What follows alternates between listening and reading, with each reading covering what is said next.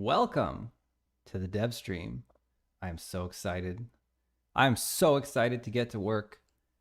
Oh boy, howdy. It's gonna be awesome. We're gonna slay. It's 11:42 a.m. local time, Seattle, Washington. The day is ahead of me. And I've got a little quest. It's kind of a quest. It's kind of just like a bunch of story beats. The character is Amka. And we've got our design doc here.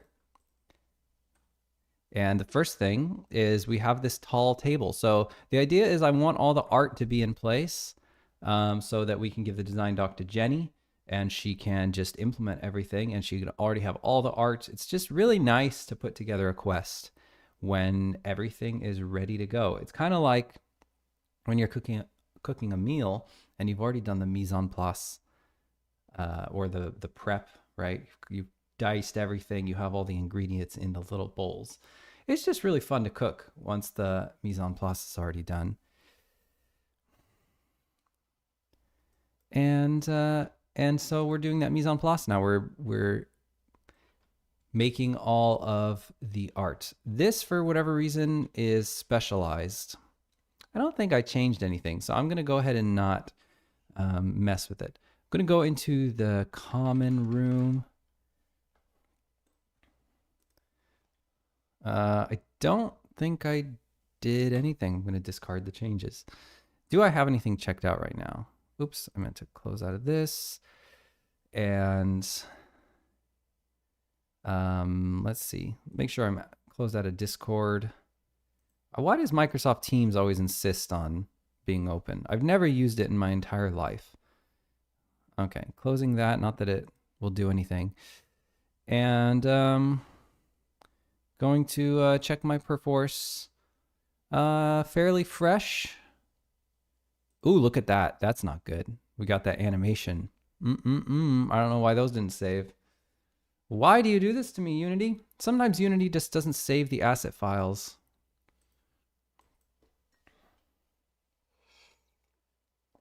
Hello, Uraneko. Welcome. Thank you for dropping by the stream.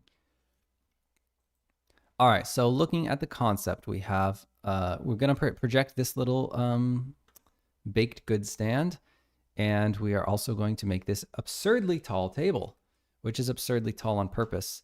Let me just make sure. I don't think I have started. For some reason, I remember starting work on this, but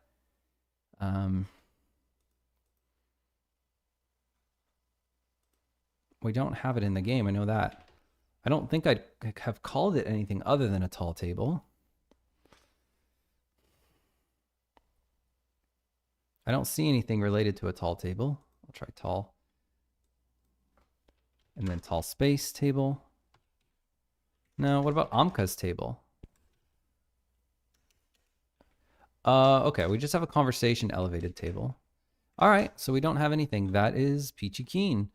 So in order to get started on this, I don't know why Blender is doing this to me. Seems to be locked up somehow. But we need to start projecting this. Well, really, I should put it on a texture first. So let's go into the file that actually contains this table. Blender, what are you doing? Let's see if we can get to the bottom of Blender.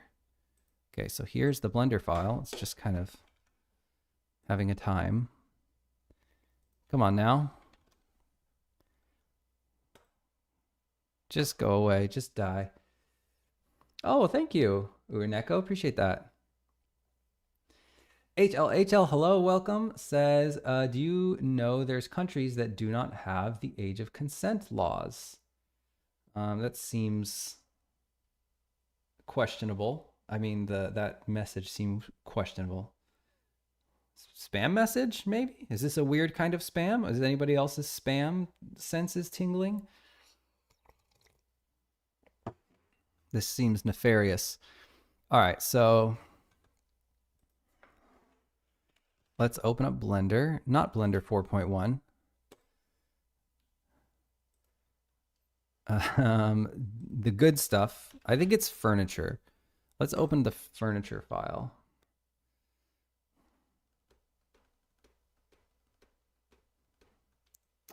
All right, so I don't see my table in here.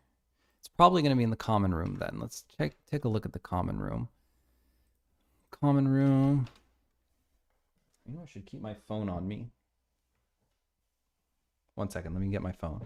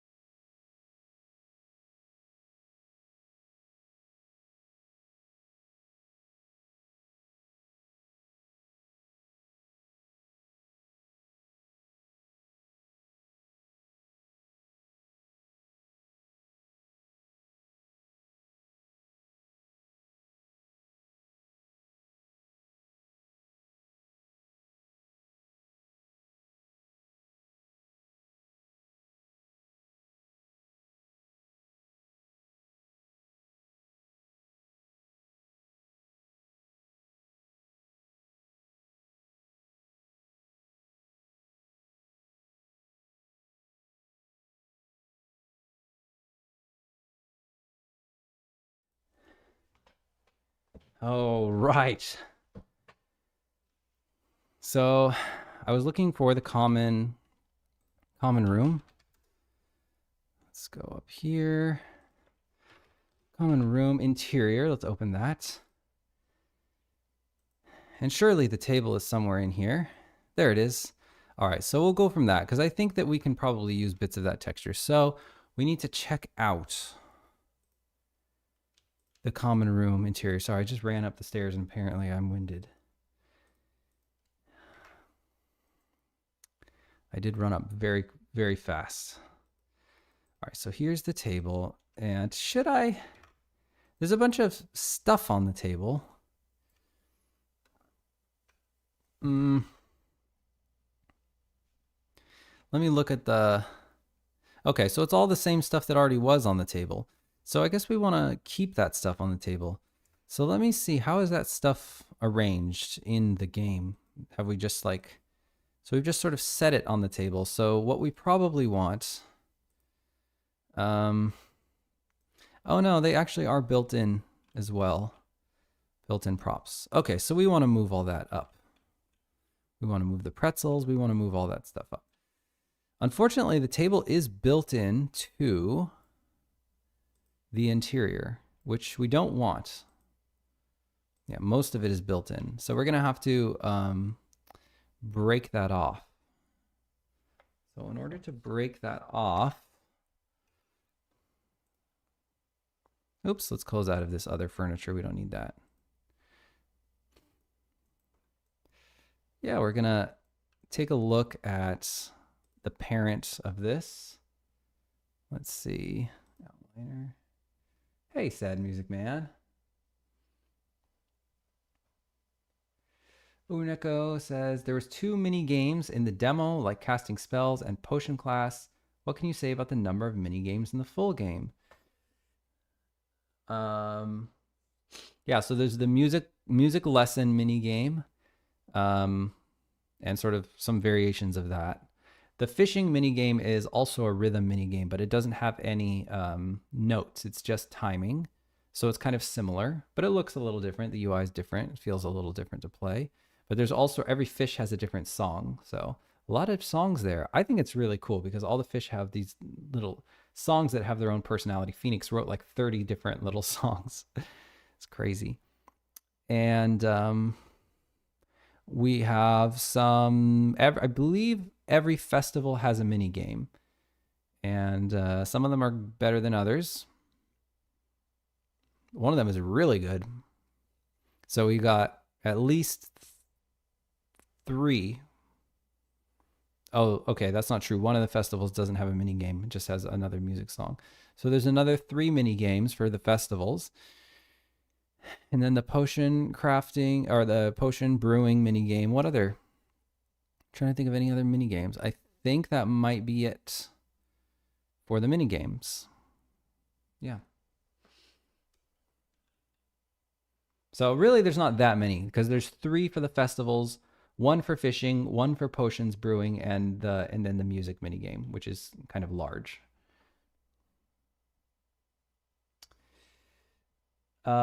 Matuz Mati, hello and welcome. Thanks for dropping by the stream. I love Poland. My wife and I love Poland. We've been to Poland. We had an absolute blast. We were there for a very long time. 2 weeks?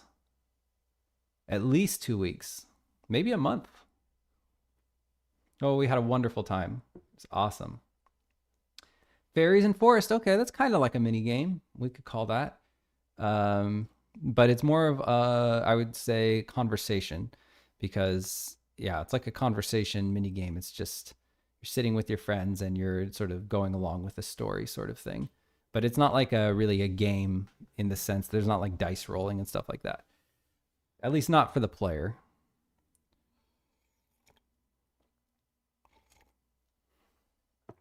Yeah, it plays more like a conversation tree, to be honest. It's cool. I like it a lot. I think it's really cool. If you like listening to stories, then you should like it too. All right, so we've got to break out the table since it's part of the interior here. So we're going to convert everything to a cone, which will prevent it from exporting. And then, okay, we've got to make sure it's checked out. And then I need to make sure that all the parts are checked out. So what we want to check out is the common room interior. Going to check out that mesh, and then I'm going to duplicate that parent dummy and make it a little smaller. And I'm going to call it common room table.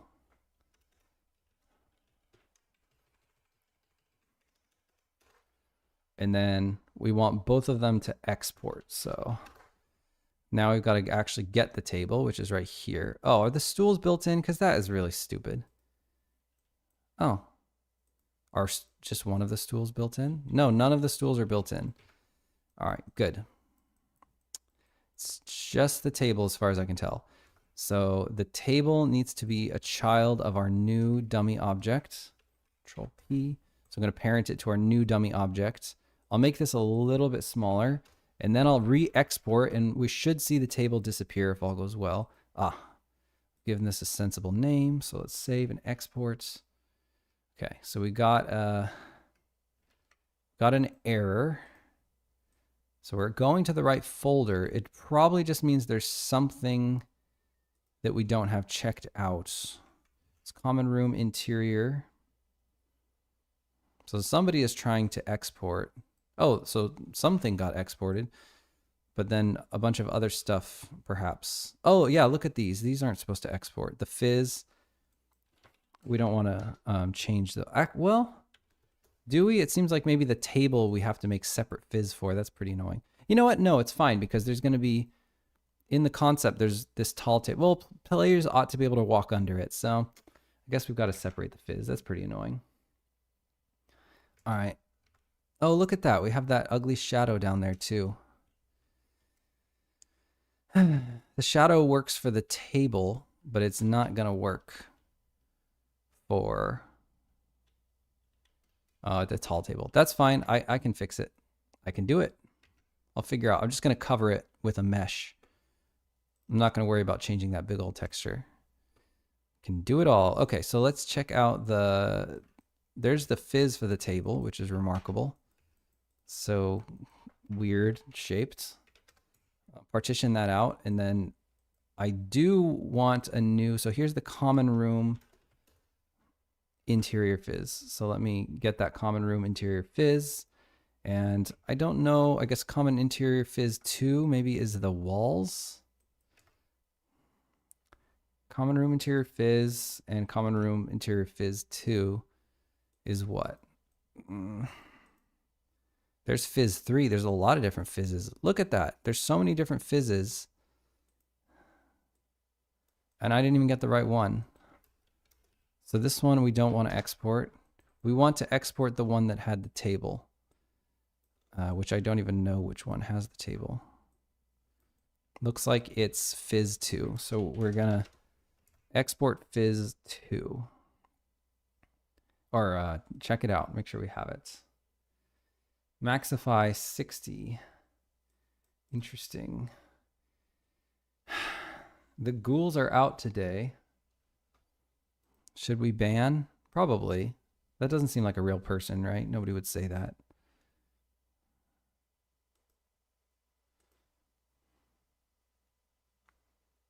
Account created in February. I think we should just ban. Yeah, let's just ban him. Okay.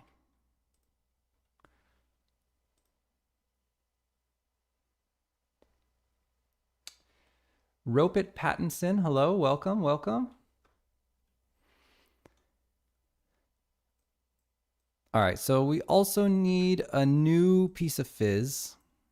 I'll go duplicate this dummy object and make it a little bit smaller. And we'll call it common room table fizz. Common room table fizz, and then we must grab the table fizz and parent it.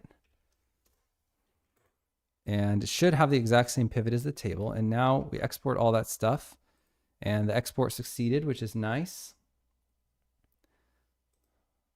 And the table is gone, and now we just need to put the table back. So let's get our table.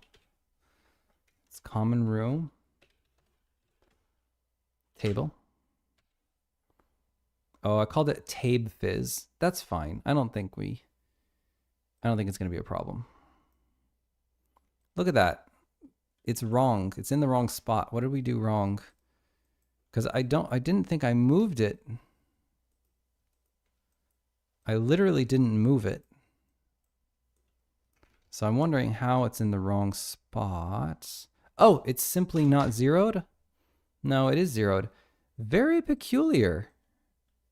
Look at that. It's so weird. How did this happen? It's super odd. So we've got the pivot pretty much in the middle of the table. Maybe we have to freeze the rotation or freeze the position or something. I don't understand, because that pivot's clearly not in the middle of the table. And then as I look at the table, if I use the pivot of the common room table, look at that. It's clearly not matching up with where it is in Blender. I don't even know how that's possible.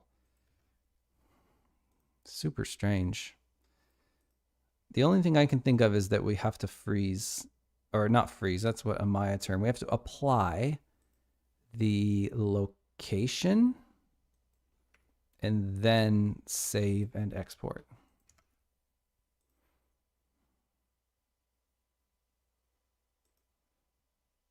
So that didn't work. And we have no,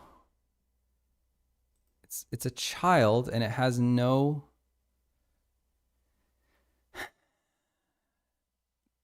position. It's 0, 0, 0. Super weird, man. So here we're just moving the table. The table's in the correct position. Here is our interior. There's the interior.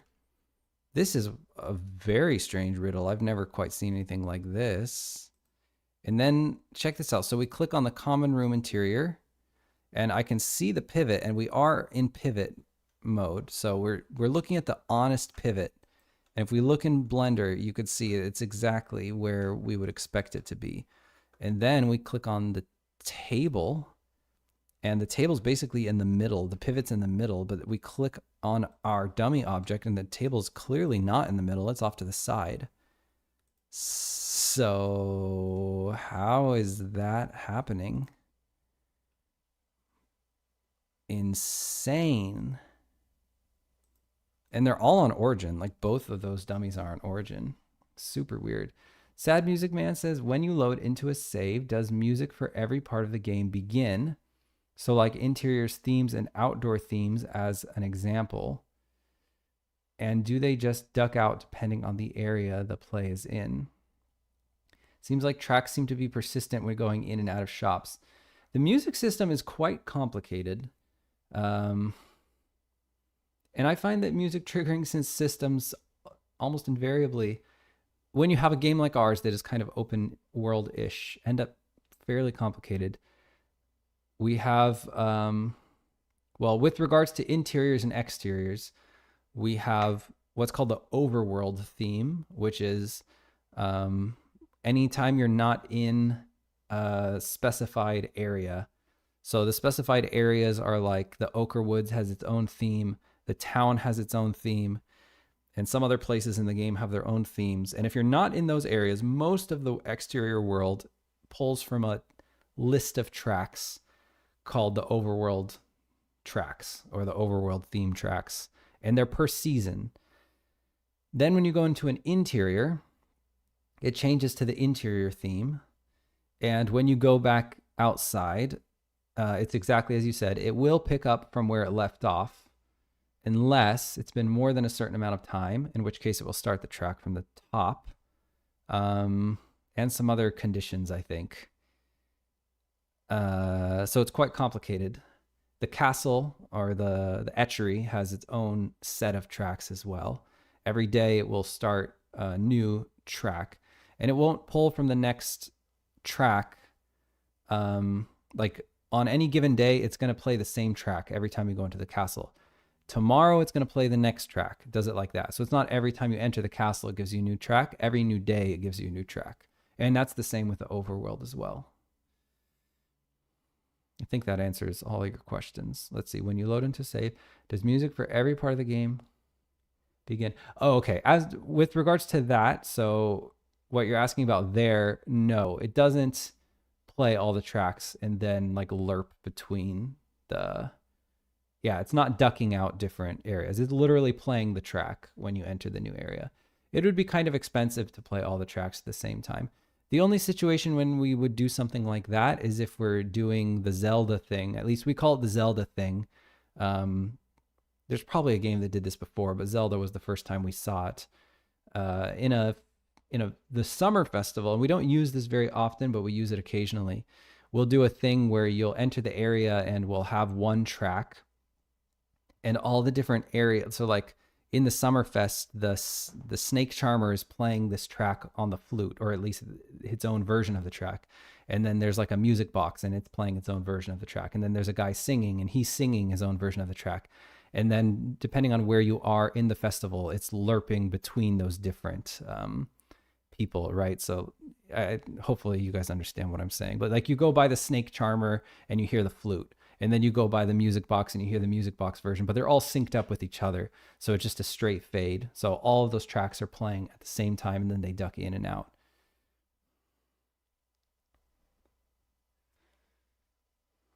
Kaylee, hello, welcome. All right. It is an old version of Blender, yes. It's a bit old now. Is it 10 years old? It might even be more than 10 years old at this point. But I just haven't updated because I wrote an exporter for it. And I just can't work without that exporter. And I don't feel like writing a new exporter. And there's nothing lacking in this version of Blender, so I've never found a need to update. Nothing about the new versions has ever appealed to me. Eventually, I'll have to update. Eventually I'll update just because I'll probably start working with people who will want to use the new version of Blender. But for my own purposes, I'm happy with this one.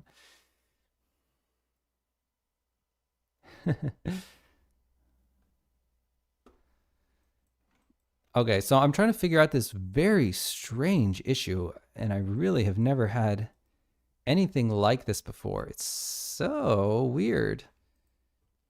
Maybe I'll do like a pivot, or like...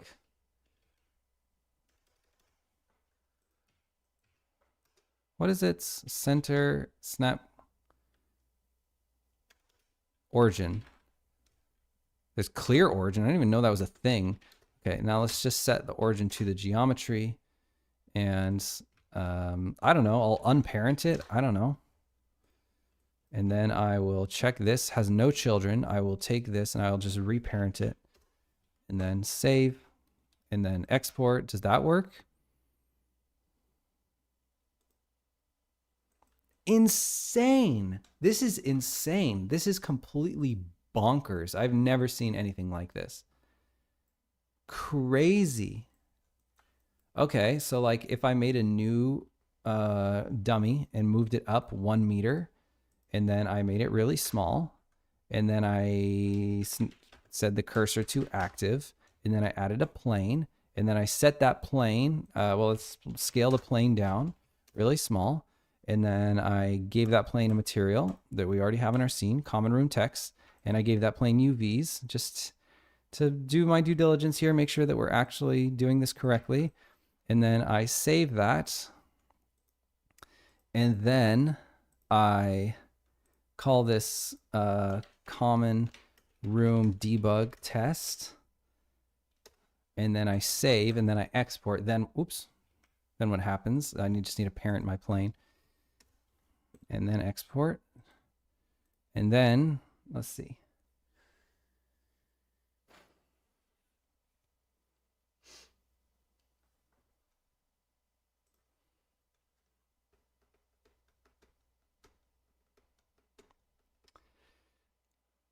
Kate Tisib says, my game dev skills knowledge is pretty trivial, so I have no idea what's happening here. Hey, I never know what's happening when I go into other people's streams either, and my game dev knowledge is not trivial. And thank you for dropping by. I appreciate you here. And thank you for the kind words. Very kind of you. Very kind of you. Saravati, hello and welcome. All right, so now let's check out this common room debug. Isn't that what I called it? I called it common room debug. Okay.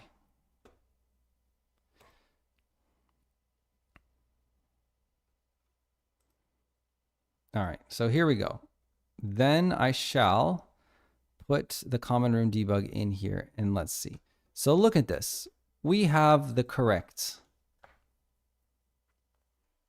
We put it 1 meter up, and look, our pivot is correct. And it's floating exactly, as far as I can tell, it's floating exactly where we would expect it to. Something about, yeah, it's off to the right of the fireplace, and this one's off to the right of the fireplace. Something about this one is just completely borked. So let's parent this. What are you doing? Okay, here. Let's parent this one to this other one, and let's see. This is the stupidest thing I've ever dealt with in my entire life. Look at that. Look at that, guys.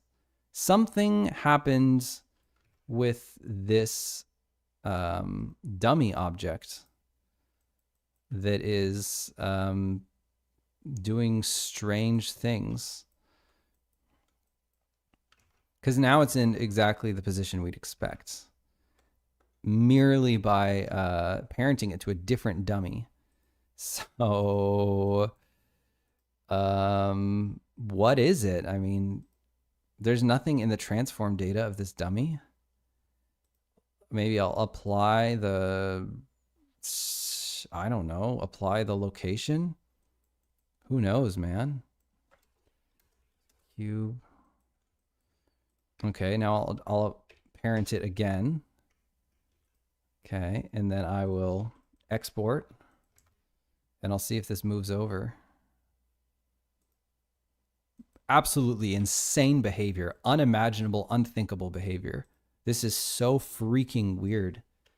Okay, so I'll just move this other one down, and I'll parent the table to that, and I'll take this cursed dummy object, and I will turn it into a cone so it doesn't export, and I will save, and then I will export again.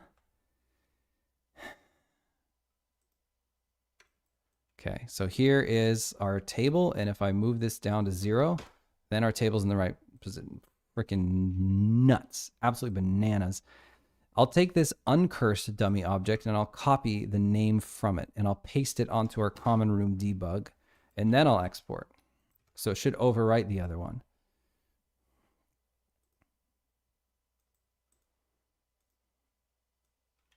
Look at that.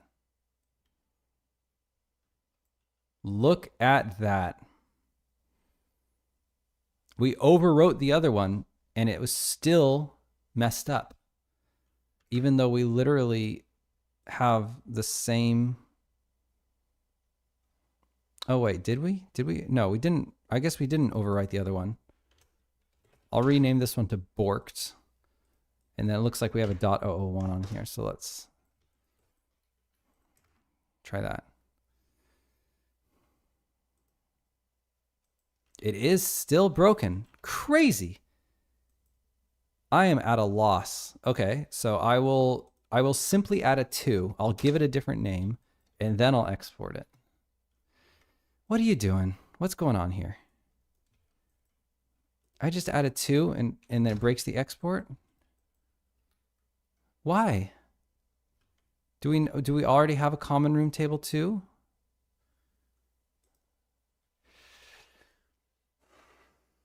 Sad Music Man says, what has taken up the most dev time for Glimmerwick? Ooh, that's a good question. I don't know. I don't know. I'd say it's a pretty even mix. Pretty even mix of programming, bug fixing, play testing, content design, systems design, illustrating, drawing all the different things. I mean, to think speaking across the entire team, I don't know. I for East Shade I would have had an easy answer, but for Glimmerwick I don't. It all seems pretty even. Some things take way less time than others. Like I can think of certain aspects of game dev that just take way less time than anything else. But in terms of the big ones that take up a lot of time, it seems like, you know, programming and art and animation has all been pretty balanced. 00 Def says, what's going on? We have this absolutely insane bug where the this table is in the wrong spot, even though it's in the right spot in Blender and we have the same pivot. So I'm trying to figure out what the heck is going on with that. By the way, somebody, and it maybe was you, Sad Music Man, somebody linked to their Steam page yesterday. And as I was turning off the camera to go off stream, it hit me. I was like, oh my, I had a bunch of messages at once and I don't think that I ended up looking at that Steam page. I'm always happy to check out what people are working on. If that was you, Sad Music Man, and forgive me if it wasn't, feel free to link your Steam page again. Somebody linked me their Steam page. I don't remember exactly who it was. But whoever's Steam page I missed yesterday, if you're here, please feel free to link. I'm really sorry about that. I always look at those. I'm happy to look at those, but it just slipped my mind yesterday. Like too many. Oh, okay, gotcha.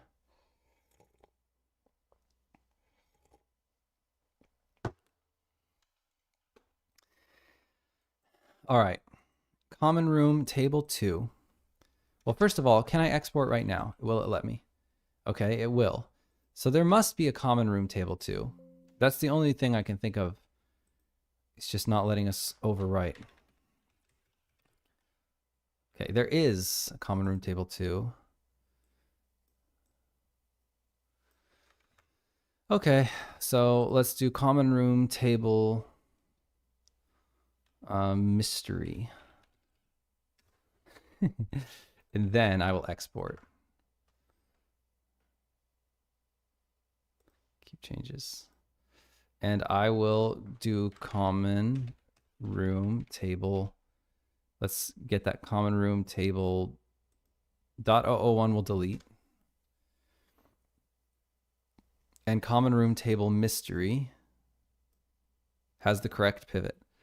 Okay, so it's something about this common room table 1 file.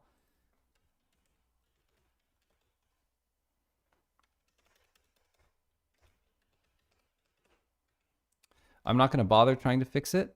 I don't understand what its issue is. well, wait a minute. This is the common room table file.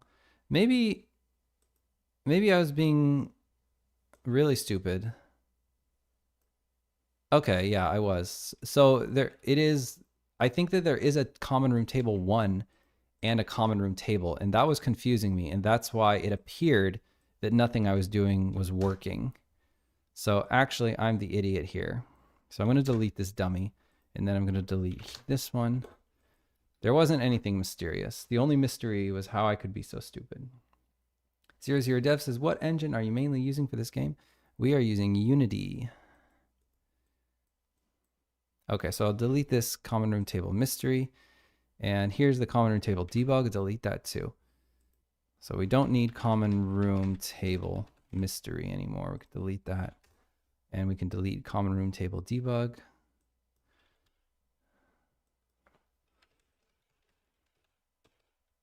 Okay, I already deleted it. All right, and then we just need to add the fizz. So let's do mesh collider. And it should be common room tab. There we go. Very nice. Beautiful. Okay. And now we have an actual thing that we can deactivate for when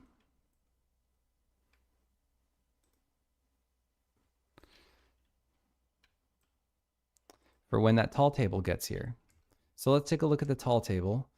I don't think we need the sides or anything. Looking at the concept, it seems to use all the same stuff. So it's really just this side. We don't need the top.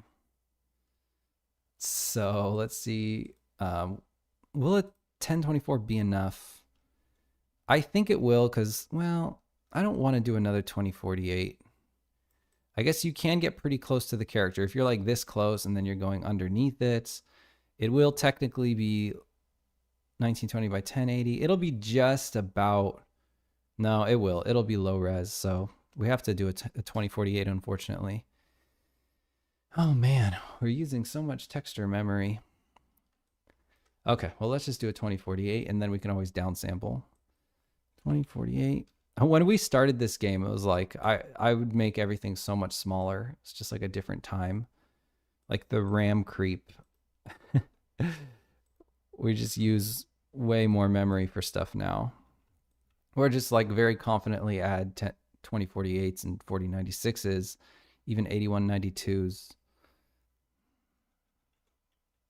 What's going on here? Why does it look so different? Is that really what it looks like? I guess so. Okay. Huh. It looks really different. Looks like it's not even centered and stuff. Let's get our Amka. We don't need her. And we don't really need the top of the table either.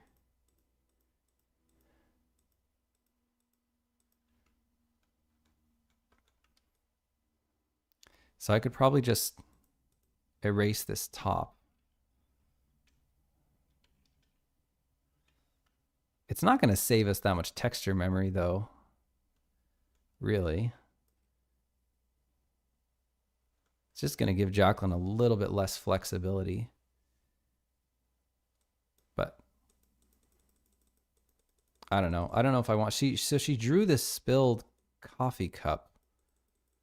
I wonder why she drew that specifically. She really wanted that to be included.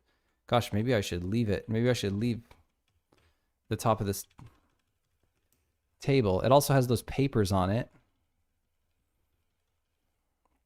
Okay, fine. But then she has to kind of redraw this table, which is annoying. I don't know. Because we can't have this on it. We can't have these things on it. Because those are going to still be on there. Because we already have them on there, right? The teapot and stuff.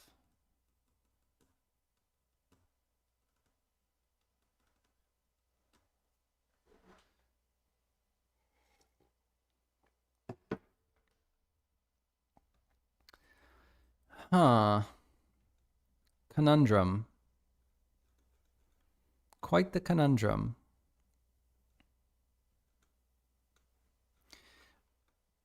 Well, I think here's what I'll do. I will grab, what are these? Okay, these things are already on their own separate layer. Fine. That's perfect. I will scale this thing up. So let's scale this thing up to 2048 first. So let's crop it. It fits pretty nicely in a square.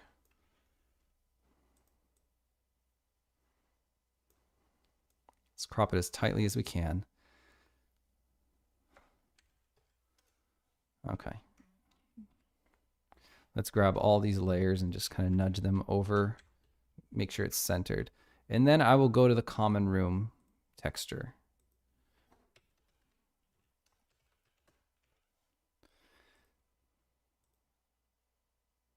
And get the actual tabletop.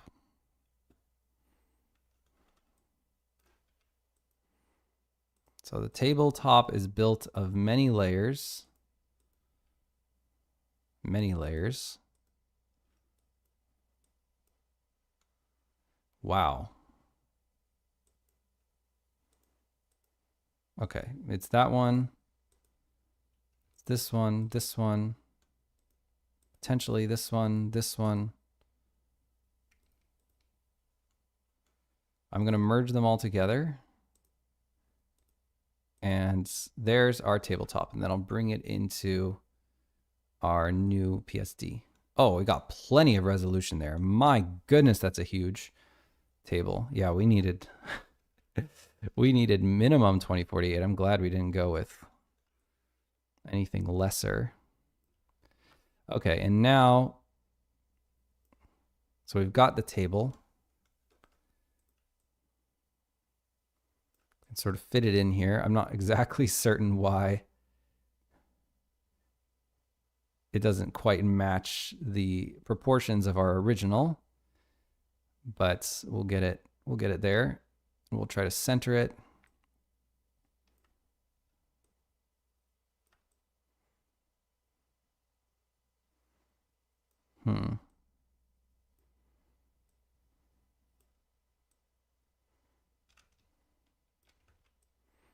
Yeah, I don't know what it is about, maybe the projection or something. It's just a little wonky, but I will make sure that it's just about the same. Oh, you know what? This is going to be tricky though, because yeah, you know what? I'm just going to let Jacqueline draw whatever she wants on the top of this. She draws stuff so fast. I'm not going to worry about preserving it. And she can always go and take the stuff out of the other.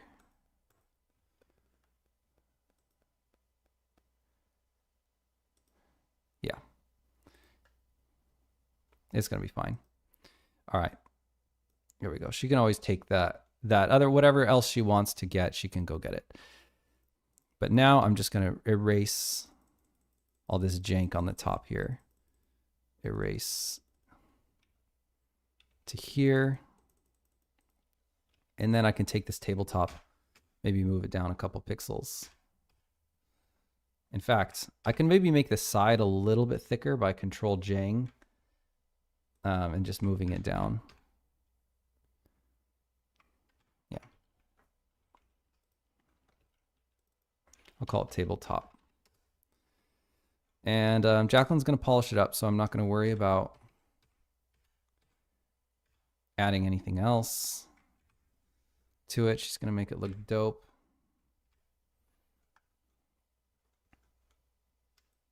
Perfect. I think that's all we need to do. Any more is a waste of time. So let's save. Ooh. Oh. I guess save as and save are the same thing because we've never saved it. All right. So I'm going to go into Songs of Glimmerwick, assets, textures, and we're going to call this tall table text.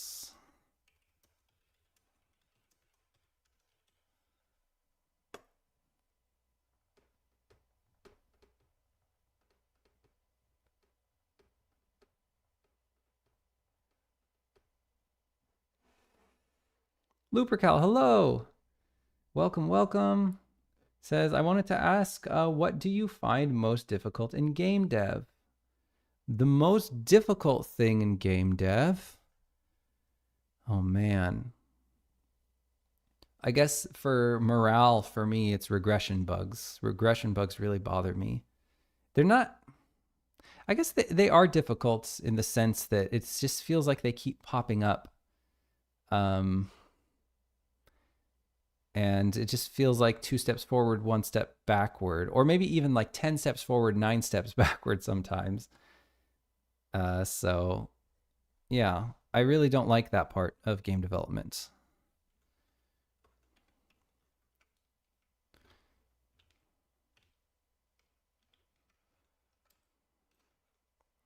But that is a little shallow. I mean, there's so many parts to it. I mean, most things are hard in game development. Like programming is really, really, really, really hard. And to get to a base level of competency is really hard. Art is, at least at the caliber of our games, extraordinarily difficult. Like I've been a professional game artist for like over 15 years, and I still struggle at the beginning to find some sort of direction that is really looking good. Like I still feel like almost like I spin my wheels sometimes trying to come up with something, and I still have to just dig deep every time, and I still feel like, oh my god, it looks so bad. Like what's wrong with it? What is wrong with it? And I look at reference and I'm trying to unpack why, it's not just giving that sweet feeling to the peepers the way that I want it to. So that's really hard. Man, yeah, like pacing is really hard in the kinds of games that we do, like making sure that the player always has a good amount of breadcrumbing and making sure that the story beats don't feel like ham-handed and like they're coming out of nowhere. Everything is so hard. Everything is just a constant battle. You're just always battling, always battling. You just get these lists of things you have to do. But I guess we always kind of know what we have to do, or at least we know what kind of direction we always know. We're never at a loss for how to make the game better, and then we just keep going and going and going and going and going and going.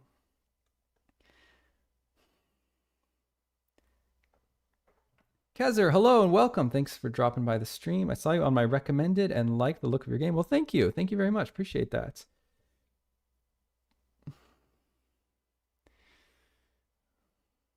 Wait, Lo-Fi says, nice, I love Far Far West. What is, whoa, wait, okay. Sad Music Man says, I didn't quite understand the Far Far West. Oh, I'm a Far Far West dev. What is that a game? Far Far West. Oh, it is a game.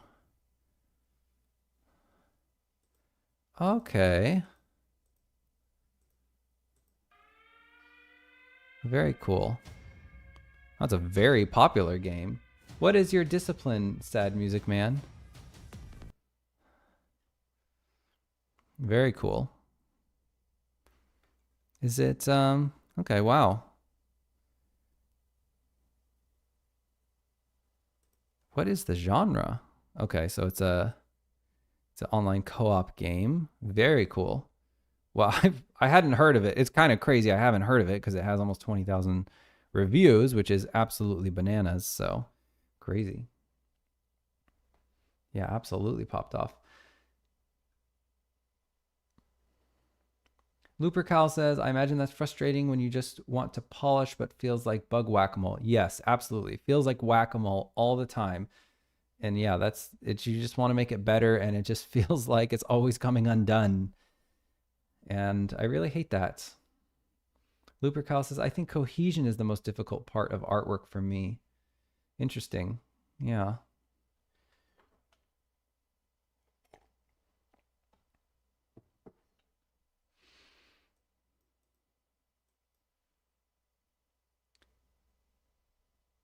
Hi, Celestial.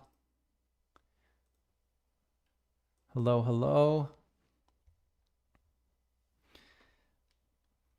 All right, so this table, we just, I don't really want these little like light cracks in it. I'm just gonna grab, I'm gonna put one layer behind it and just sort of fill it in here. Set the hardness to 100%. Just going to fill in all this stuff. This I'm going to fill in as well. And Jacqueline will polish this up. Okay. So now we've got to actually model the tall table. And it should be fairly easy. We have the common room table.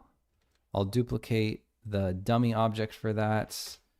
And we'll call it tall table. We'll call it Amka tall table. And then I'm going to duplicate the mesh. And I will parent it to here. And I guess we've got both of them. I will put it on another layer. And we don't, oh, we do have a camera. Perfect. Wow. Got all sorts of little bits here. I don't think we're going to need all these little bits. I think that this is a relic of a very crowded atlas that we probably aren't going to need. So I think I can vastly simplify this. I'm going to go ahead and just look at the solid view. And I'll grab all these verts on the bottom here. This I don't think we need.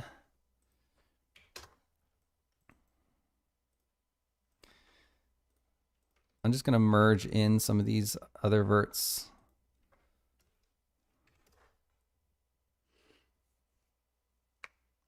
Lupercal asks, which part of Glimmerwick are you most proud of or looking forward to feedback for?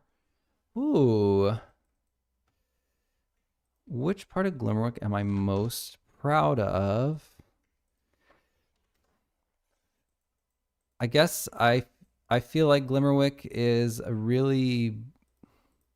just a really bustling place, and I just really love the quests and the characters. I'm not necessarily looking forward to feedback of anything in particular. Mostly, when we ship a game, I'm just scared. Scared, if everyone's gonna like it.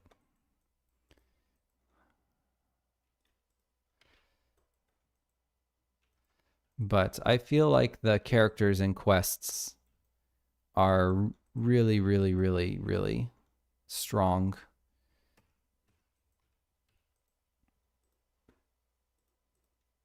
And I feel like hopefully every time the player meets someone new in the game, they're just excited to see what they have to say and excited to see what kind of adventure they're going to send them on. And I'm really proud of that. Even though I didn't write most of the quests. I didn't implement most of the quests. That's still the part I'm proud of. I guess I'm proud of the way the game looks. I think it's a very, very unique looking game. I'm proud, as far as my part in the game, I'm proud of the sort of art pipeline for the game. And I guess the technical direction for the game. It's a very strange sort of mixed workflow between 3D and 2D. Projected buildings and projected interiors and the tiling textures and the splat shaders and the cast shadows mixed with the light decal cards and all that stuff.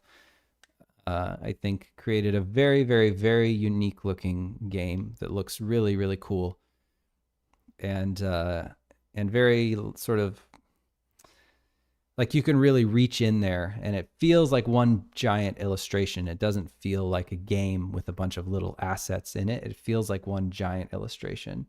And that I really like. And I'm really proud of. That's a great question, Lupercal. Thanks for asking it. Lupercal says, I heard the voice acting and writing is very impressive, and that's a huge win. Good voice acting can't fix bad writing. No, in most cases it can't. That's very true. Yeah, I'm really happy with the voice acting. I guess I feel proud of the voice acting too. I don't know. It's weird that you can feel proud of things that weren't, I mean, I didn't do the voice acting, but we casted for it. I'm proud of the job we did with the casting. I'm proud of the job we did with the writing and the lines that we gave to everyone and the context that we gave to everyone and the sort of way we handled it in a very efficient way to keep the budget reasonable and stuff. We couldn't live direct everyone. There's 200 characters in the game. And the game is 100,000 words. 100,000. It's 70 plus thousand words of spoken dialogue. So we can't live direct that. Most companies do live direct it because most companies that do voice acting on this scale are AAA companies with $200 million production budgets. Nobody is psycho enough to do a fully voice acted game at the scale that we're doing it with the amount of characters that we have. Nobody does it, just nobody. I can kind of see why they don't, because it was an absolutely massive nightmare. But I also kind of can't see why they don't, because we did it and it was just me. I mean, I did all of the casting calls and the casting, and I did all the liaison and paid all the invoices, and I did all of the emailing. I sent probably over 500 emails in the span of 2 weeks, just back and forth with all the individual voice actors, people asking questions and stuff. So I do wonder why games don't have more, why we don't see more fully voice acted games. Because it's, in my opinion, extraordinarily inexpensive compared to what you get back. I'm looking for the tall table, right? The tall table text, right? And we need to make a new material to go along with this.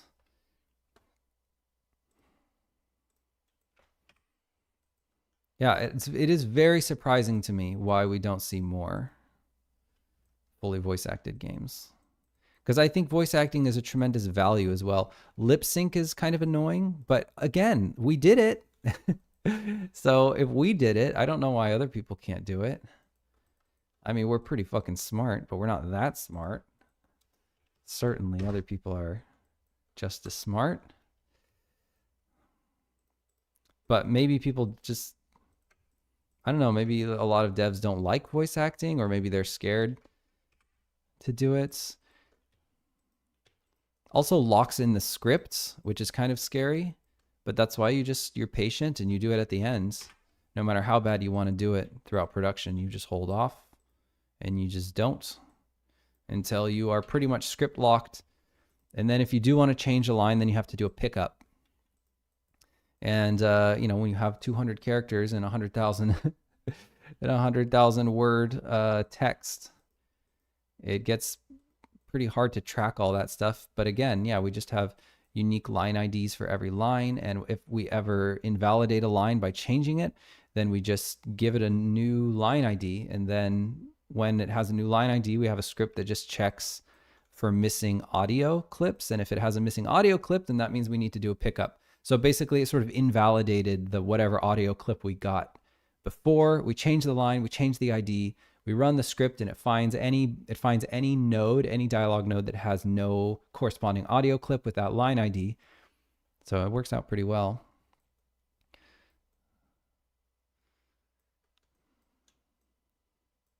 Needs to be just a little bit taller. We're almost there here with the projection.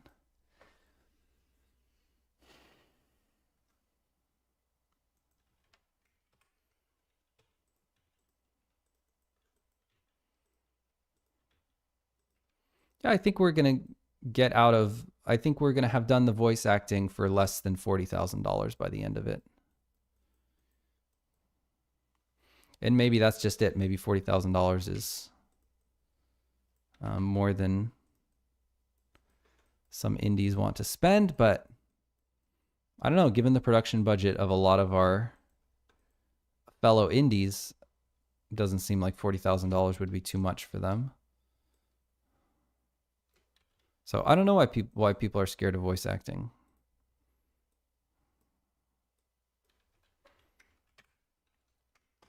I guess I was scared of voice acting when I first started working on eShade. I thought for sure there's no way we're going to do voice acting. It's just going to be too expensive. It's going to be too prohibitive for how much actual text we can make, how many characters we can make, and all that stuff. And then I started looking into it, and I was like, wow, these rates are pretty reasonable. And I did a little experiment where I did the voice acting for a character, and it was like, that took an hour. It took an hour to voice a character. And there you go. And we had the lines, and they were already cut up and everything. And I was like, in terms of like man hours, that seems like an extremely reasonable amount of time. Like we could do that. And maybe a lot of indies just haven't gone through that step to actually see. So the legs in the back, this is going to be interesting because it would be super cool if the player could run through this, but in order to do that, we're going to have to get the legs in the back actually in the back, which we should be able to do. But I think I'll wait till Jacqueline polishes it before I do that. Otherwise, I might be wasting my efforts there. We do need a material though, so I'm gonna copy the common room text material.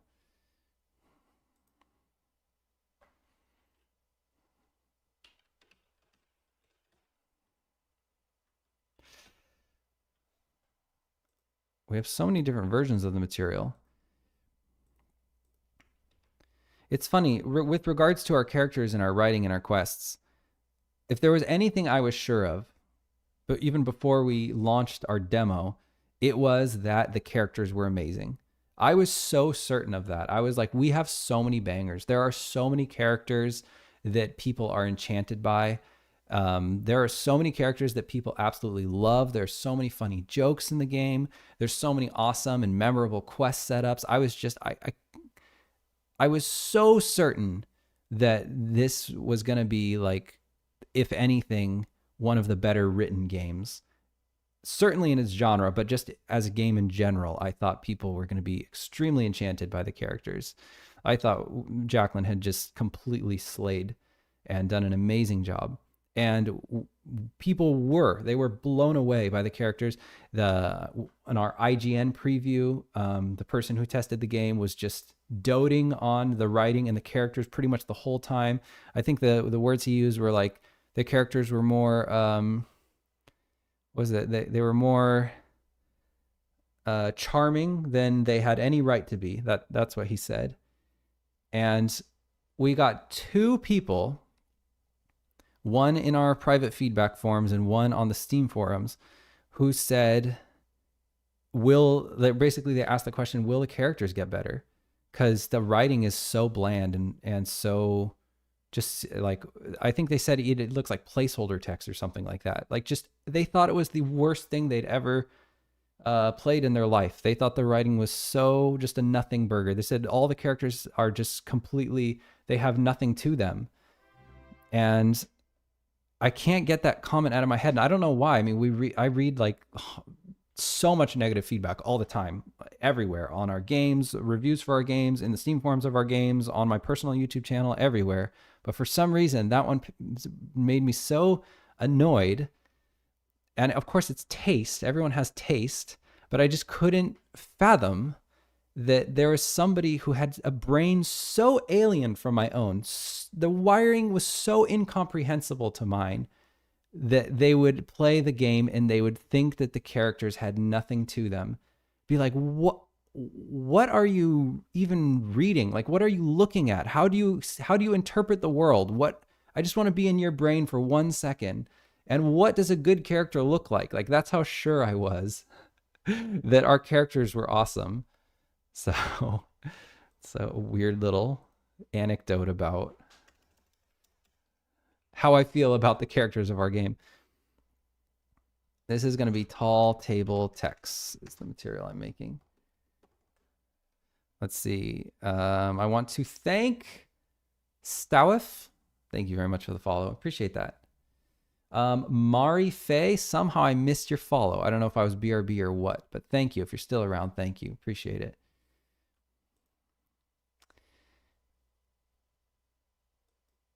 Lupercal says The Hobbit only has 95,000 words. I know. It's the 100,000 is the length of a novel. It is a lot of text, and it's been expensive to localize. I always laugh. There's so many people who cold pitch localization. We get so many emails, like, well, sometimes from fans that are like, I'll localize the game for free. I'll translate the game. You know, I'll translate it to Romanian or whatever. You know, one of the more obscure languages, not obscure, but, you know, not one of the top languages that we've already paid to translate. People have no idea what they're getting into. Ain't nobody gonna localize a game that has 100,000 words for free. That's literally hundreds of hours of work. It is so much work. It is an unthinkable amount of work.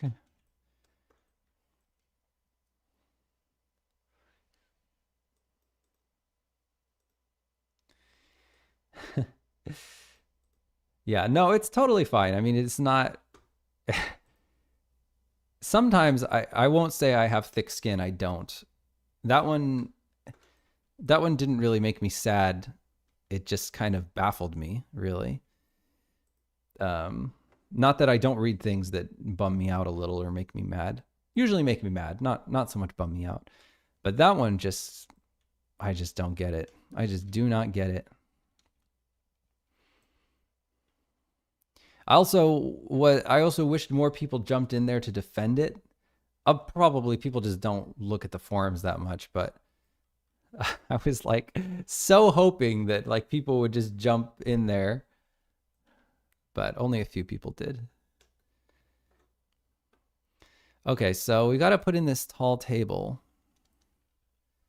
Oh, Sad Music Man, I wanted to ask you what is your discipline on Far Far West? Are you, sounds like maybe you do music, but maybe you do audio, maybe you're a programmer, are you an artist?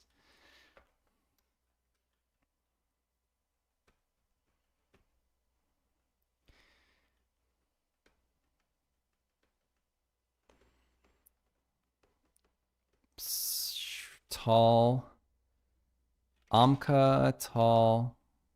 Oh, right. We've got to apply the material. Christopon says, I personally would rather have no translation for my language than poor AI translation that is ruining my experience.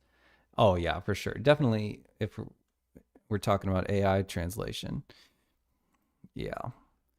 Don't think we're there yet on the AI. Although the AI translation is getting very good. We might eventually arrive on that. It doesn't seem like we're on track to arrive on most of the other AI things, but for that one, it does seem like we might get there. I'm not sure. But yeah, in our case, we've hired one of the best localizers in the business, a company called Local Heroes.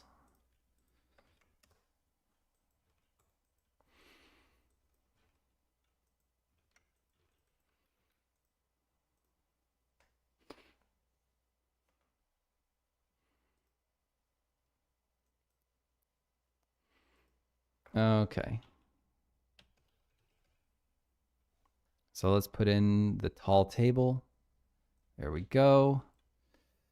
And the tall table text needs to pull the tall table.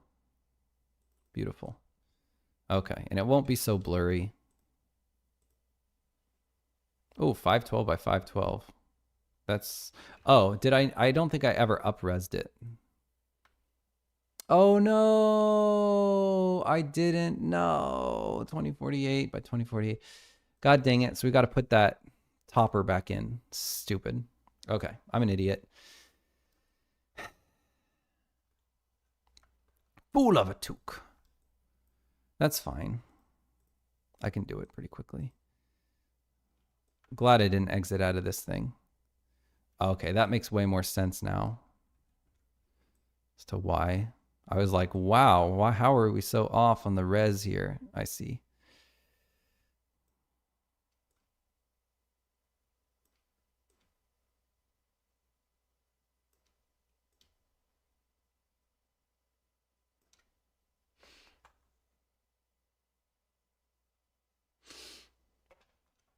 Looper Cal says, what are the top languages to localize to maximize sales? Talk about that in a sec. Okay, Sad Music Man. Okay, sound. Very cool. Very cool. Awesome. Well, congrats on the freaking giga hit. That's a giga hit.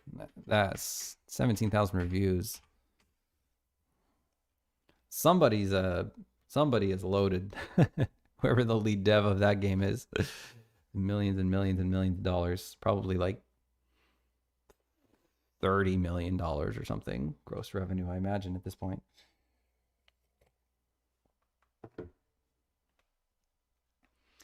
Lupercal asked about the top languages. I think it depends a little bit on the game, on the genre and stuff, but Chinese is the top one. That doesn't really matter the genre. There's just too many Chinese players. But these are the languages we chose.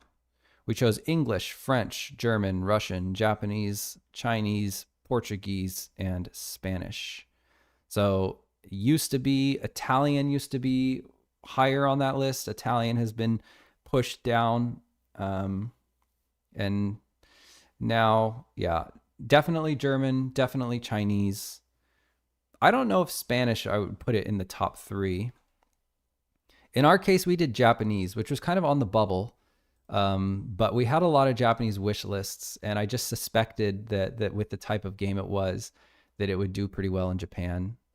It probably would do, we would make back our money with a few more languages. I bet Korean would make back its money. I bet Italian might even make back its money. So we probably could have done more languages, but we don't have very much money right now. So we can't really do all those languages. Plus, it's just kind of risky. I don't know. I wanted to do the languages that I knew for certain would definitely make back their money. Just being kind of conservative about it.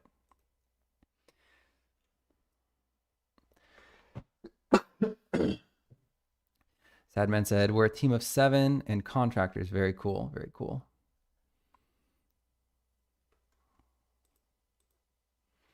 Yeah, well, congrats. That is absolutely massive.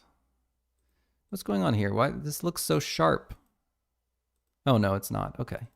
Let's delete the old tabletop, put in the new one. And then I will Control J, the new one down there.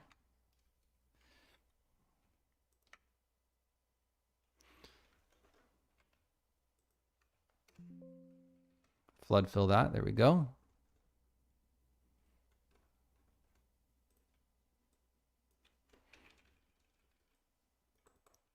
That's crazy, though. Team of 7. I hope you had rev share, Sad Music Man, though I know probably for audio, probably be unlikely.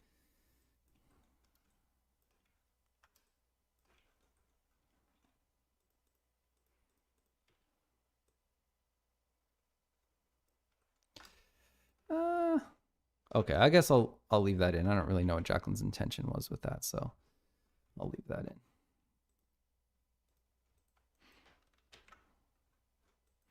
Okay, here we go.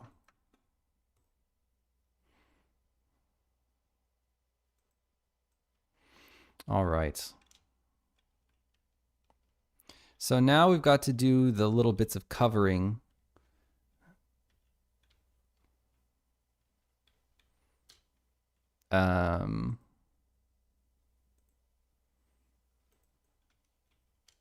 We're probably going to have to do some collision too. I bet if we just put a mesh collider and just put convex.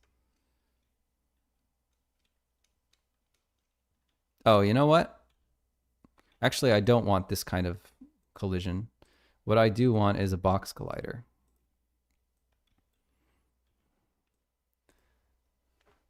Oh, wow. Oh, man. That is great. Congrats, Sad Music Man. That's awesome.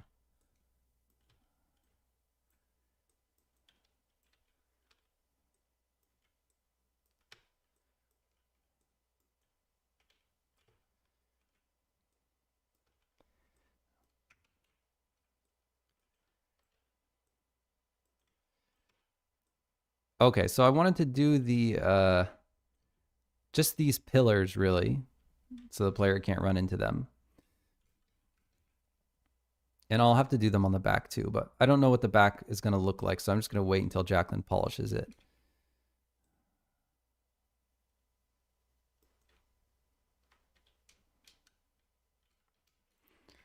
Okay. There we go. We'll just call these pillar collider. All right, sweet. I think that's pretty much all we need to do for that. And then Jacqueline can draw whatever she wants on the top. We'll save that. I think I'll make a bool activator and just call it like Amka tall table. Maybe just like show Amka tall table.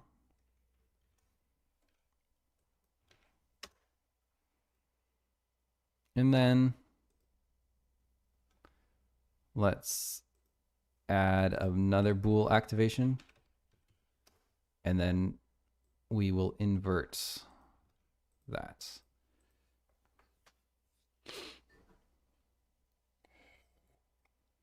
All right. I think we're about done with that.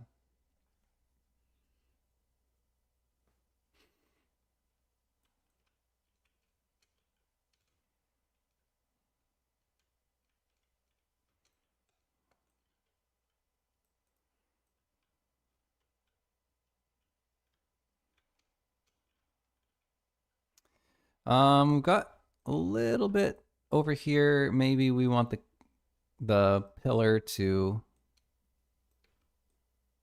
kick out like this so that we can kind of cover that foot there.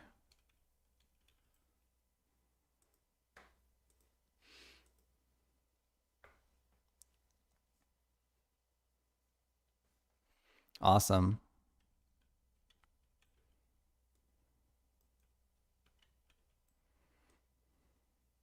Do you put in the Sad Music Man? Do you put in the hooks for the sounds, or does a programmer put in the hooks for the sounds and then like give you a list of sounds that need to be done? Or do you tell the programmer where the hooks need to be? Are you like, hey, we need a sound here and here and here? I'm kind of curious how that process goes. I've never worked with a sound person before. I've always been the sound person on our games. Uh-oh, this prefab got locked. Hello, Gershon. I used to have Unity to work on dancing line fan-made levels. Ah. Lupercal says, I love Deep Rock Galactic. That's a similar vibe. Very cool.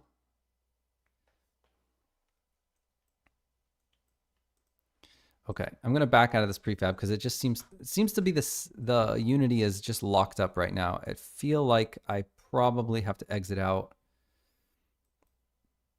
Yeah, I think it's completely locked. Exterior world has changes. I don't think I changed anything about exterior world, so I'm just gonna exit out. Let's see here. Okay, very good.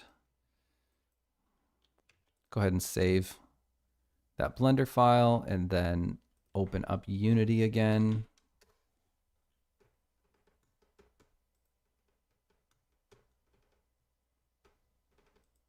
Yeah, the online co-op is a very strong genre right now.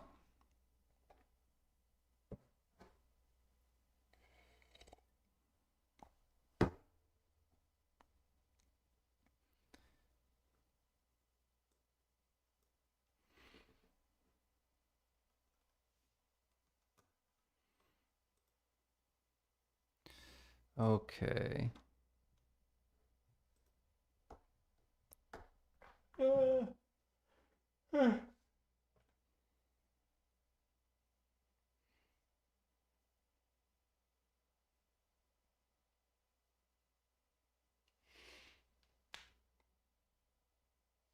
It's gonna take a minute.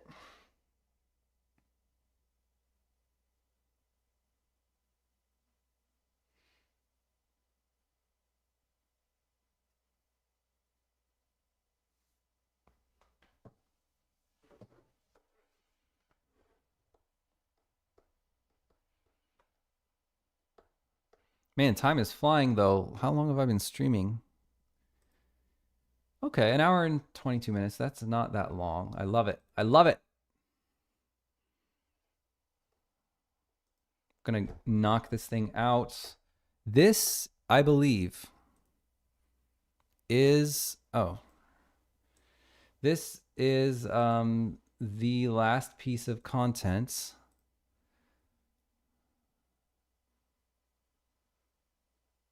that we technically have to do, maybe except graduation. That's kind of already blocked in though. Little bits and bobs on each of these. This one's already done. This one's done, dude. Take it off the list. Antoine's arc is almost done. It is so close.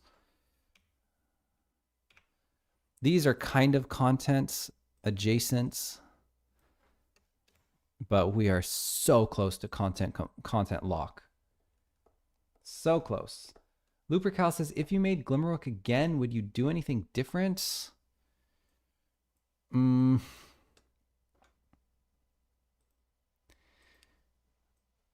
I would actually, yes, I would hire, I think this is false history, but if I could have hired the programmer that we ended up hiring, Jenny, if we could have hired her on day one, we hired her like 2 years into development, at least 2 years, maybe even more. And we should have hired her immediately. Of course, I don't know if we would have found her at that point, and I don't know if she would have been as experienced at that point because she worked on some other games in that time. And maybe her experience would not have been, I would have maybe missed her because I wouldn't have known, because I would have, her experience would have not been a high enough level or something, at least according to her resume or whatever. But I don't know. I mean, that's kind of like fake history. In general, maybe I would have hired potentially one other person, though I'm not exactly sure who. I don't exactly know what discipline. Yeah, really, our animator as well, Misaki, I would have hired her earlier. I would have tried to outsource more stuff, and lean on hired help more. And the other thing I would have done is I would have worked harder. Right now I'm working at 110% in my life. I can't work any harder right now. I wish I would have worked with that intensity throughout, particularly throughout year like 5 and 6. Throughout year 5 and 6, I sort of took it a little bit easier, I would say. I was probably only working maybe like 60% as hard as I could have worked. I was playing a lot of table tennis. I was really into table tennis, and I wish I could have stayed more focused, so that we would be in better shape right now. And I think we would have shipped at the same time, but perhaps the game would have been more polished and stuff. I wish I would have kept sight of what really matters to me in my life. I know a lot of people say, you have to like work-life balance and all that, but for me, my work is my life. I care really a lot about it. I know that's become kind of uncool, but I can't help it. It's what makes me feel good in my life, and it makes me feel like, I don't know. It makes me sleep well at night, and I just wish I would have worked harder. But now it's okay. I'm working as hard as I can right now, and we're flying. I'm turning off all the UI stuff. I mean, not to say we didn't, not to say I didn't work and get stuff done during years 5 and 6. Obviously, I did, but I just could have squeezed more out.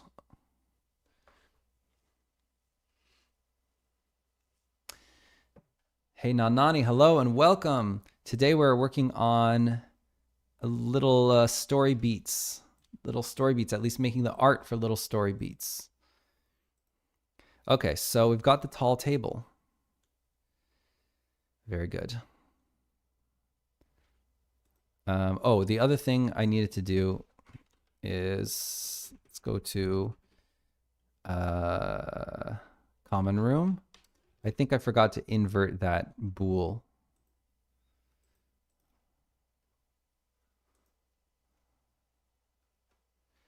No, I didn't. I did do it.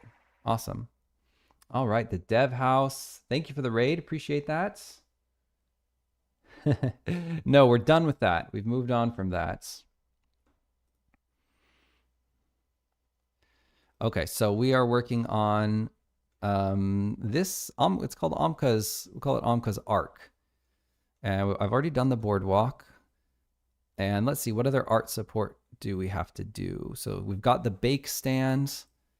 I guess I should check all these, but I'm going to do the bake stand first because I know exactly what to do on that.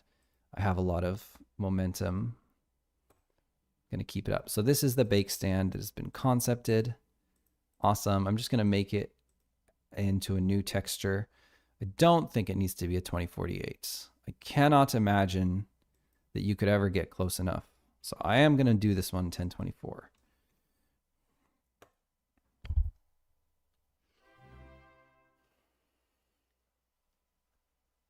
Howdy, Dev House. Thanks again for the raid. Appreciate that. Yeah, you'll be able to sell these little pastries in the game, in your little bake stand here. And Dev House, thank you for the follow as well. Appreciate that. By the way, what are the raiding party is? Are we coming from another game dev stream?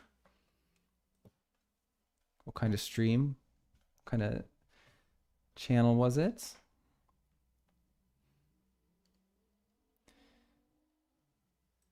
All right, so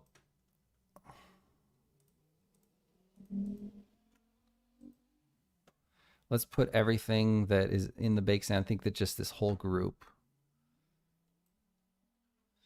All right, and I'm just going to maximize it to sort of fill the entire texture space here as much as we can.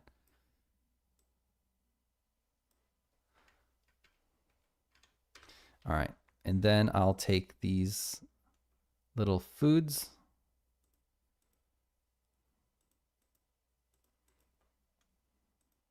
Come on, where are the foods? Where are the foods? What layer are the foods on? Oh, okay, here they are. Food, there we go. I'm pretty sure I could just deactivate it. I'll go to this layer and I just want to make sure that it's all filled in here. Probably could use some kind of wood texture on that. And on this layer, I do want to extend this little, oops. Make sure that this is all the way down because we don't know what food is going to be there to cover that.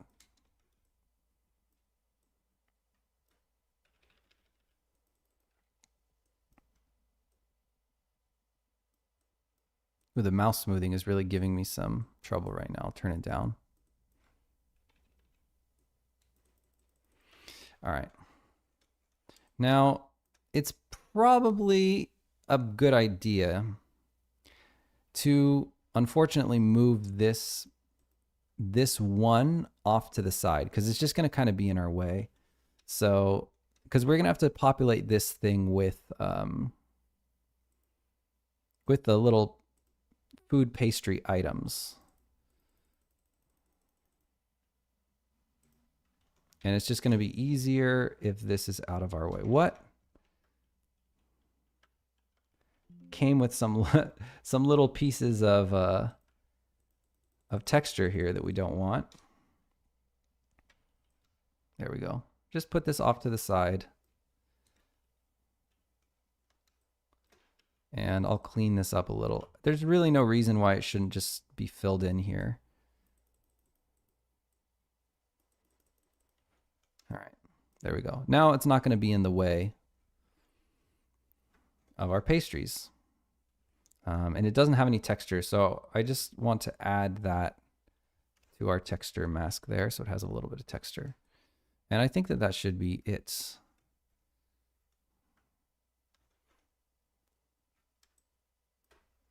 Yeah, I don't think I need to do anything else. It's pretty simple. Let's save as bake stand text. It's already so polished. I wish Jacqueline had made it at a higher resolution because it's like already almost there.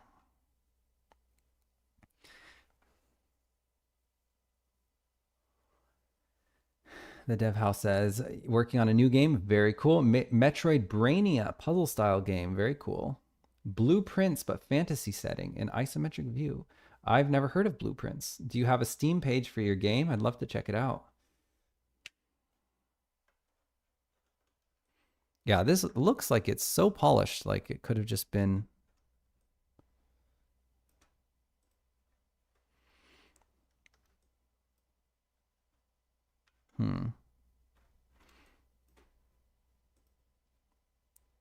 What is the size of this? How many pixels is this? Okay, so it is roughly 512. So I suspect if I size this down to 512 by 512, if I drop it through the up-reser, it'll definitely, I don't know if I should do that though. Whatever, it'll just be a little blurry. It's okay, not everything has to be perfect. I've never heard of Blueprints. How have I missed Blueprints? Blueprints.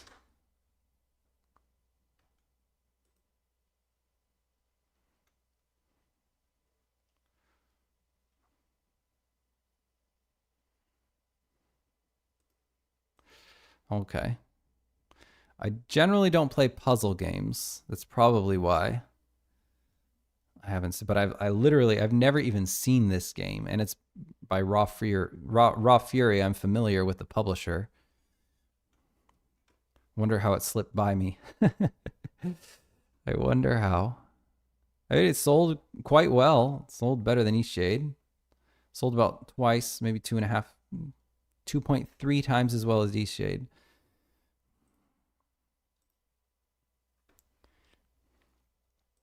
Oops.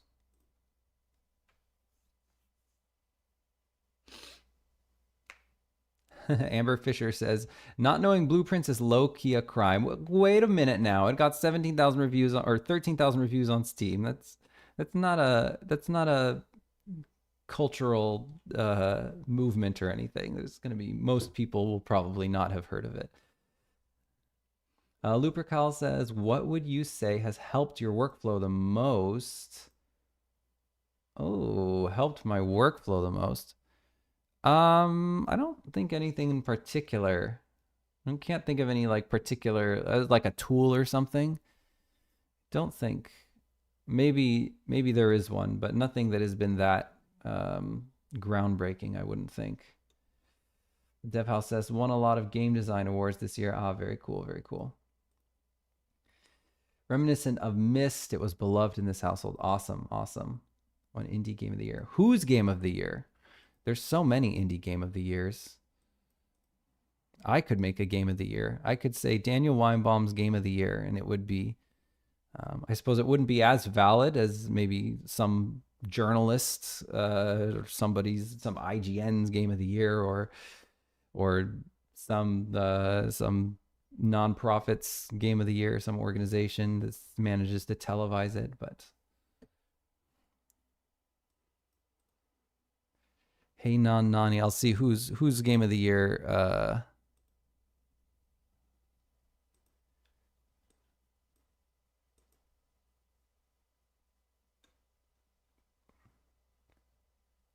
This Blueprints got. So Blueprints game of the year. Okay, winning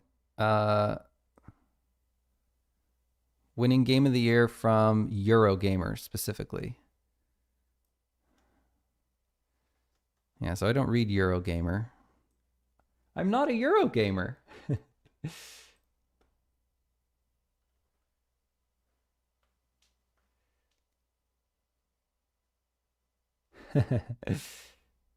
If Glimmerwick doesn't get nominated for stuff, I'll riot. Well, that's very kind of you. I do think that typically these awards follow the money. The more money a game makes, the more likely they are to get awards.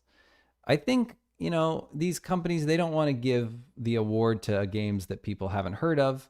And the games that people have heard of invariably have made a lot of money. The more money a game makes, the more people have heard of it. the less money it makes, the less anyone gives a shit about the game. So it really just depends on how much money Glimmerwick makes. That it will determine how many things it gets nominated for. Um, and hopefully it does all right. But we usually don't get nominated for this kind of stuff. I don't know. We're not good at playing this game. Like, you need to apply, you need to relentlessly apply. It helps if you have a full-time person dedicated to courting all of these outlets and sending your application forms to all of the, and registering with all of these award shows and stuff. And I personally am really bad at that. I don't have time for it. I do too much. I'm like two boots on the ground. I do too much actual game development, and we don't make enough money to hire someone like that. So probably won't, but I love you so much for the thought.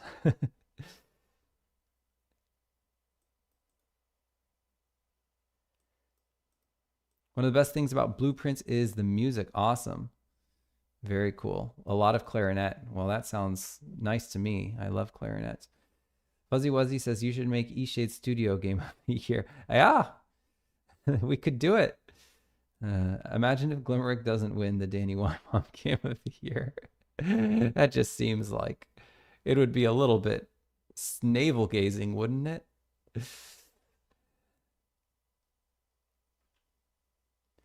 Very cool. Yeah, it looks very cool.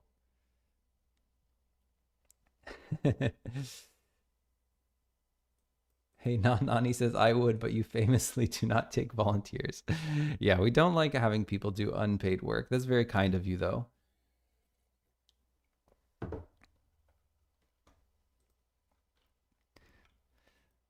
Oops. Okay. All right. So for the bake stand. Oh no, I called it a bake stain. No. I don't want it to be a bake stain. I want it to be a bake stand.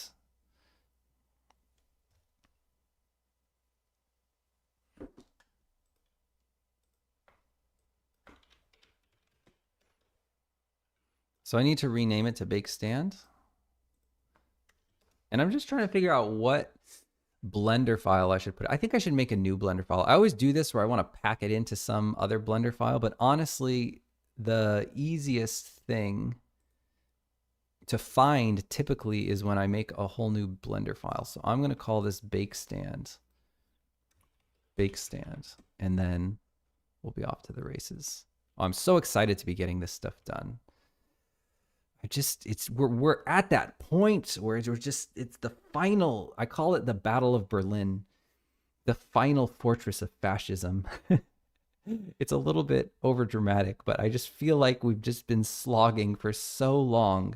And now here we are at the walls. Here we are. We're going to freaking win this war and bring this thing down. The game, I mean. We're just right there.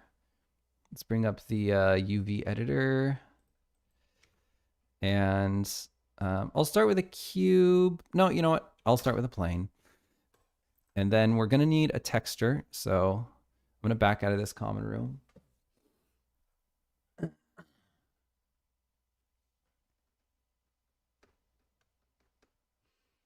me catch up with chat. Who's Jeff, Christopan? Oh, maybe Bezos?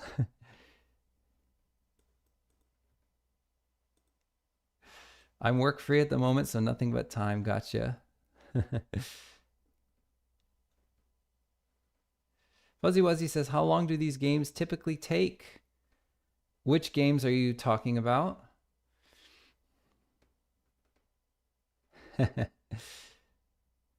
Very close indeed. How do you have Blender's ugliest UI? How dare you? How dare you speak of that? I just have an old version of Blender, okay? This Songs of Glimmerwick should be about 30 plus hours. Hi, Captain Krabs. Captain Krabs, welcome. All right, so let's get in here, and I guess we'll just start with this rock. I'll duplicate this rock and I will rename it to bake stand.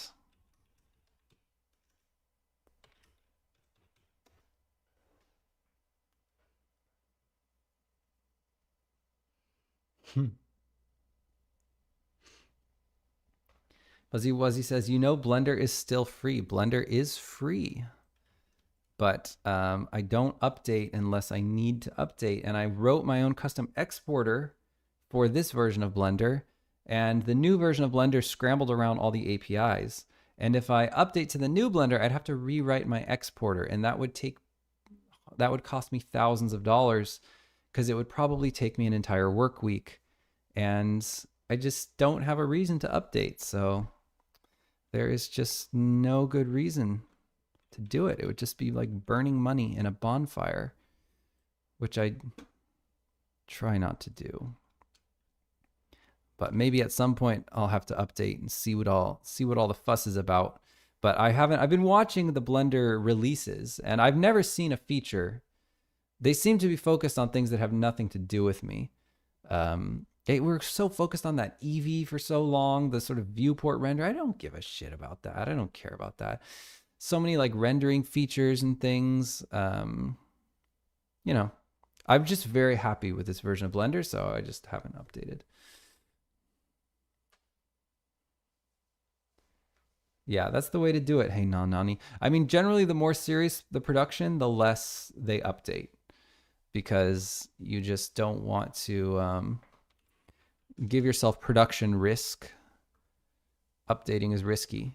And unless you really specifically need a new feature, software doesn't just magically get better, unfortunately. Some software does, but some software just gets worse every iteration. Like Photoshop has been getting worse every year. It's been getting slower. It's been getting heavier. It's been getting buggier. They've just been shoving all this AI garbage into it. I will admit the content, the canvas expansion tool, a content aware fill, generative fill, that's what it's called. I will admit that one is really useful. But other than that, it just sort of has gotten worse. We had to update because of the Unity security issue. Broke everything. Oh, that's a bummer. But they made the they made that little tool that you can hook the executable, the built file, and it will patch it. That's what we use on eShade. We didn't update that crap. That would have been insane to just update that and try to kick a new build on that game. We use that little patch tool that you just literally drop in the fully built game that has already been kicked from your version of Unity, and then it will patch out the security thing. And then I uploaded that patched version to Steam. Ever since they moved to cloud-based model, it has been a disaster. Yeah, I agree. Adobe is bad. Adobe's got to be one of the dirtiest companies.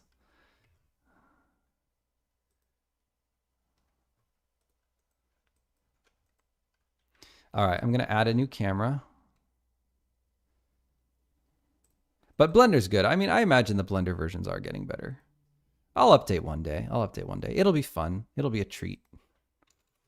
I tried messing around with it one day, and I was like immediately lost. I couldn't believe how there's a lot of things very different about it.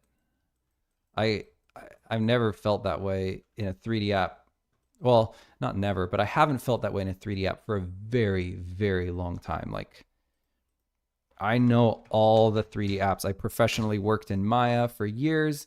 I worked in 3D Studio Max before I started working in the games industry. I used 3D Studio Max, and I used it professionally at my first job at ArenaNet.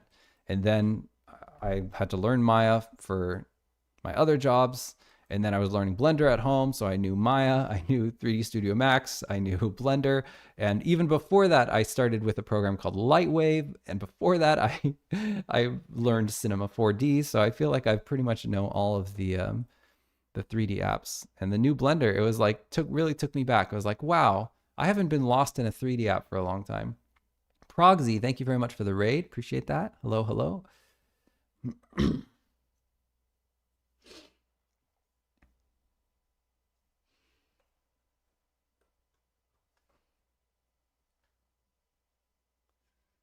Amber Fisher says Adobe is a garbage company.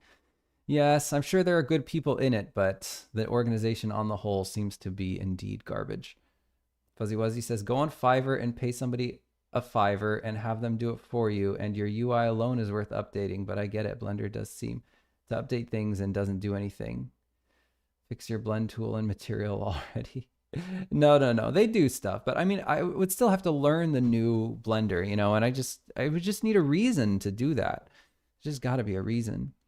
But I don't know if I would find someone on Fiverr that would know the new Blender APIs and, you know, convert my tool well to a production standard. I'm not necessarily certain I'd find that person that easily. The world does not have that many skilled people in it. Sometimes it's hard to find someone for that. At least that's been my experience. It's so unfortunate a lot of us are industry trained in something Adobe. Oh, I know. InDesign was my first, and I could learn a new tool, or I could just use what I know and save time, right? I know Photoshop has its claws in me harder than any other, because I really just am not interested in learning a new image manipulation app. And I've never liked Photoshop, but it's just like, come on now, I'm not going to learn something new. So that one sucks. It sucks. Ni Ofaj, thanks very much for the follow. Appreciate that. Simtam, hello, welcome. Says, never sent you the Steam Deck logs. Oh, that's okay. I don't even remember. we have dealt with so many. I don't keep track. We've got hundreds and hundreds of bug reports. You're fine. Don't worry. Please create real groupings and subgroups. Right? Yeah, that would be cool. They still don't have that, huh? Oh, yeah, I guess they have parent-child stuff. You could do that.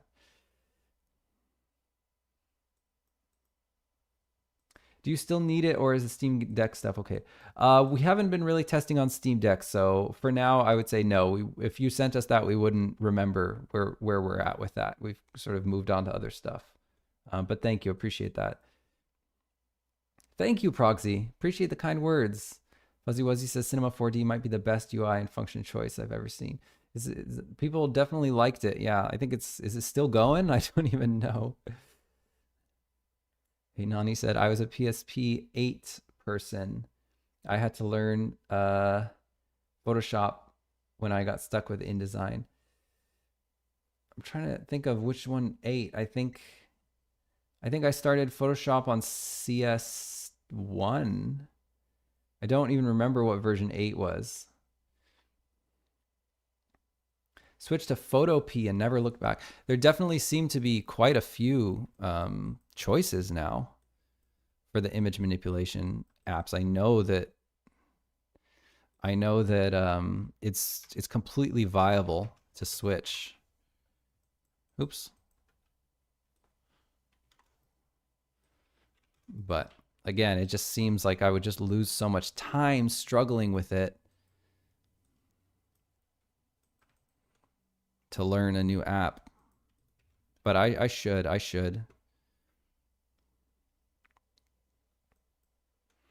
All right, let's bring in, first of all, we've got our bake stand text.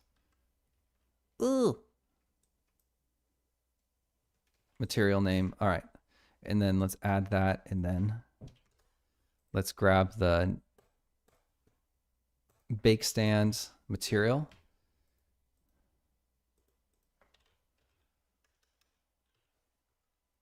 And let's start our projection. So I'll just start with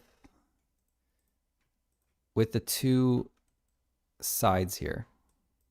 And then I'm going to delete the bottom because we don't need it. And I'm going to smooth, shade smooth. And I will go ahead and create a little roof. And I'll merge that vert in there.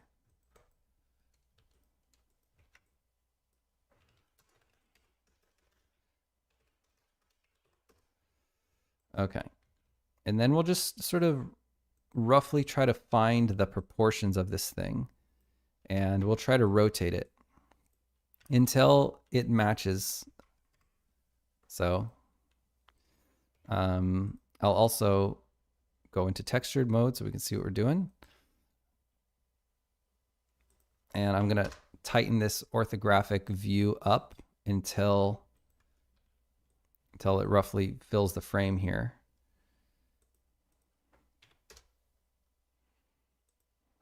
Seems like we need to go a little bit wider here.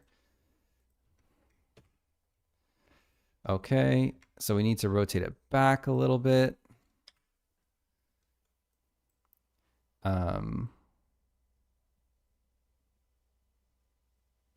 All right, we need to, there we go. That's pretty close. The angle is pretty close. We want the camera to go down. Oops, no, that wasn't right. We wanted the camera to go up. There we go. All right.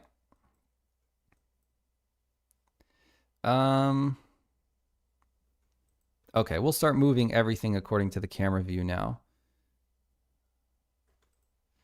So this needs to go way left. So now it's locked in. You see it's like lined up with that edge. And I will add a new edge loop right here. I'll do set this to correct UVs. Cool. We can take this edge and bring it down so that it is perfectly lining up.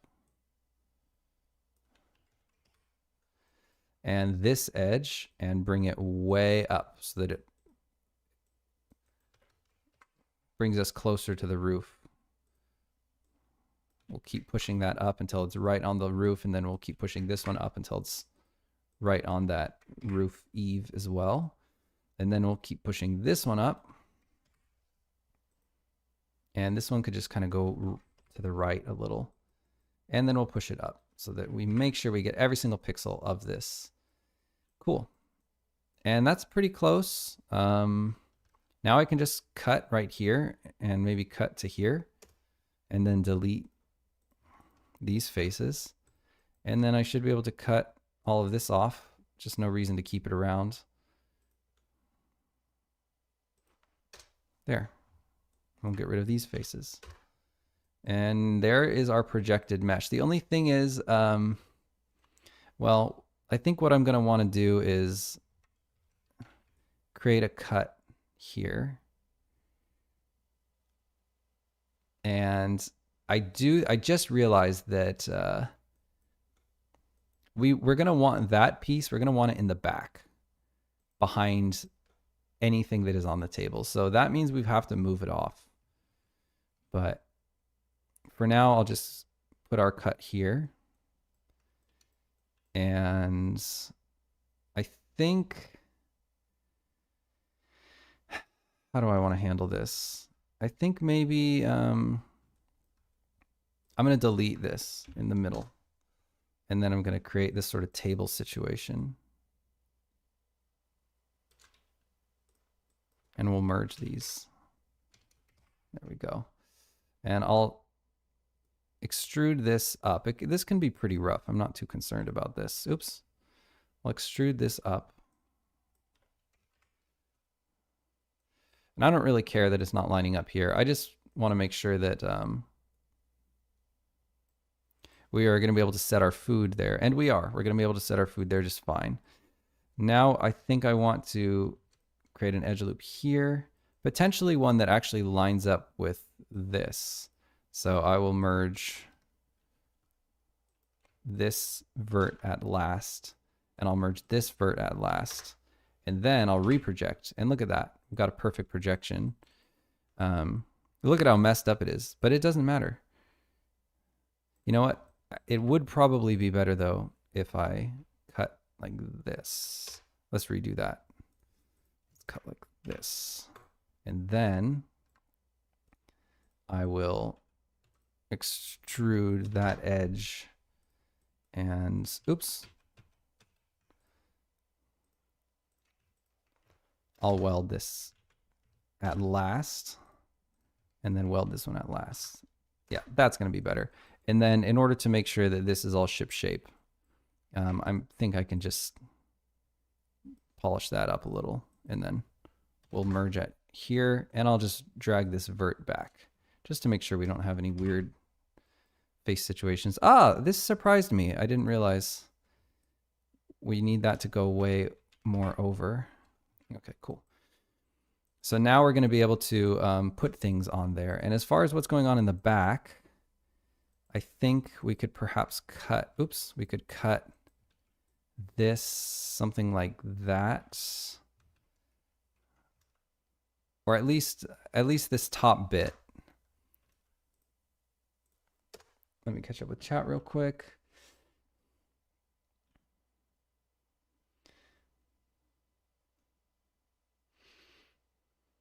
Cinema 4D still around, but from the Beeple hype during COVID. Oh, but far from the Beeple hype. Oh, I've never even heard of Beeple. Interesting. Photopea, almost a 1-1 copy of Photoshop. Wow. Sure, Adobe's not happy about that.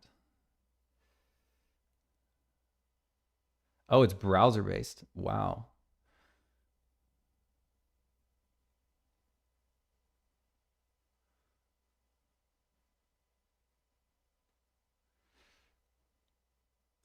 Ads. Oh dear. Senjuni, hello and welcome. All right, rock on. Oh, thank you. Well, thank you for the kind words. Appreciate that very much. All right, rock on. Well, thank you for dropping by. And thanks for the support. And hello, Koratora. Yeah, the projection process is very strange. And definitely weird.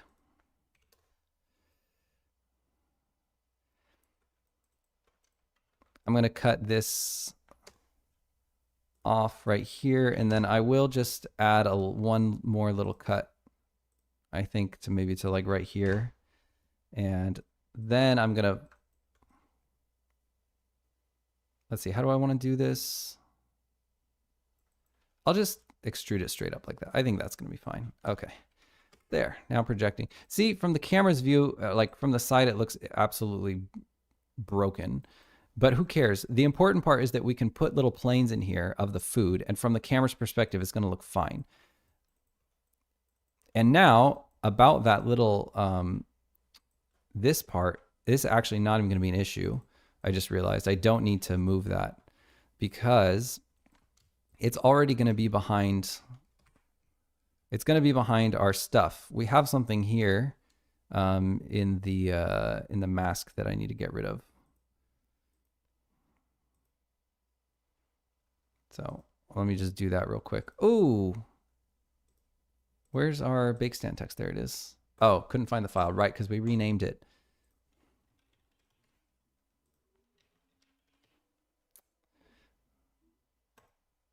All right, there we go.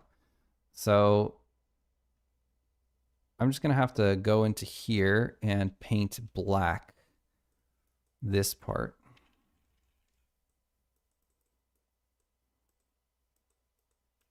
There, I'm pretty sure that that will fix it. Got a little bit of fringing here, but it's not the end of the world. Okay, that's fine. Something over here that I don't know what it is.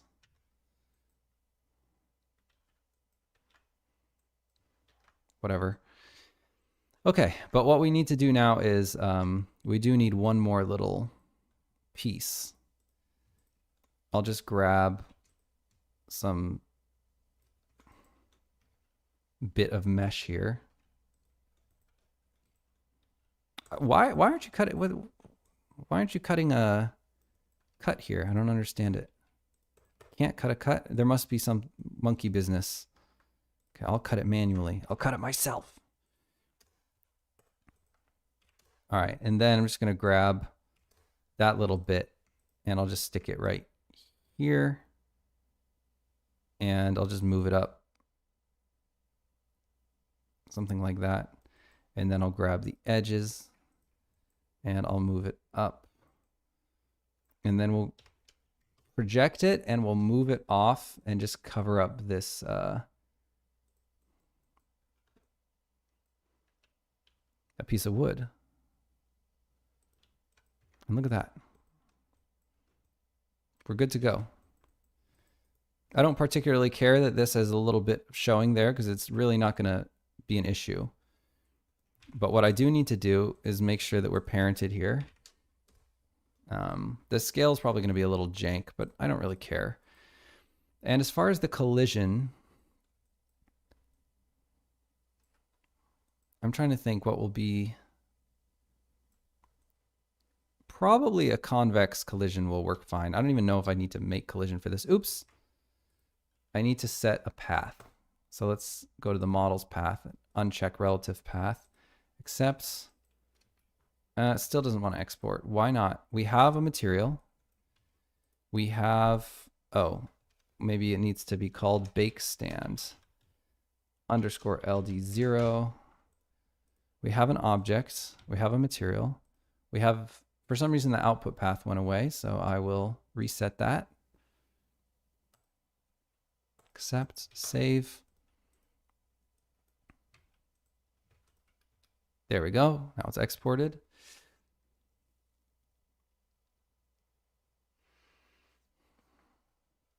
And I will put us in developer start settings. And I will put the player in the farm. And I'll grab the bake stand and put it on the ground here. So for some reason, oh, I guess the material maybe is not in the correct folder. Is that what's happening? Yeah, bake stand text. Oh yeah, it's in the sprites folder. That was stupid of me. I need to move it. Need to delete this one. And then I need to move it into the models folder.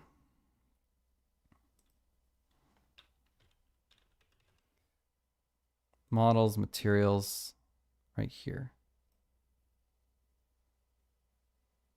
And it looks like it's, everything is wrong about it somehow. I'm going to apply the scale, apply rotation and scale.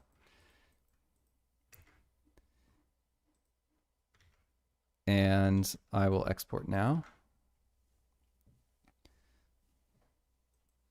Okay, now it's actually backwards, so I don't know. Oh, this is a little strange. Oh, okay, I think I just didn't have backface culling on. There we go. Okay, so that is facing the right direction.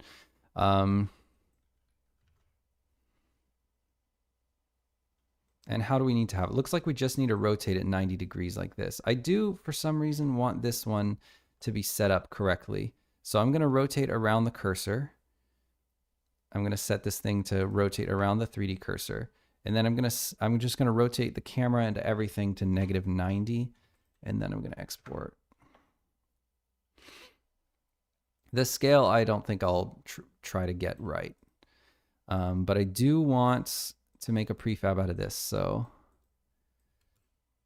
I'll create a new empty underneath it, and we'll call this the bake stand. Bake stand, or like Amka's bake stand.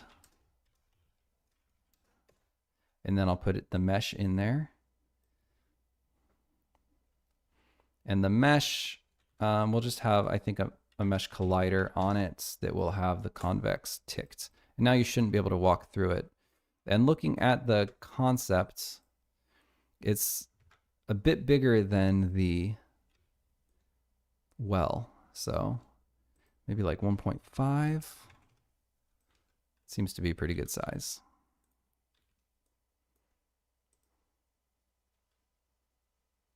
So for whatever reason, it's not reaching the top there. So I need to, well, you know what would work is if we enable transparency, we could actually see what we're doing here. So let's do that. There we go. So I don't really know why we have to do this, but I don't really know what happened with the projection, but it doesn't really matter.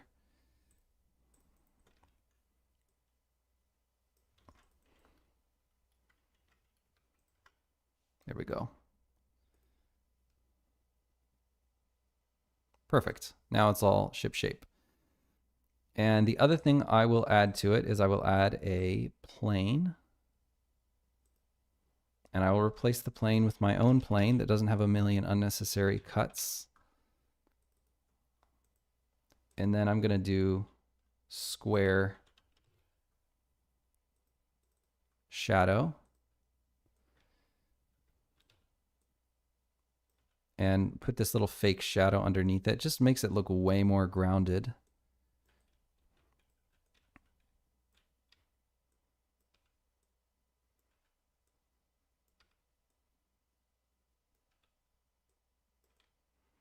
And then I'll take the shadow and the bake stand and just lift them a little to make sure that they are going to be on top of any other like decals or anything. Seems like the bake stand itself needs to go a little bit higher because that foot seems to be dropping underneath the shadow. There we go. And now, even if we put it on a clover patch, you can see the shadow is still above the clovers, which is what I want. And the bake stand is still above the clovers, no matter where we build it.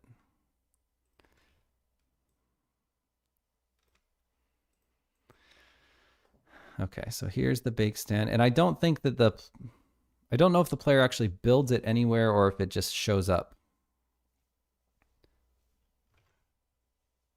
Almost looks like Jacqueline's is a little bit bigger. I'll put the plane as a child of the bake stand, and now we can just sort of size them up together, maybe even 1.6. I'll put a nav mesh modifier on this. Modifier, and this is like not walkable. Affected agents, all. Ignore from build override area, we'll make it not walkable. There we go. Oh, actually, I don't know if this is going to be dynamic. So we don't want this like this. I just realized. We want this to be a nav mesh obstacle. And that's going to carve. There we go. And we've got a box. Now, why isn't the box... Oh, I understand.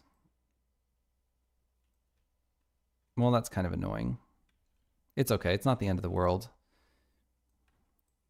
Let's just make the box a little bit smaller. It doesn't need to be quite so big. 2.3 and 2, something like that.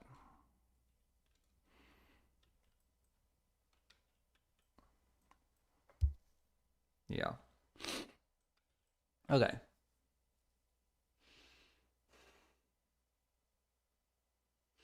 Fuzzy Wuzzy says, I've never made a 2.5D game before. Creating is an angled perspective feels both weird and cool. Almost nobody does this. Most people doing 2.5 games don't do this particular projection method. I think it's pretty one of a kind. I haven't seen anybody else do it like this. And it's only some objects, not all objects have it. Like obviously our vegetation and stuff is just a pretty much a plane. A couple verts for vertex animation, but just depends on the object. And I just knew that we were going to want to put stuff in this object, so that's why I'm doing it like this.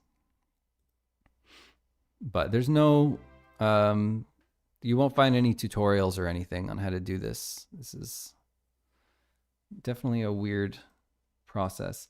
Mega Herbivore, thank you very much for the follow. Appreciate it.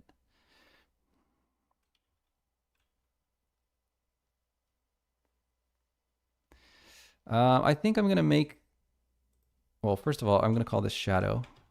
And then I'm going to make the nav mesh modifier even smaller for this. Oops. 3.2, maybe like 2. No, okay, I'll keep it tall. And then I'll make this one small. I just don't want the NPCs to have to be too far away from it. And now I'm going to make a prefab out of this. Bake stands. Cool. Hello, hello, Mega Herbivore. Welcome. Okay, now we've got the Amka bake stand. I guess I'll run around it a little just to make sure that it actually works. And I'm going to let Jenny hook up all of the implementations for how the selling works.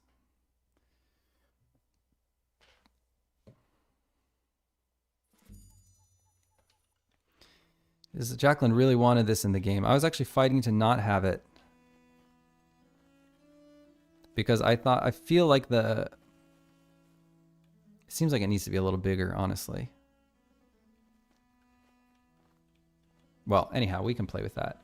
I feel like there's so many ways to make money in the game and not enough uses for money. I didn't want yet another way to make money.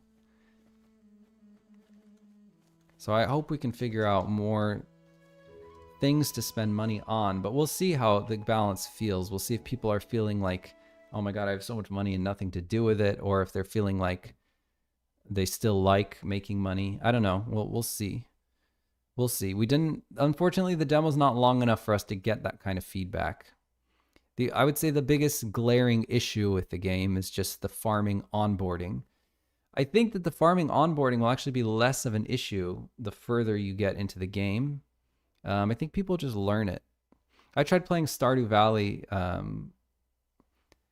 don't know, it was like a couple of years ago, and I hadn't played for a couple of years, and it was really loathsome. Nothing was intuitive.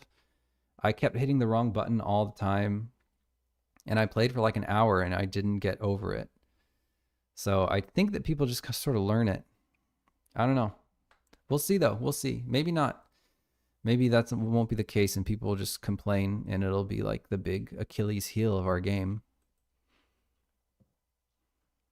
We'll just have to see.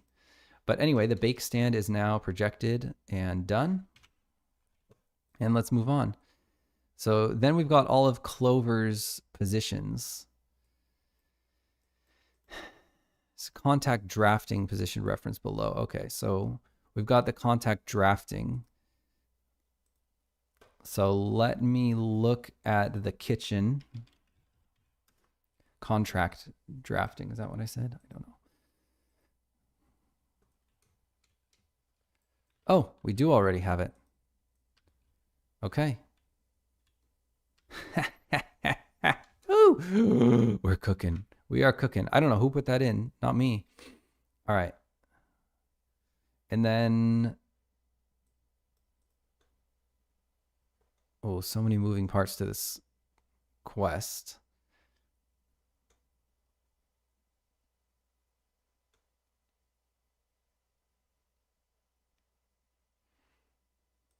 Okay, to start the arc, Clover will be in a scheduled animation of writing up a liability waiver. Okay. Repair event. Okay, 1 to 2 days later, on the morning of a relatively free day, player is required to witness the repair in Clover's room. How are we going to do that, though? Clover will call player in from her bedroom door. Okay.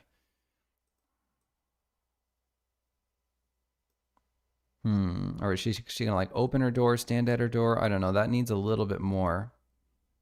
Perhaps a little bit more nuts and bolts. But maybe we can just let Jenny do what she... figure that out. Okay, Clover, Peony, Amka will be there. They will deliver their convo. Then Amka can repair the fireplace. What does that mean, though? Amka, she doesn't repair it in front of us.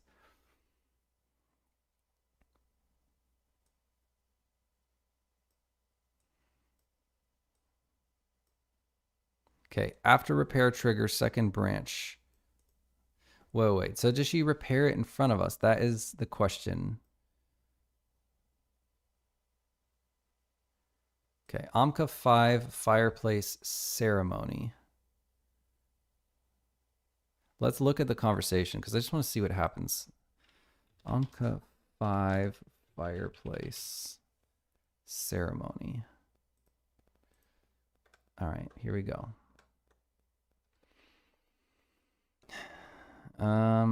Is this what your fireplace looked like? Oh, okay, so this must be after. Okay, yeah, so this is after she repairs it. Welcome to the waiving of all liability hearing. Okay. And do both parties hereby agree to hold? Okay.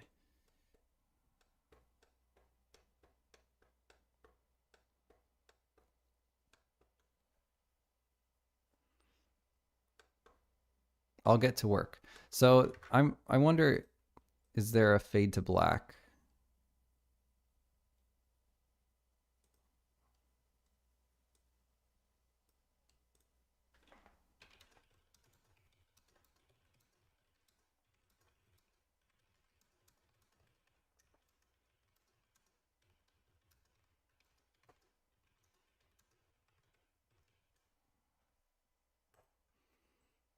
Okay, that is my only question for the repair scene. Other than that, we just need a repaired fireplace. What is this? Oh, okay, we got a whole nother dock with a tree house. Cool, so now we need to make the fireplace. We're cooking, we're flying. All right, I'm gonna BRB, folks. Get a drink of water.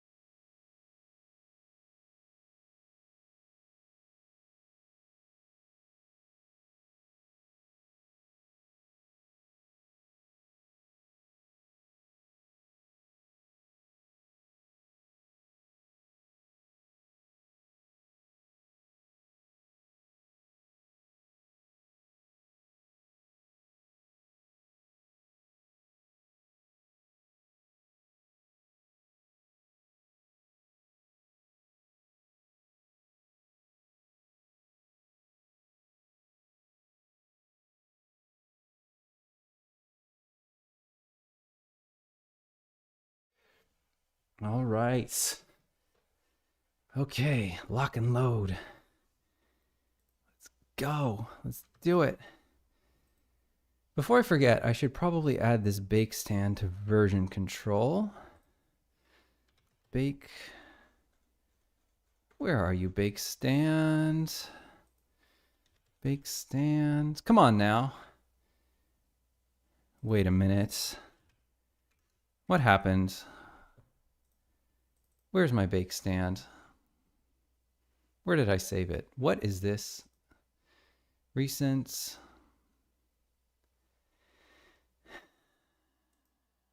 Huh? Where's my bake stand? Oh God. Uh-oh. Well, it's right there. Calm down. So it is in models blends. Why isn't it showing up? Oh, I need to refresh. I bet that's what I did. There it is. There's my bake stand. Okay. Okay. Amka's arc. Projections and assets. Save. Perfect.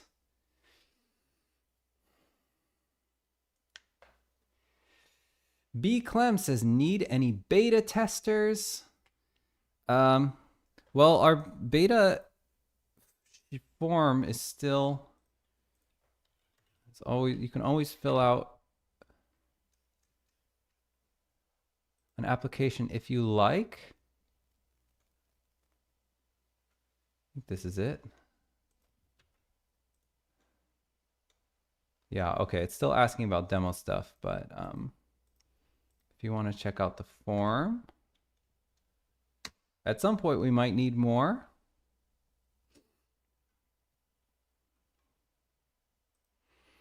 We've got, I think we have about 60 right now, but nobody's been playing. We haven't not sent out the full game, but soon we shall send out the full game to the beta testers. Also probably need to hire a little bit of QA.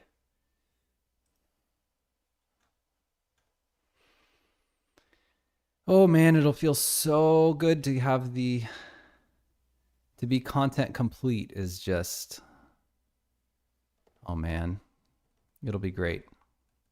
I'm sure there'll be little pieces that we still need to add, but we should be close enough. We'll just call anything else, any other little pieces of content that we need to add, we'll just say are kind of like polish items. But by and large, all the big quests and things are in. I'm just looking for Clover's room or Indy's room. Is it really not here? Where is it?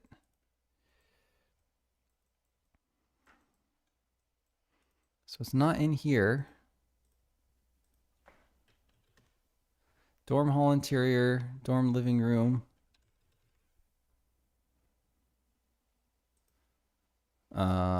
It might just be in interiors. It's a silly file. Oh yeah, I bet it will be. Okay, this looks like Clover's room right here. This has got to be it. Yes, Clover dorm room. All right, so I'm gonna set everything to make sure it's marked to not export. I'm gonna need to check out this interiors.blend file.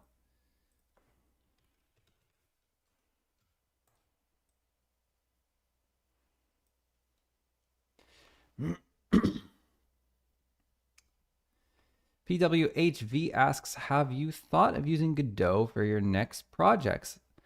Yeah, we actually are going to try Godot for our next project. We're going to do a little dive. We're going to experiment with it for a little bit and see if we like it, / see if it is capable performance-wise, graphically. Our next game is going to be 3D, and I just don't know what the performance of Godot looks like. Really, there's almost nobody doing serious 3D work in Godot. There's a couple little experiments, but I just really want to see what the baseline performance is for Godot. Draw call for draw call, triangle for triangle. What does the performance look like?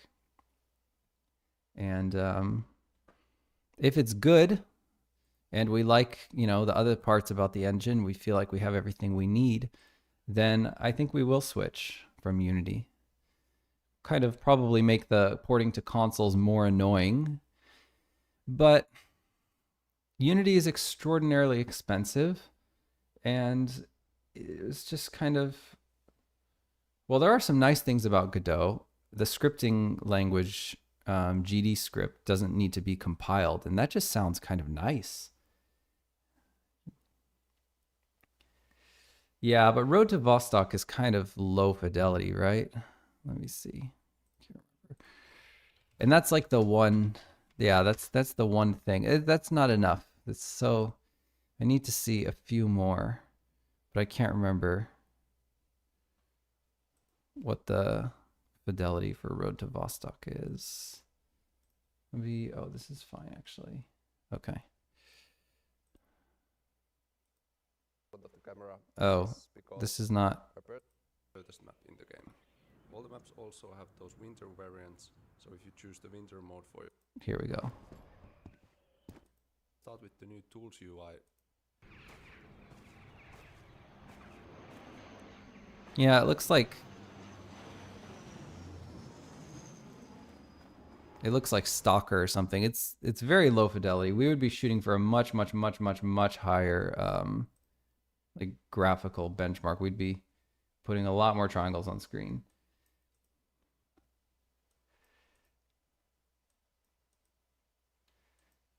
Good graphics like your first game. I don't think that looked like as good as Eastshade. Not by any stretch of the imagination.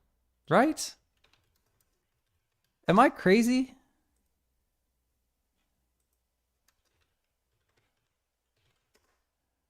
Maybe I'm just off my rocker. I don't think that this looks like in the same class as Eastshade.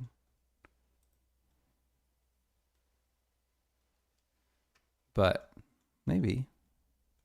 I don't know. Does anyone have any thoughts on this? Anybody who did not make Eastshade? So maybe I'm biased. I don't know.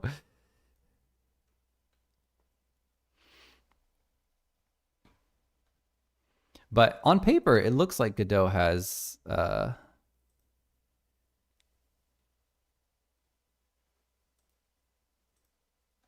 the graphics features I would need, but I just don't know about the performance, baseline performance of the engine is my biggest concern. All right, so for Clover's fireplace, we need to go and get that concept. Clover fireplace repair scene. I might already have it open. I do not.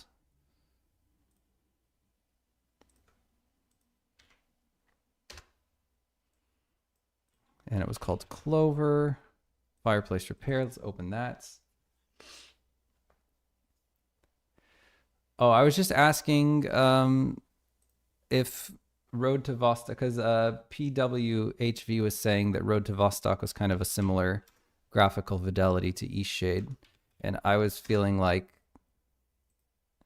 am I insane for thinking that that is not true?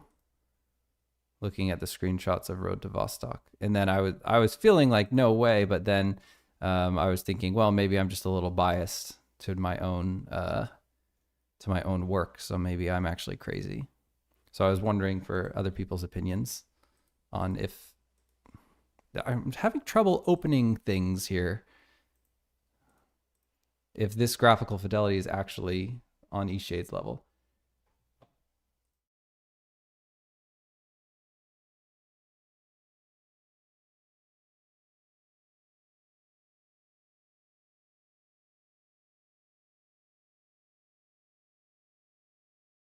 Okay, sorry, I had to sneeze. Marty loves ramen. Says, what drives your tool choices? Unity, Blender, Photoshop. Is it mainly prior experience, or do you look for something specific? Well, Unity was just I don't remember why I tried Unity before Eastshade. Was it just the pricing? I know CryEngine was really difficult to program in. And I think Unreal's pricing at the time was like 25% of revenue or something like that. And that scared me. And I just liked, I don't remember exactly why I tried out Unity, but I just loved, especially the coding in it. I felt like I could move mountains, but that was a long time ago. But that's why I initially selected Unity.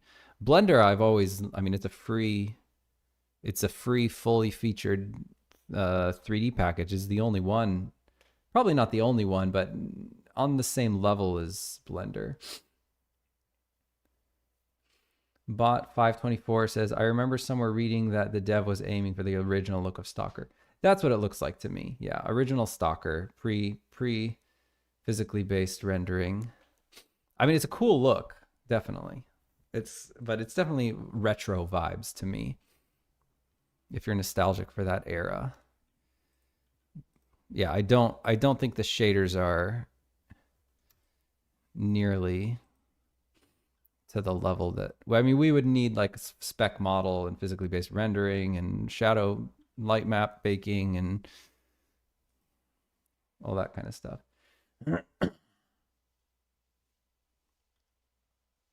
Whereas, yeah, I feel like Eastshade looks more like a modern game.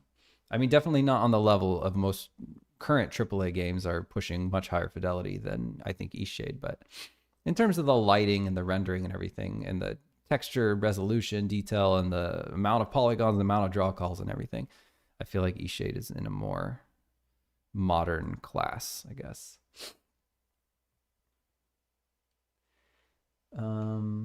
Let's see.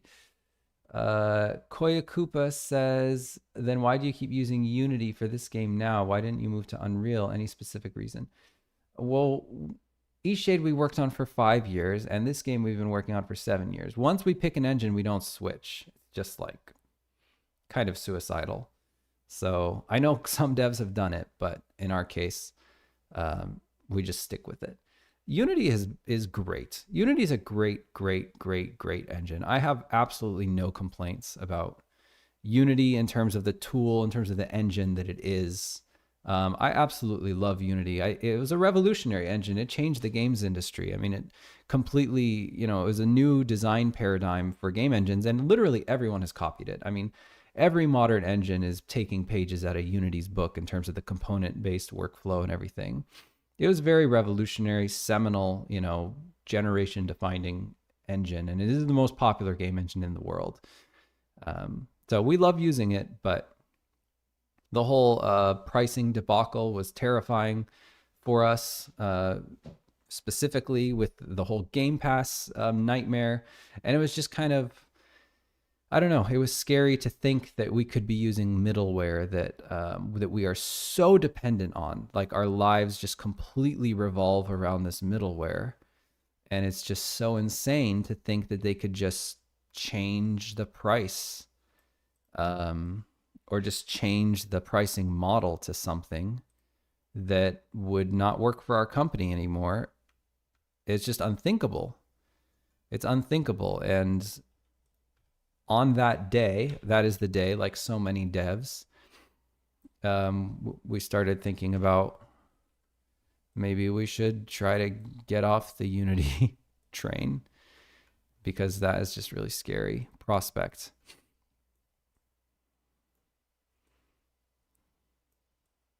So that's mostly why we would change from Unity, but really no complaints about Unity. But the prospect of using open source tools it's just fun. It's fun to not have to, pay for licensing and stuff. And Unity is so expensive now. We pay so much money. I mean, it's like, I don't even know what it is. Thousands and thousands of dollars. It's very significant. It's to the point where even, you know, as a company with employees, it's a significant dent, given that we have to pay for pro licenses. Just trying to crop this thing, get as much real estate as I can here.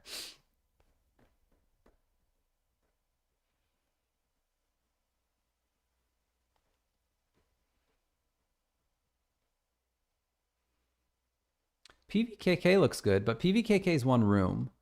So,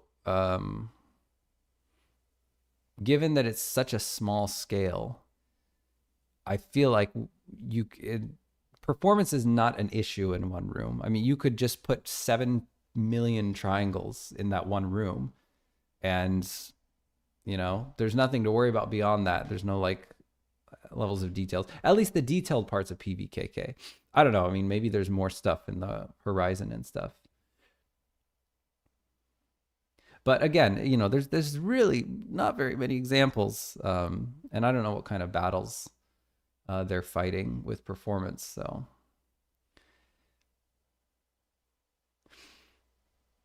Amber Fisher says Unity is an incredible platform. Yes, it definitely is. It's a really special engine.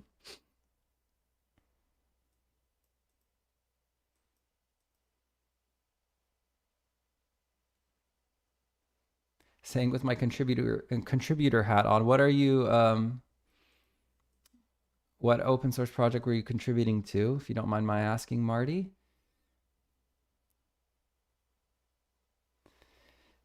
Yeah, I mean, and the price per head is just insane for Unity right now.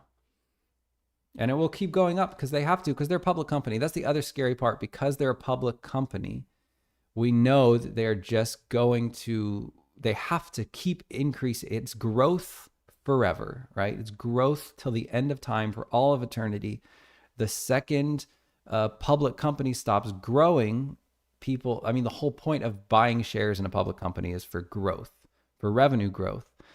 And the game, it's already maximum saturation. Unity is. I really like the games industry cannot be more saturated with Unity. They've reached the top, and the only way to go up is to extract more wealth. It's to find a way to nickel and dime us harder. It's to extract more money from me and my company. That's the only way. That's the only direction Unity can go at this point, and they are going to try to do it. They are. They have a responsibility to the shareholders to try to do as much damage to me as possible, and they will find a way to do it. And it would just be nice if I, you know, wasn't tethered to them so strongly with our entire livelihoods and our studios, you know, all of our work and all of our legacy and all of the tools that we write. I mean, I wrote a conversation crafter that is for Unity, and now if we, you know, we go to our next game and we switch to Godot, we'll have to rewrite it. But I don't really want to build more. If we can help it, you know, if we have to stay with Unity because Godot is not up to snuff, then we will. But that would be really nice if we could. If we could move open source, which would just be cool. We'd also have, I feel like, more mod ability options if we had an open source software. Because right now there's, you know, there's problems with making your game moddable.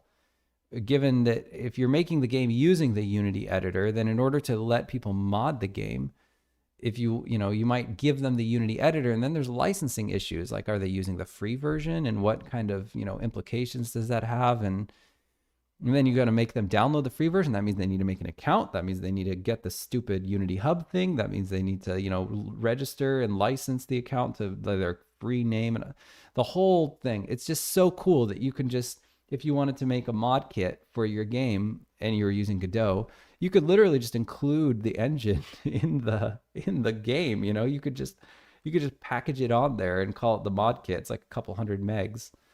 That's really exciting. It would still be hard for a multitude of other ways, of other reasons, but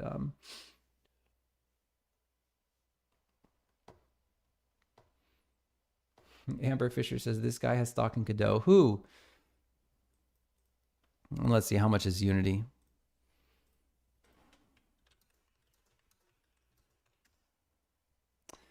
Unity is $2,300 a year per head.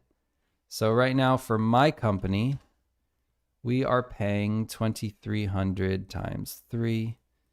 We're paying $7,000 a year. If we consider that the game has taken 7 years, then we've paid $50,000 to license our engine. That's a lot. That's a significant chunk. That's, you know, that's like, well, if we did times 10, it would be $500,000. So what did I say? $50,000 times, I think it's 40 is 2 million. Okay, so that's like 1/30th. I'll do 40, oops, $50,000 divided by our production budget, which is something like 1.8 million, is 3%. So that's 3% of our production budget, just licensing a tool, which is, to me, it's a lot.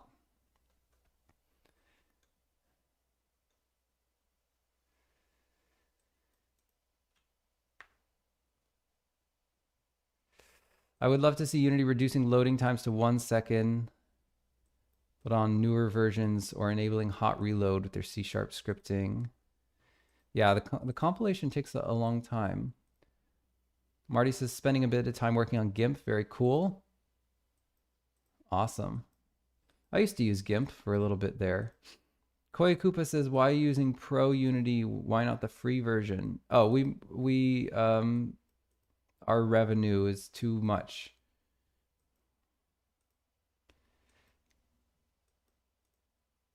What can Unity do that Godot can't? I don't know the answer to that. I haven't really used Godot, but I have to imagine quite a number of things.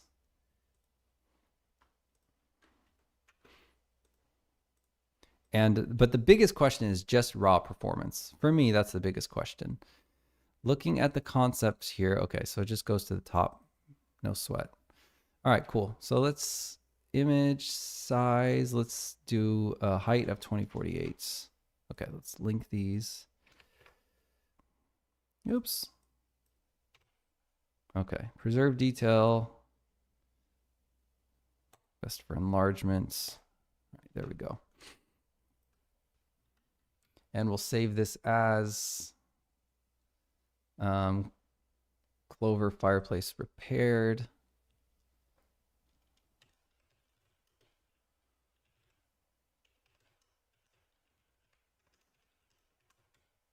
Repaired text. Okay. And now we just have to fit this in here. So, oh yeah, this is going to be a piece of cake. So we have the dorm room, and then we have the destroyed fireplace. I'm going to duplicate that dummy object. And we're going to do repaired fireplace.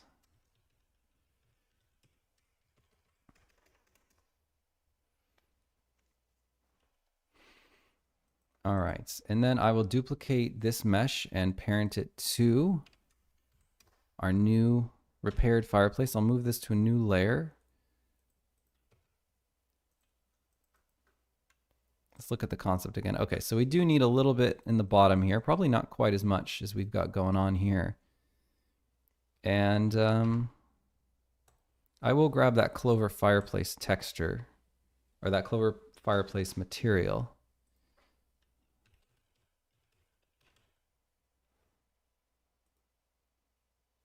Oh, okay, that's the broken one.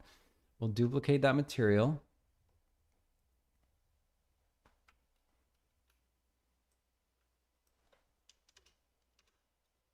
Clover fireplace repaired.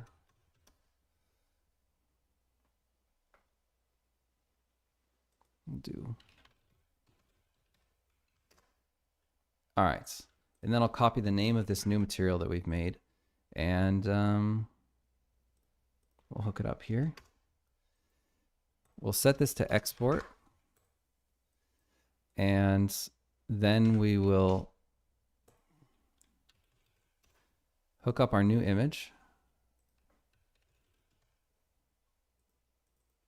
Very nice. Okay, wow, that almost just worked 1-1. That is remarkable. But it's not quite. Let's just export it and see how it fits in there. So let's just export it, and then we've got Clover repaired fireplace.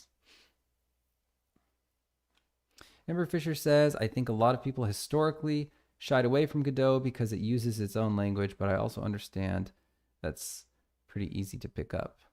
Yeah, I don't really know why. It doesn't bother me that it uses its own language. I don't know why programmers get so obsessed with language. It doesn't really make such a big difference. I mean, as long as you can do all the basic logic, I'm not super attached to the particular way that any given language does something. Like, oh, well, C# has interfaces, so, I can't live without that. I don't know. It's just like, you just get the job done another way, whatever the language has. It's never bothered me that it has its own language. And of course, it means that the language is very tightly coupled with the engine.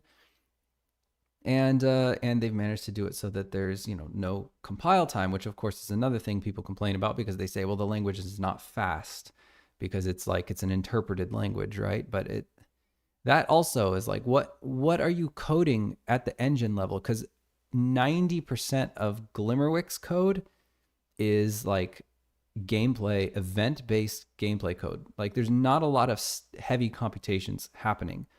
All the heavy stuff happens at the engine level: loading resources, unloading resources, rendering, culling and physics, and decompressing audio and decompressing textures, and all the stuff that normally you would associate with what is slow about video games is happening at the engine level. So I don't know what people are coding all the time that they're going to be, feeling like GDScript is not going to cut it. Obviously, if you wanted to change the renderer, you're not going to do that in GDScript. Or if you wanted to write like a new physics system, you're not going to do it in GDScript. If you're writing gameplay code and UI callbacks and, on hit events for like attacking someone or any of that stuff, this is nothing. It's like less than 1% of the total compute that a video game uses, is spent on little ticky-tacky stuff like that. I don't know what people are wanting to do. If you were making like a total war game and you wanted all of your all of the little guys on screen to be, moving like in a Boyd situation, then yes, then you can't use GDScript. You're gonna have to use something at a deeper level. But even then, you think about, okay, well, you're gonna have to make the systems for that. You're gonna have to rely on like, some kind of very efficient like nav mesh and stuff like that. Well, of course, you're not going to be writing your nav mesh system in GDScript. Godot already has a nav mesh system, and that is where a lot of the heavy computation is going to be, and that's all written in C++. So I don't know. It doesn't bother me. I can imagine it working well. I don't know if it does, but I can imagine it working well. Bot524 says Godot has some significant gaps. You can search for tracker issues on GitHub to see the state of various bits. Oh, I would be curious to know what those gaps are. Lupercal says, if you sold your game at $25 and everyone who wishlisted bought it, you would make about $800,000 profits. So there's much better ways to guess how much revenue you're going to make, which I'll talk about in a second. PWHV says, how do you get protected of your game code and assets being stolen? That, in my opinion, is a pretty big problem with Godot. Lupercal says, if you sold it at $30, okay, so wish lists are not, we have so much data on this. There's a very strong correlation between pre-launch wish lists and eventual revenue, but we don't just multiply the wish lists. You would use what's called a Burkitt ratio, which is basically the correlation between how many units you're going to sell in your first week and your total wish list on the night before you release. And the Burkitt ratio is usually about 0.2 or 20%. And then you would take that Burkett ratio and you would multiply that revenue by like 3 to 5. And then you're going to get your year one net or your year one gross. And then you would multiply your year one by a certain value. And this is how you extrapolate the revenue. But fortunately, there's already calculators for this, like Steam revenue calculator. So you can just, is this the one? This, I might have just clicked on something weird. Oh yeah. So you can just put this in. You can just put in, oh, these are Steam reviews. Steam wish list revenue calculator. Here we go. And they've already done all this. They've already used the sort of industry standard numbers that we've gotten from people who have actually done this research. And you can just put in your wish lists. So by the time we launch, I'm pretty sure we're going to have 200,000, and we're maybe going to price our game at $24.99, and it's telling us that we're going to make about $4 million in net lifetime revenue on Steam. So turns out more people will buy your game than the total wish list count that you have on the night before you release. So that, and then you can slide this around. You can sort of do it by, so this is using, it says it's using a 17% week one conversion, which is, you know, I wouldn't say it's conservative.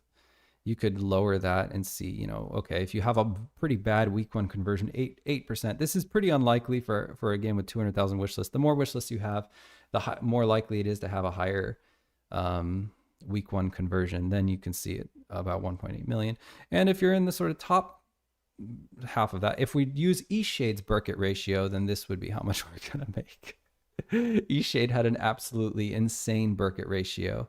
Let's see, what is this? Wait, this is, yeah. So Eastshade's, this is Eastshade's Burkett ratio right here. Then that is how much we're going to make on Glimmerwick. That's not going to happen. I can guarantee you that. Eastshade had a really insane wish list. We only launched with 28,000 wish lists. But yeah, you can use this to predict what your revenue is going to be based on how many wish lists you have pre-launch. So the numbers are higher than what you were saying. It's hard to get pre-launch wish lists. It's really hard. And if you have a lot of them, then that's usually a good indicator of success. Let's say you replace Unity/Adobe with free alternatives. Do you see your studio dedicating at least a fraction of the saved funds to those projects as donations? No, I don't. Not a significant amount of money I don't want to be giving away to these companies. I know that might sound kind of awful, but no, I don't really see. I wouldn't necessarily really want to leave the Unity ecosystem only to pay that much money to Godot and donations. Doesn't interest me particularly. Just paying less money interests me. Maybe we could donate a little bit of money, but Lupercal Rising says, I know a lot of people wish list but don't buy for ages, or buy but don't play. Yeah, for sure. There's a lot of people wish list and don't play. That's why we're talking about correlations. We're not talking about conversions. So the Burkett ratio is a correlation. It doesn't mean that every person who buys your game in week one will be coming from your wish lists. It just so happens that the forces that drive wish lists are the same forces that drive sales. So if you can push a lot of wish lists, then it's almost certain that you can also push a lot of sales. And a lot of people don't wish list anything. They just buy stuff. And then a lot of people like to wish list everything and they don't buy stuff. But it just turns out that those are sort of similar forces. So that's why wish lists are such an important number for gauging your pre-launch, or for gauging your eventual lifetime revenue. Lupercal asks, what is your goal for sales, your dream number? I don't know if I have a dream number in particular, but I mean, I'd consider Glimmerwick a failure if it made, like, let's say under 1.5 million lifetime net.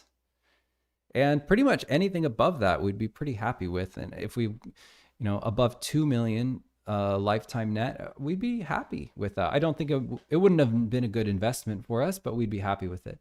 But it's looking like it's very likely going to make significantly more than that, and we're just going to be elated if this works. If everything goes like statistically, it's telling us that it will, then we're just going to be over the moon, and we're going to be so happy.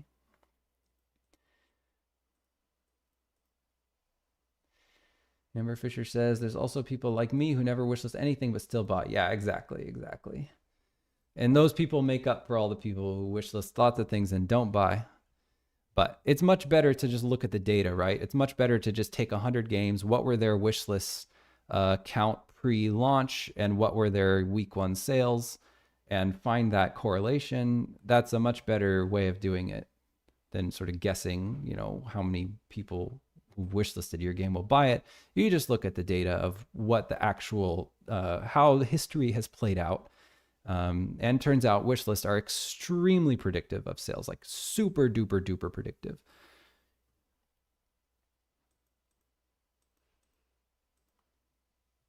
Koi Koopa asks, so you're expecting to sell over 1.5 million lifetime?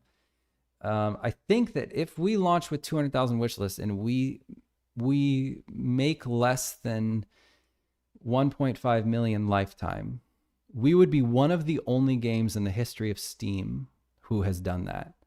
So like what I'm saying is like 99 out of 100 games with over 200,000 wish, 99 out of 100 games with 100,000 wish lists are going to be making over 1.5 million lifetime. That's a pretty good amount of wish lists. That's a pretty strong number. Looper Cal says, I think it will definitely blow up. That's what I like to hear. Thank you. I appreciate that. You called it a cross between Hogwarts Legacy and Stardew Valley. That's an enormous player base. Yeah. For sure. We will not call it that, and I don't think it is that. But I know what you mean. Oops. Hope I didn't. Yeah, I just dragged something. Okay. What I want to do is, we're not looking at the living room. We're looking at Clover's room.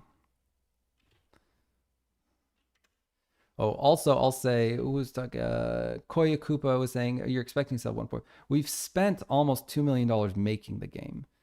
So given that we've invested that much money, of course, it would be nice to get back our investment. We don't necessarily do game development, to make as much money as possible. And it's not like we spent $2 million on the game because we thought, that was exactly this is the absolute best investment that we could possibly make. It's just that we really like making games. And so we worked on this game for 7 years, and we spent a lot of money making it. And we're pretty sure, with our wish list numbers, we were fairly confident that probably would make back all of its money and more. That being said, I'm trying to find Indy's room right now. Indie dorm. I literally don't remember what we called it. That being said, I do think it will be a good investment by the end. At least statistically, that is what the stats are telling us. It's telling us that it probably will have been the best place we could have put our money is in the game.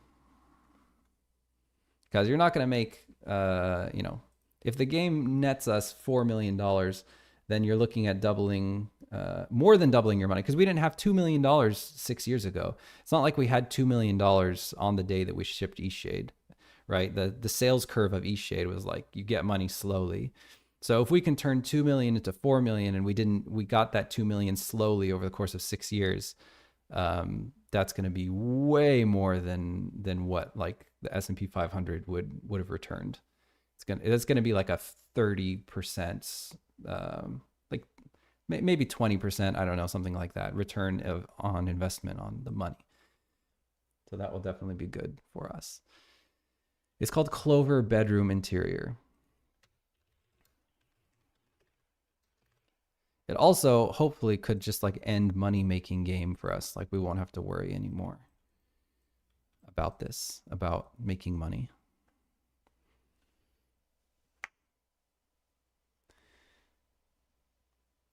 Looper Kyle says they do say 100K wish list is the number to guarantee a success. Yeah, of course, your definition of success, it just depends on how much you want to make. Like, given that we spent $2 million in the game, our standards of success are a little bit higher than I think many indies. and quite a bit lower than some other indies who spent way more making their game. But it's pretty impossible. I mean, I can only think of off the top of my head one game that had hundreds of thousands of wish lists and managed to make less than $1 million in net revenue, and that game is Cuff Bust. I don't know of any other game that they got that many wish lists and made so little money. So, and we know we're not Cuff Bust. I'm not talking crap or anything. I feel bad for Gavin. I think he's a really talented kid, and I'm sure he'll go on to do great things. But given that our demo is already out and people already like it, I think that we're okay. So we're looking repaired fireplace. I want to stick that in here. It's over the top of the destroyed fireplace. And let's see.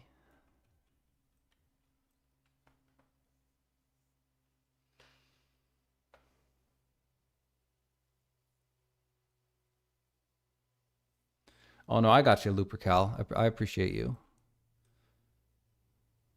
Yeah, I know what you're saying. Yeah, because Harry Potter has a very big fan base. People like Witch Academy. People like wizard schools. They're excited about this concept. So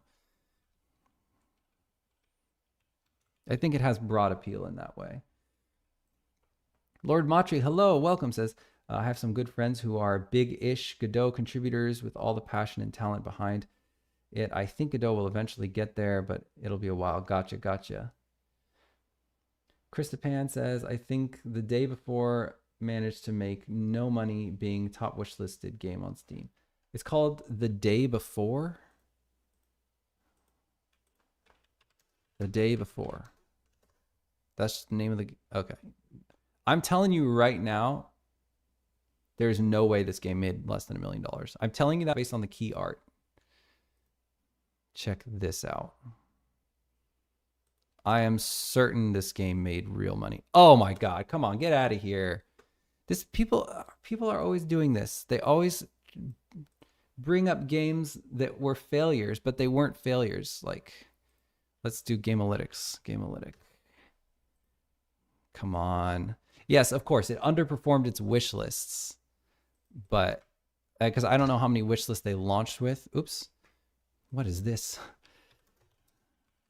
I'm sure they wanted to make more money. What is this? It's called The Day Before. Why is it not on Gamealytic? Well, anyway, we can use the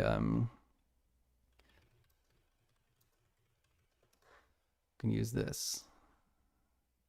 Got 9579572.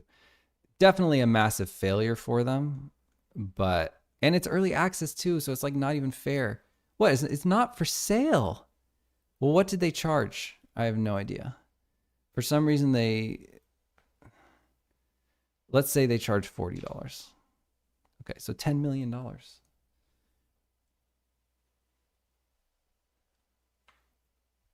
It still made a ton of money. 10 million is a lot. But I'm sure, yes, it was a massive flop. I forget the whole story with that game. But yeah, it's a weird example for sure. But for what I said, games with hundreds of thousands of wish lists that made less than $1 million, that one does not qualify because it made clearly over $10 million.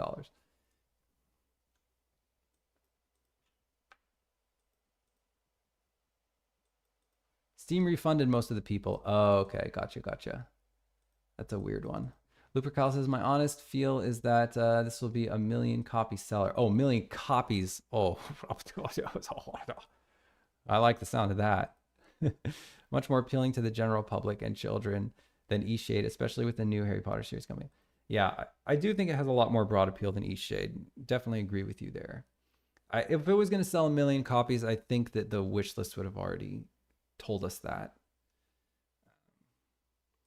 But that would be cool.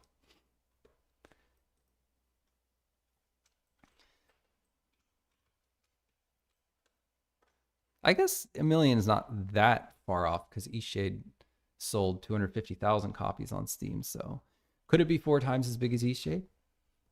Yeah, I guess it could. Yeah, okay. I take it back. 1 million copies is not as crazy as I was thinking. But it would be nice. That would be a lot. That would be more than I'm expecting.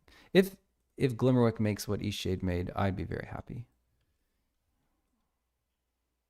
We would be underperforming our wish lists, but I'd still be happy because it would mean that that we get to make more games, and this is all I want to do. And yeah, we'd just be chill, make more games. I think we're getting better at making games, and I think excited about our next game. And Eastshade made some pretty good money. And it would mean that, you know, it still is a good investment to spend $2 million and, you know, make back, you know, as much as Eastshade made. It's not a bad investment. Because Eastshade's still making money. And it will probably still be making money for a very long time.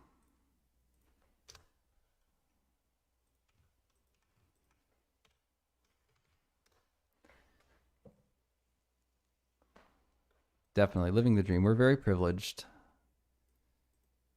Very fortunate.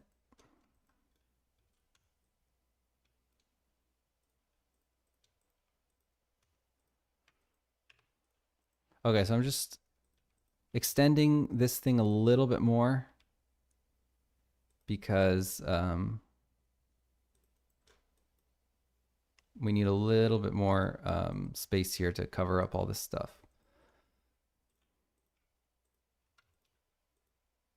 Perfect. Cool.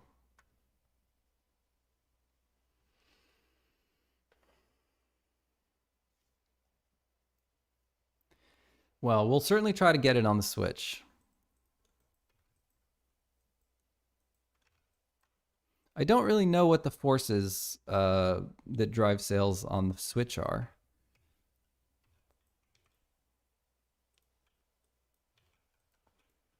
But I'm a man of metrics, so I just pretty much look at the wish lists, and historically we've done very bad on consoles.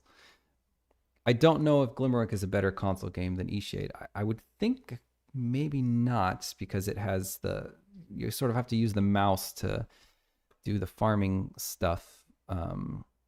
But it's a really small part of the game, so I don't know. We'll see. We'll see if it does well on consoles. We have not cracked the console code. We pretty much suck at selling games on consoles. iSoon0, thank you very much for the follow. I appreciate that.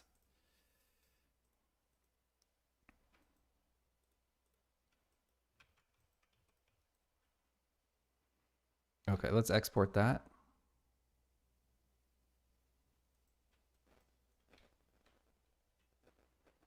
Cool.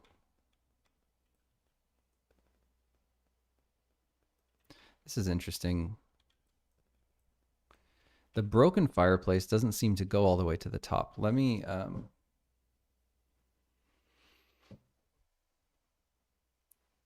save this interior, and let's turn it on in the main view here. Clover bedroom interior.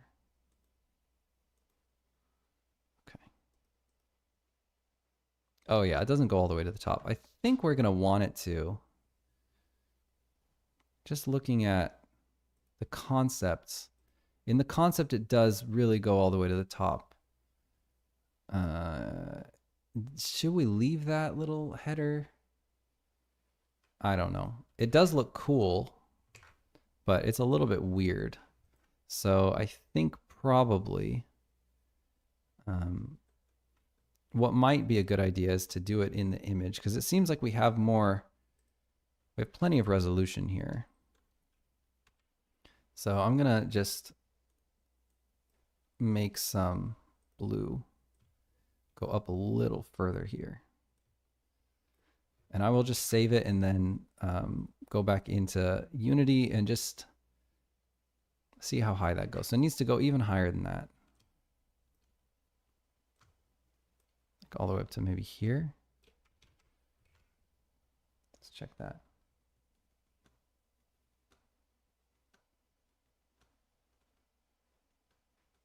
All right, noted, Amber. Love to play on Xbox. Xbox is we definitely like porting to Xbox more than porting to PlayStation. PlayStation is the one that I don't think we're going to ship on PlayStation. I hate dealing with that company. I hate it. And they hate me. So it's mutual. I worked for them full time. Not that that has anything to do with it whatsoever.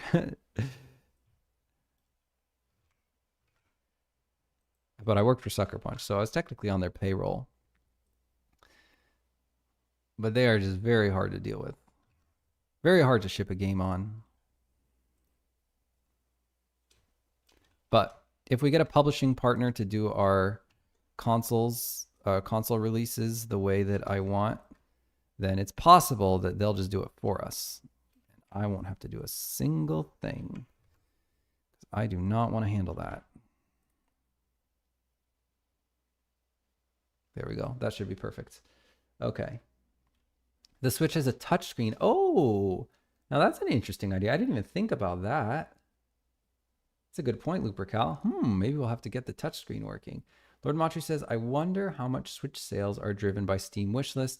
I think it's fairly common for people to prefer playing on a Switch for games like Glimmerwick. Yeah, that might be true. I wonder if Steam is the straw that stirs the drink for many of these other platforms. It just goes to show how much better Steam is. Well, it doesn't go to show anything because we haven't proved that. But I do think that Steam is our Lord. Gaben is our Lord. We all bow down to Gaben. And Steam is the way that people who care about games find games. Because Valve cares the most. And for some reason, these other platforms have not figured out any sort of algorithm. So your game will just rot on these other platforms. I genuinely think that if not for Steam, nobody would play Eastshade on the consoles. I'm not sure how console players find out about Eastshade, but I suspect that the forces of Steam are sort of what is driving the general visibility of Eastshade, even on consoles. But I might be wrong. Because I don't think the consoles are pushing Eastshade to anyone. I know, right? I know. It's sad because it really is good for the consumer and it's good for the developer to have some kind of discoverability algorithm that at least attempts to show players what they actually want to play instead of just whatever the biggest, whatever the biggest partner is.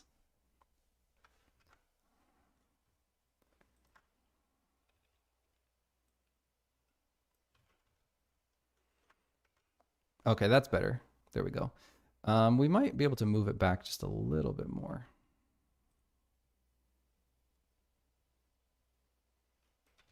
Maybe not. Maybe I don't have to worry about it.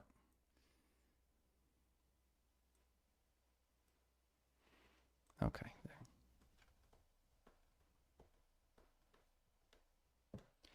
I know. This is the other part that I don't understand. Like, why don't they want to try to make their marketplace more like Steam? Because we all know that Steam makes the most money. You would think that that would be like their main mission, right? Is to make their storefronts have these algorithms that recommend games to people, that have some kind of carousel and stuff. Lupercal says, your Eastshade video is what inspired me to start game dev. Oh, rock on. Wow. Well, that's lovely. Thank you. I try not to give advice, but I know it happens reflexively. I try not to advise, but I know sometimes things sound like advice. But mostly I try to just talk about our own stuff. Okay, so there's the fireplace projected. And that was pretty simple. Let's see if the value, maybe, I think it should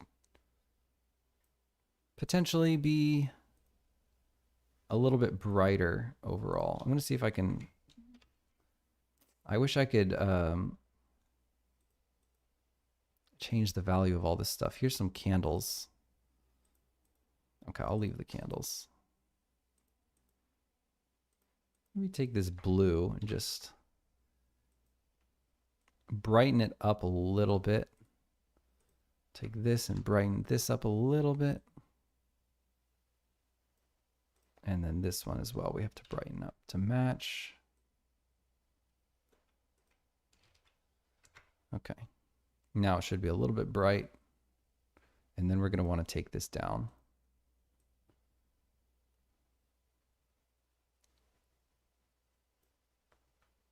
Yeah, there. Well, we could do 186. I think that's what we want to do. Okay. I guess they just want their storefronts to work as ad space for their own games. It certainly seems that way. It really does. I mean, they just push their own first-party games. They just seem to have different... They want all the money, right? Like, I almost sometimes think that that some of these tech companies, because they're so focused on all the money, they make less money. Where they're like, yeah, they want to push their own, like, you know, partners, and they want to push their own maybe first party games and stuff, and because they want to like be the console that has the best first party game, so everyone buys their console. But like Steam makes a lot of money and they don't sell any hardware. Well, they sell hardware now, but you know, their storefront is what really brings the bread. So it's interesting that these other consoles aren't just trying to sell more freaking games with their storefronts. I don't know. They just have like the same game on their, they'll have a carousel for like 6 months that doesn't change with their own first party whatever that you've seen a million. It's just wasted space. People are turning on their consoles and they're seeing the same games a million times. And they could be showing more stuff all the time like Steam is. I don't know why they don't do it. Exactly. Yeah, I totally agree with you, Lord Matri. We're on the same page about this. I don't understand it. Maybe they know more than me or something, but it seems a little odd to me. Amber Fisher says, I'm also firmly convinced that Microsoft has no idea what the F they're doing. Which I think we're seeing with declining Xbox sales and the kerfuffle over Game Pass price increases. Lupercal says, I think 7 years is the secret code because Tunic and Animal took 7 years. Oh, that's all you have to do. Just take 7 years on your game. That's the trick. It's ill-advised.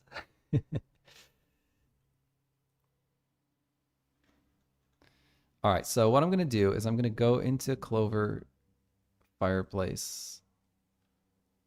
First of all, let's go Clover Bedroom Interior. Let's turn that off. And let's go in here.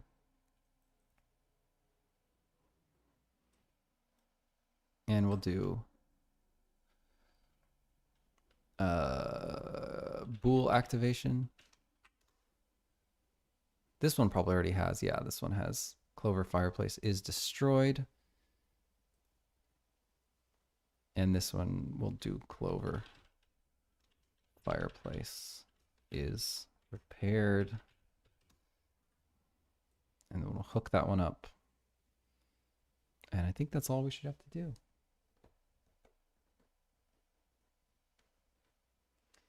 Amber says, I also kind of think Sony has their heads up their butts with the acquisition of Bungie and then killing Destiny.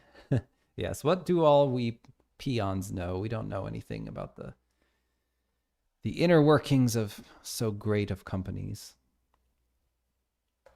CJ Hall, hello, what you making? I'm working on a video game called Songs of Glimmerwick. It's a Witch Academy RPG with the magic of the world is music. And it is, you can play the demo right now on Steam if you want to check out what we're cooking up here. And at this very current moment, I am projecting a fireplace. Lord Matri says Xbox's biggest issue is they forgot how to make good games, so decided to shortcut to spending way too much on studios.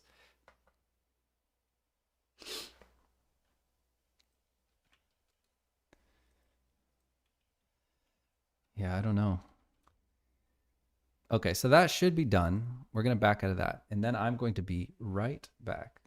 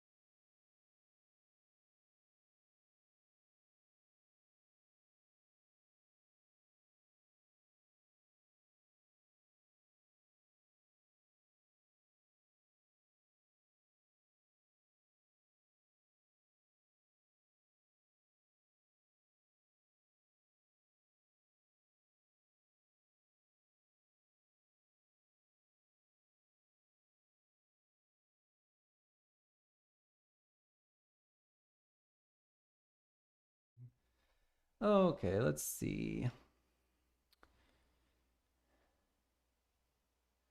All right, good to hear, CJ Hall.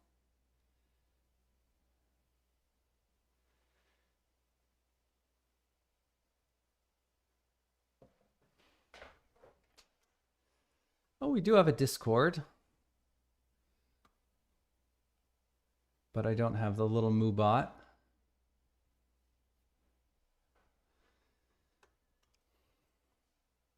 All right, so next thing we need to do is the treehouse, and that should be the final thing for Amka's arc. There's two versions of it. Let's open this one.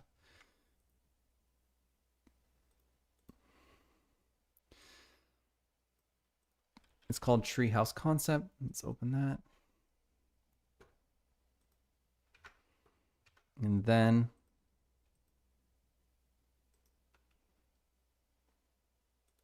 there's, oh, I guess it's all in the, oh no. Oh, assets. This is interesting. Okay, so there's more than just concepts. It's like almost, it looks actually very polished. Amka Treehouse under construction and Amka Treehouse completed. So let's take a look at that. Look at that.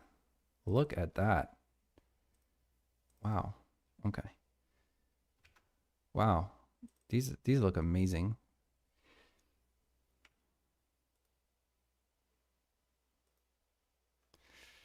And let me get that. Xenogamer12, thank you very much for the follow. Also, CJ Hall, appreciate the follow. Thanks, guys. Okay, so I guess I instructed her to do 2 different textures. That'll just be the easiest way to do it, I guess. Such a huge texture, though. Yeah, there's absolutely no way we're going to be able to. Oh, man, we could at least have the tree. The tree should be common, though, between the two of them.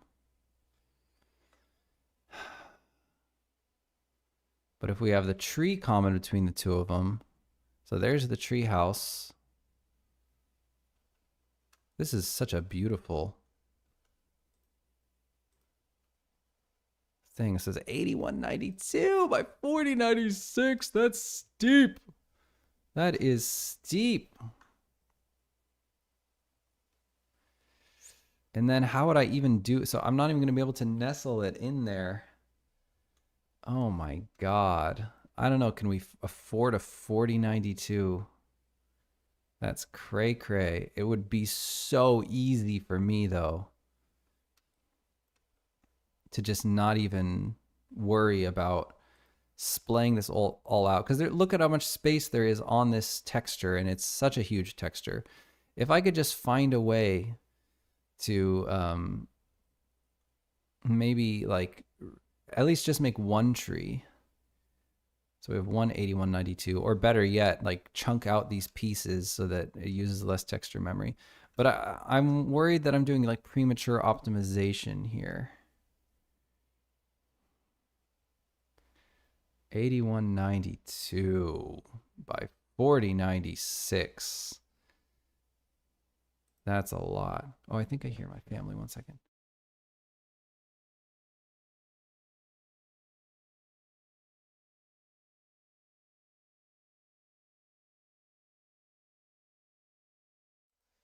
No, it's not them. Okay. Surely there's a better way. I don't know if there is, though. I mean,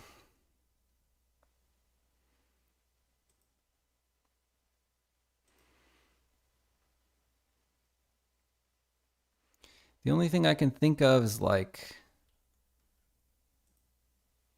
wait a minute. Why is there black bars on the sides? Oh, right, because there's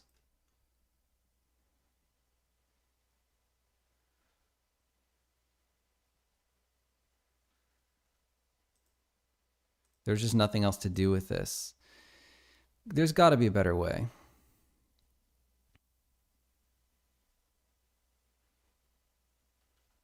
What if I just like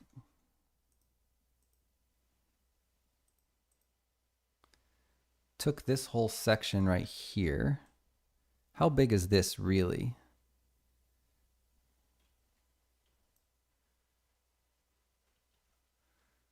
Let me try to move that. Okay, so it's not going to fit over here. I'm just trying to see if I could just like chunk out this section.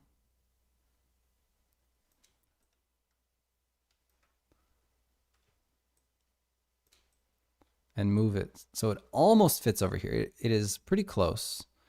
We could definitely move the whole tree to the right. So I'm pretty sure I can get this at least to fit on one. And I think that would be the responsible thing to do here. So we're going to want to combine these into the same texture. Is this one more polished? Are these equally polished? Is the exact same tree. Yeah, it's the exact same tree. And then these little light orbs, I'm certain we can handle in 3D. I mean, it'll be kind of annoying to add them, but we could definitely put them in 3D. So the first order of business, we need to turn off these light orbs. So there's glow. We'll call them just like lights. I'll call them light orbs. The people we don't need on either, although they're a good scale reference. I'll just put this in here. We'll turn off the light orbs. And the one thing I think we can do is just this one branch. Okay. Oh, we've got this to get in there too. That's okay. We're going to get it all in. Got to combine this. So let's move everything over first of all. The whole construction, we're going to delete the backgrounds. And then we're going to move the whole group over as much as we can.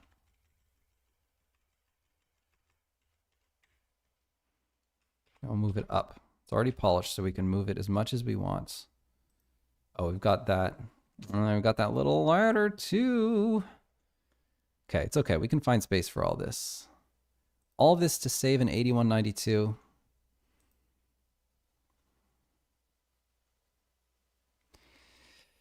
Okay, well, the next thing we need to do, oh, we have a swing too. So all those little bits and bobs need to come. But this is the construction. And we actually don't need any of this, so I will get rid of it. We don't need any of this either. Any of this, I'll get rid of all this as much as I can. All of this. And I will get rid of this just because I want to do that swing separately.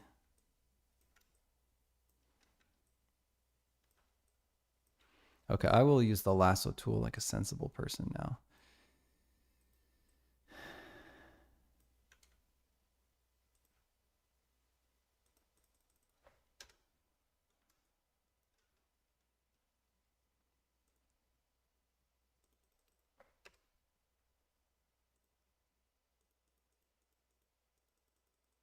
I'll just get rid of all this stuff. And I will save this. Oops, I just want to flood fill this with a certain color.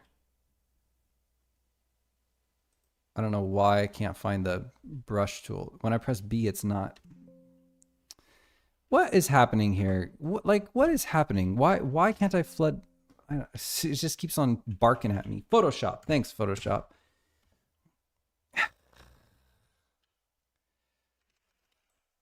This is absolutely insane. I can't do anything. I gotta like exit out of the program. But I need to fill this, but it's just not gonna let me fill it. It's just not.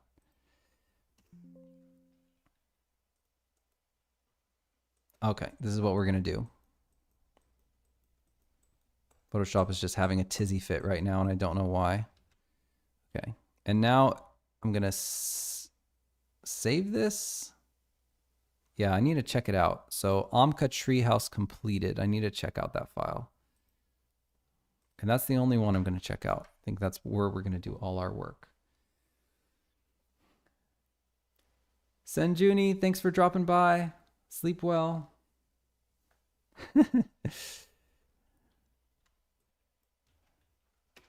Okay, so Photoshop has come back now, I think. And what I want to do is I want to take this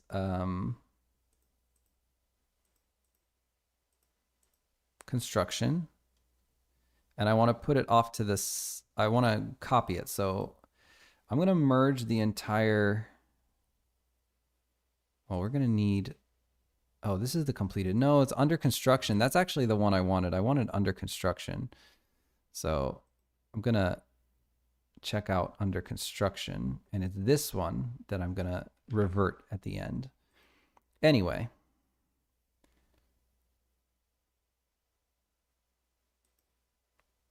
I'm going to delete the background. And then merge a version of this, merge group. And then I'm going to use that selection and I'm going to grab our, here we go. So now I will just be able to project this and just stick it right here until it lines up, basically. That's what I'm going to do. But for the moment, I need to find a spot for, so I need to get it over here. No, it wasn't a full selection. Kill me. Just Control J that, make sure it's absolutely solid. And then rip off the new one. I saw just a little bit of a fadey bit there. So here we're keeping the same exact texture size.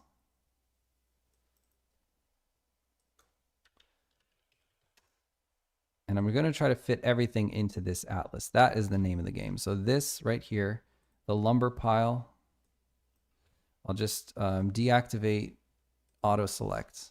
And there's plenty of space for the lumber pile over here, so we can easily put it right here. That'll be a pretty close cut, but it's fine. I guess we could, if we wanted to, put it up here. I don't think that there's anything else going on. Yeah, let's put it right there. So there's the lumber pile. I just need to get every single part on this texture somewhere. So now I need to grab this stuff. Let's turn on auto select. Here's the table. And that stuff needs to go somewhere, maybe right here.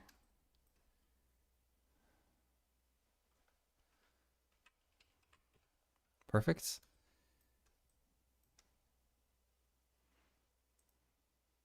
This branch is an issue. Let's turn on the auto select again and grab this one branch. So there's left branch. Ah, lovely. It's already separate. I don't know why Jacqueline did that. I don't know if it was my advice or what, but that seems a little bit too coincidental. Where are we going to put this branch? It seems like the only place we can put this branch is like nowhere. There's nowhere to put this branch. It's such a damn big branch.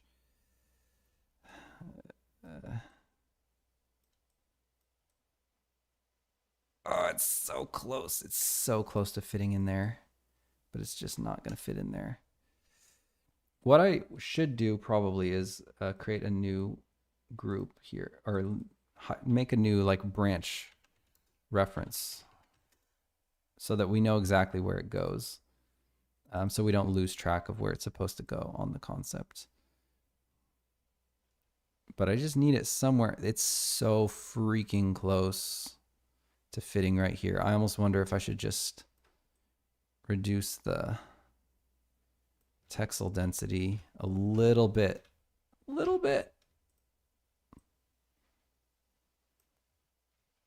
Maybe just rotate it like this. I don't really like doing these skewy rotations. I mean, it's possible that we actually lost more texel density rotating it like this than we would have.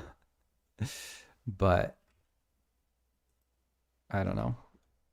I'll just keep it all the same scale. I also don't like changing the scale of things that I have to like Change the scale to match it. Look at how bad we messed up. We weren't even close.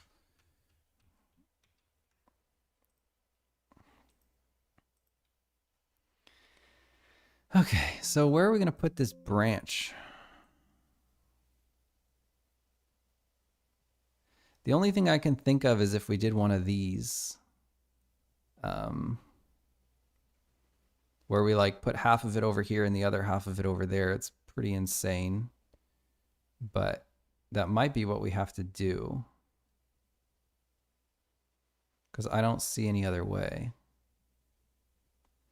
Yeah, I'm pretty sure that's what we're going to have to do. Yep, let's do it. It's okay. I'm going to merge the group. And I'm going to put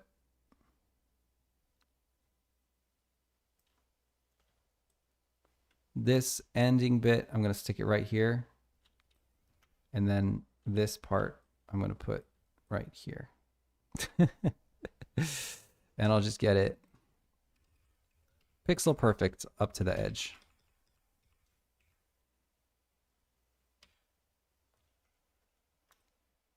There. And then these will, and it's okay that they don't tile or anything. It's going to be two separate meshes that I'll conjoin them. Phew. All right, now we have some other bits and bobs. So let me save that. And I'm going to grab, we have a swing, we have a stump here. Let's get the stump. So let's do auto select table. Let's get that table in tea house under construction.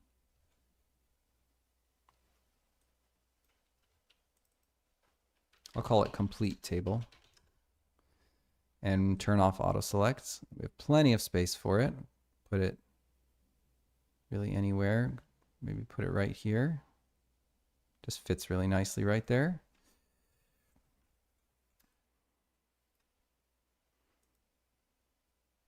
Okay, and then let's get our ladder. Let's turn on auto select. Get the ladder. I'll just merge these down and call it ladder.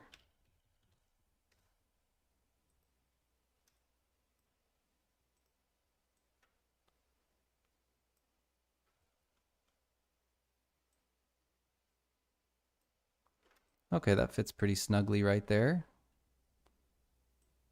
Oops. Whoa. Come on, just select the ladder.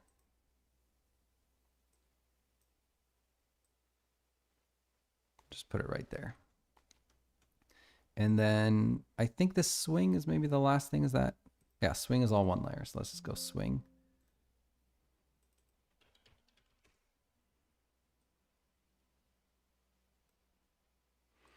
And I'm pretty sure Jacqueline is already done with this. So I don't even think she's going to come back to it. Because it looks polished to the nines. It looks gorgeous. Absolutely gorgeous. So I doubt that she had more work to do on it.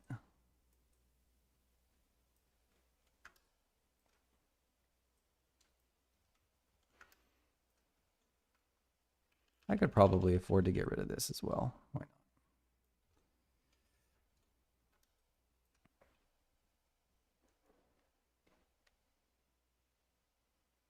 Turn the volume up a little on my phone just in case Jacqueline calls. Okay. Well, this makes me feel better. I mean, to have two 8192 by 4096s is a little bit audacious, to say the least. So now the only thing we need is those lights, which we should be able to just do in 3D straight up. That shouldn't be a problem. We'll just really just use this as a concept. And I think that that's all we need. And now we can get to projecting it. I'll save it. And I think I can revert.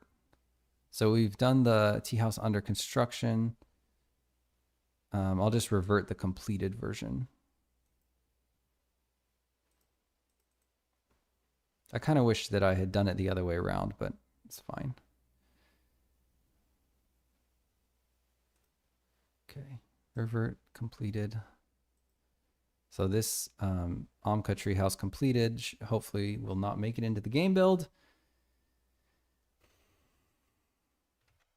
because we'll have everything we need on the under construction version.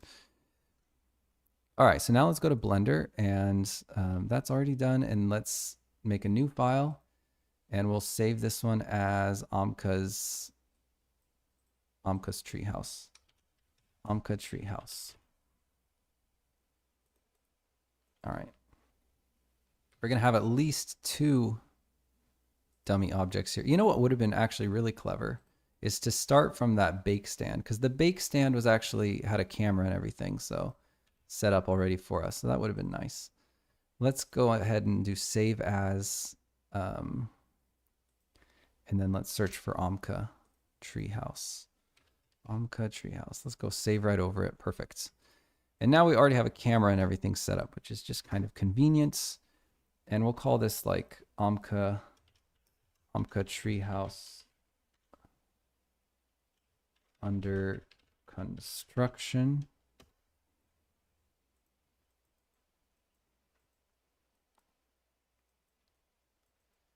And we will start with a plane and move it -1 and then rotate it 60 degrees. Oops, we'll rotate it -60 degrees. And then we need, yeah, I'll just take that bake stand material and I'll duplicate it, and we'll just call this one Amka treehouse. Amka treehouse text. And then we'll call this one Amka treehouse. We'll link it to under construction. Perfect. And we'll make sure that that has the full resolution. It's a 2048, so it's going to be 8192. Oh boy, howdy, that's a big texture. And then we're going to place the player where the treehouse goes, I think. I don't actually remember where it goes. Let me refer to the concept. There it is. So I think that this is the path to the woods. So, oh, it goes in the clearing. I see. It goes in the clearing of our tent guy. So somewhere around here.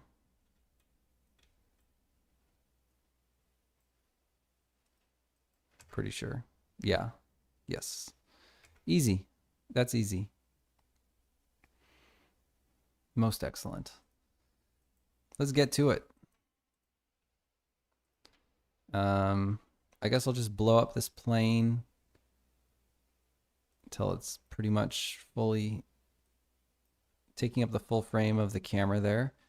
And I'll go grab our new Amka treehouse material.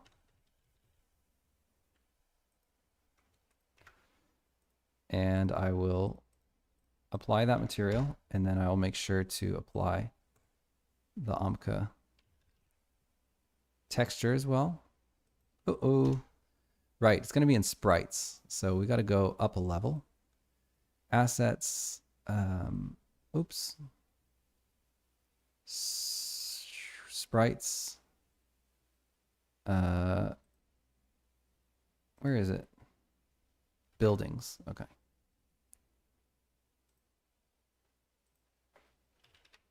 Amka treehouse under construction. Perfect.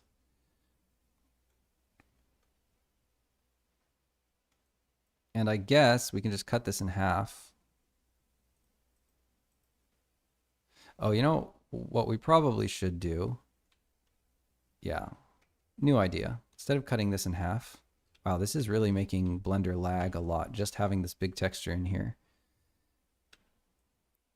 We want to scale it double wide, and then we want to take our camera resolution and make it 2000 pixels wide. No?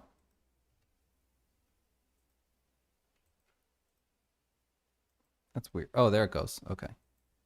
All right. Now I guess that kind of. There we go. Perfect. Now we can project, and now we've got everything here. Okay. I don't actually think that we need. Oh, this piece of wood is a problem. Yep. That piece of wood we need to move. But other than that, there's really no projection required. I mean, there's no modeling required. We just basically need to cut all this stuff out. So that should be pretty easy. So let's just move that final piece of wood to somewhere. Do we even have a place for this piece of wood?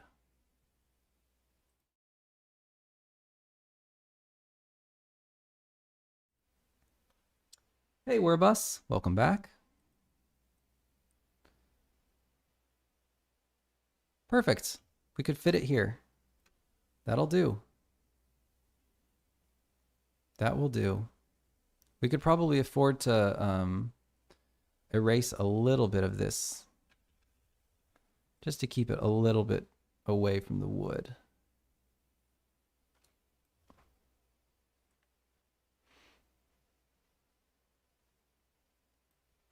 Perfect. And we'll save that. Man, this is really making Blender lag. I'm just going to zoom in on it so Blender doesn't lag so much. Oh, but we do need these. We need to go all the way to the edge. We're using absolutely every pixel here. So really the camera is kind of pointless at this point. But we need to move G on the Y. Oh my God, it's so laggy. It's just, for whatever reason, Blender really struggles with large textures in the UV viewport. At least this version of Blender, I'm sure they fixed it now. Now that, you know, this version of Blender is like 10 years old. But I do need these edges to line up perfectly.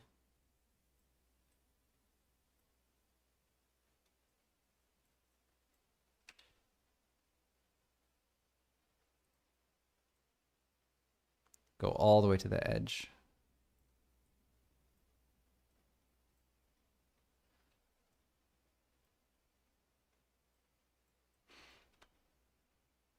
Okay, awesome.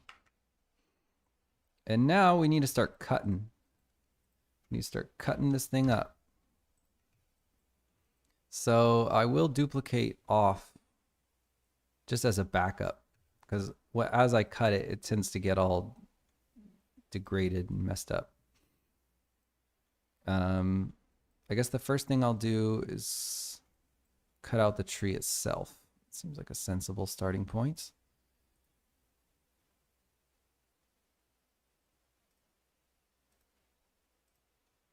Okay, so I'm going to need to cut very closely.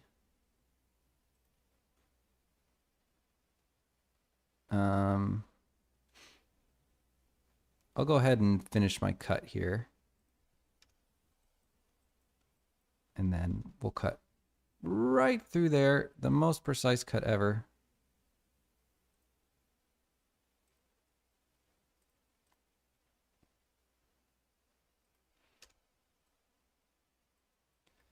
Okay. Gotta cut all this. Done. Now we delete everything else, and we've got our tree. I'll duplicate off that fresh plane for us. We need our construction materials here.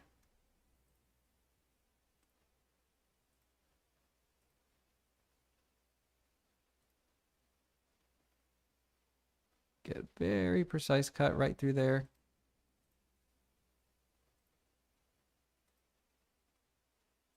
Okay. Perfect. So there we've got that. We'll go ahead and get the tree stump.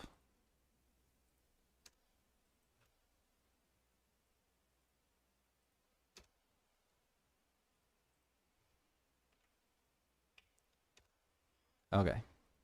And I will set the origin. Oops, that's fine. So this will be our construction, under construction version.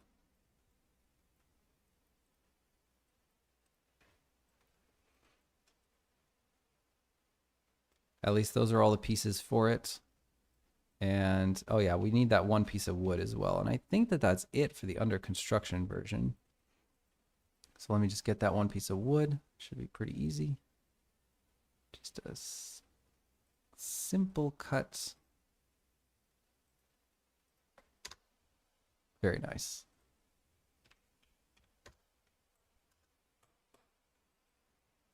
Anything else? Ah, the branch. The branch itself we do need.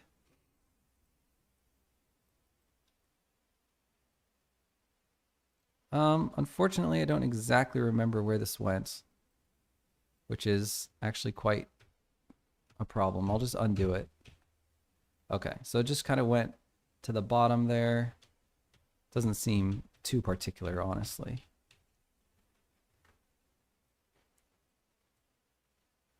Something like that, anyway.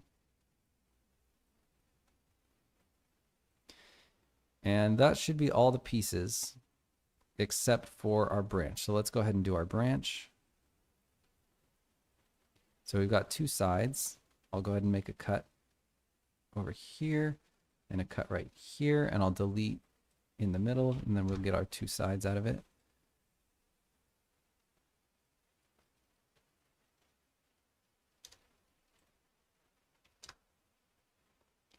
Okay, and then we'll cut this over here.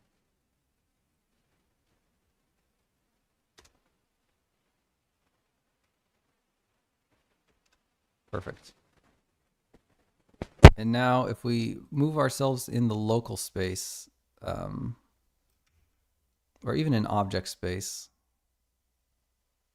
Oh yeah, no, local space is object space. Okay. We just move it over here and we just want to match it up.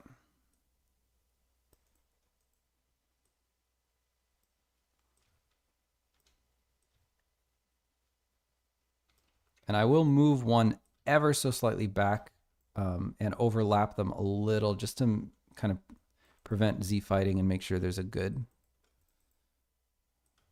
solid connection between those two.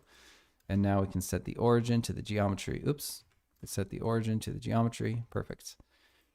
And now we can move this branch into place.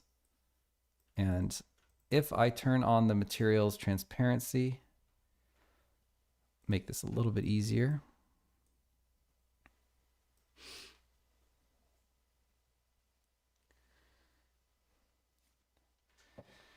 Wherbus says, you make trees and plants on billboards. Yeah. Yeah, we do. Does your game have a Steam page, Wherbus? Sorry if I've already asked that.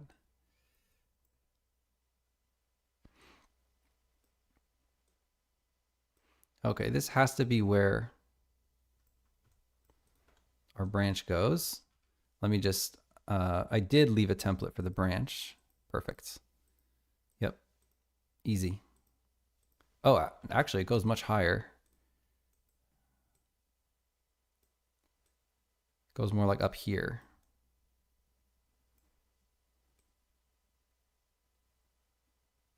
Yeah, seems to be like somewhere like right there maybe.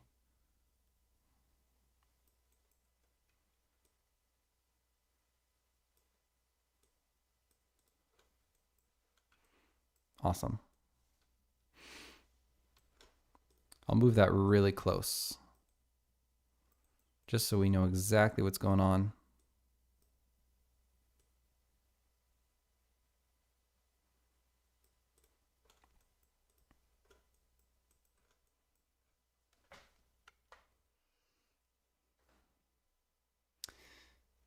Just some tweets from time to time. Gotcha. I will maybe just take this edge and just pull it down just so that we have had a nice overlap there, and just make sure that it continues on like that. All right, so now the branch is in place, and I will move. This will be parented to nobody, and the rest of y'all, I'll just make sure the tree is sort of on the ground here. It would probably be better if I made a cut here and then put a cut right down the middle here, or maybe even a few. I could do a few cuts. I just want to make sure that the back of that tree is really touching the ground. And the way I'll do that is by just putting a cut right to the corner there. Right to the corner there. And we really should cut this off. It's just going to make our lives easier. Oh, well, we can't do that because it's going to cut the actual branch, which we don't want. There we go. That'll do. And then I'll delete that face, and I just want to do a cut right to there. Now we can take these verts and in object space, push them back. And that way we can make sure that they are better grounded, or at least closer to the ground. Doesn't have to be exactly on the ground, but that's going to make a really big difference to making this thing look like it's on the ground.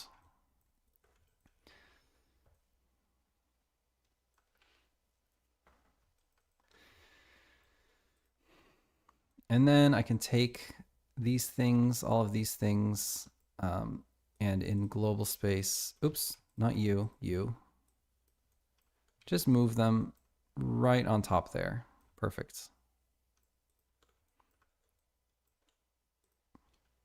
Okay, awesome. So that's our Amka treehouse under construction, and we'll sort out where to put those things later. For now, I just want to get it in the engine.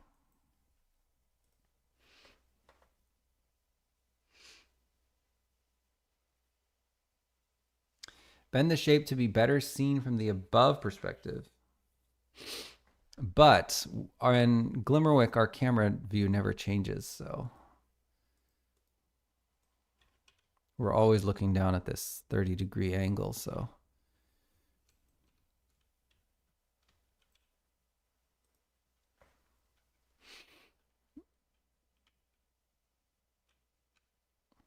The only reason why I need to push the corners down to the ground is actually for the player. The player runs around down there. The illusion gives itself up when the player passes behind the corner. Other than that, though, you can't tell.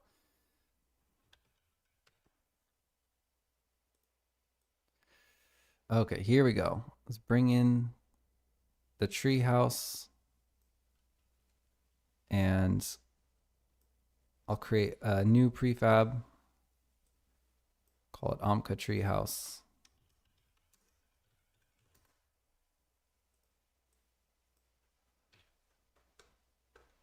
And then we will scale it.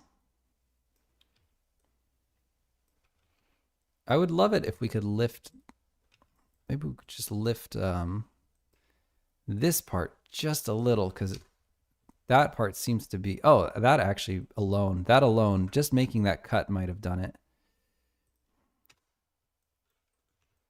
Cool. What we really should do is make sure that, there we go. That's going to be great. Player walks on a big flat picture and the camera never rotates to not break perspective. Awesome.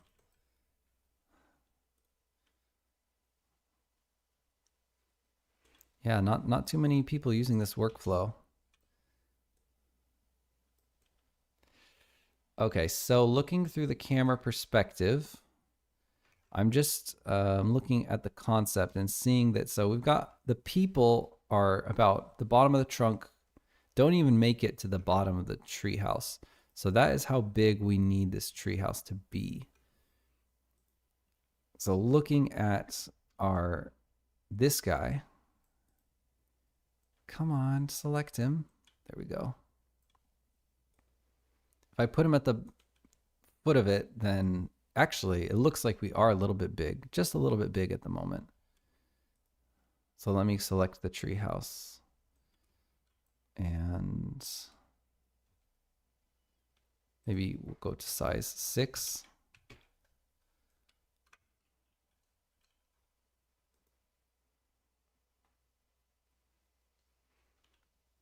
And let's look at the concept again. We might still be a little bit big.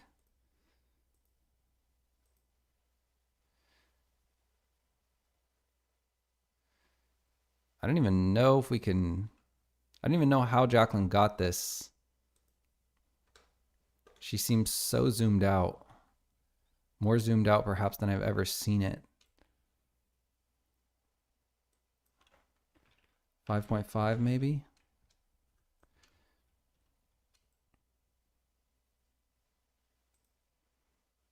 Okay, let's run around in developer settings and see if we can get a feeling for how large the treehouse is.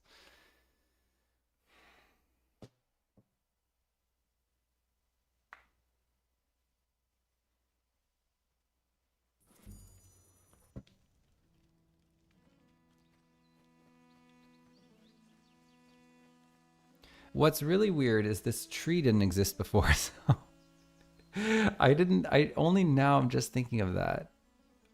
This giant tree exists. I wonder if Jacqueline thought of that. I'm sure she did. You can't move a tree that big here. There must be a magical explanation for it. I mean, people are going to remember that there wasn't a tree here. Okay, what I'm noticing is this is the forest path. And the tree definitely doesn't cover it. So I think it's possible the tree is just pulled more to the bottom right. But as far as the scale goes, that feels still maybe even a little big.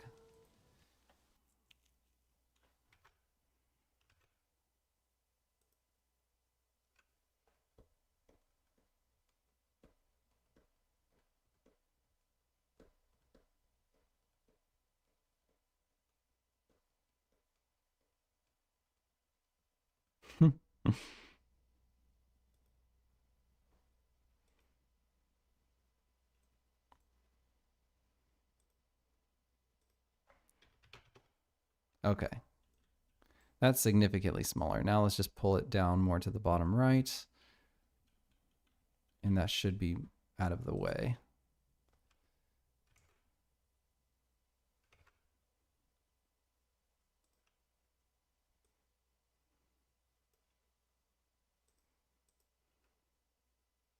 Yeah, that's really nice.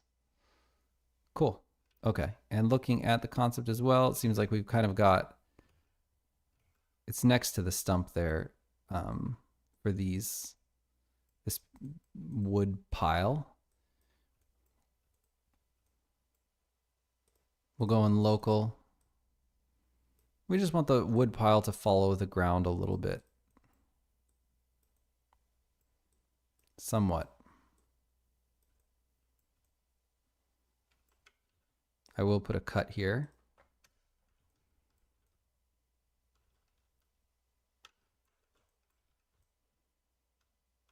And then I'll start moving the wood pile into the appropriate location. So let's move it forward and export.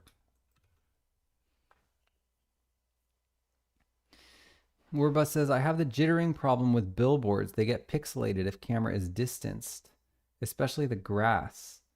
If camera does not move, it goes to pixel art. Huh.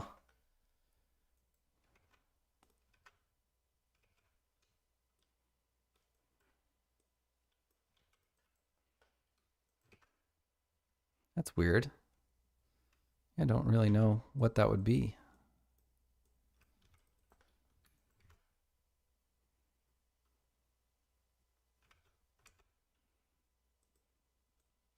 Just want to make sure that that wood pile sitting on the ground, it appears to be. I do want to make this edge touch the ground more. So I'm just going to push it back.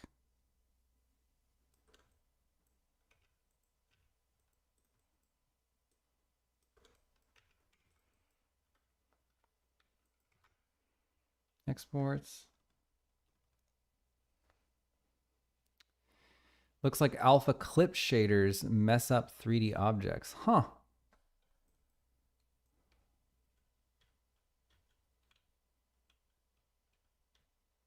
Oh, this is weird.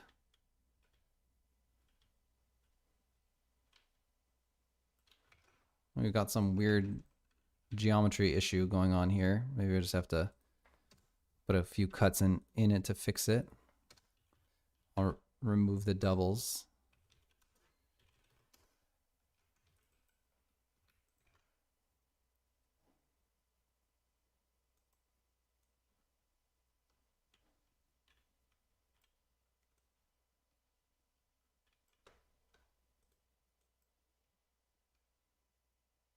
Oh, the wood looks like it's bendy. Is that what it looks like in the picture?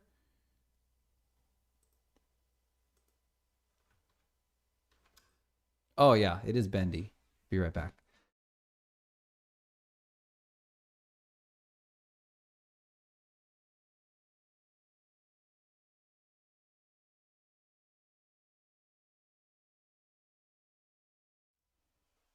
Okay, cool. Then looking back at the concept, so the wood is just closer to the path. I think it's pretty much on the ground now. And now we just have to move it forward.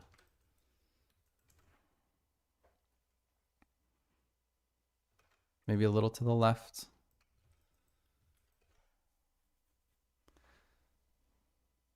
Okay, that seems pretty good. Also seems a little dark. Is it? Oh no, we're on full bright. Interesting. And now let's try to find. So here's our little stump. So the stump should go over here. And we'll try to push those corners down as well. Local space.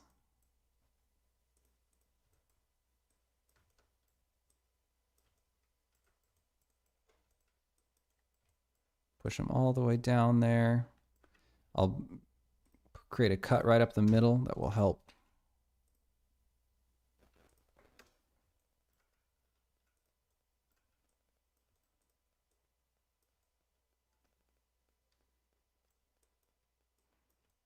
Just trying to get this to look like it's on the ground.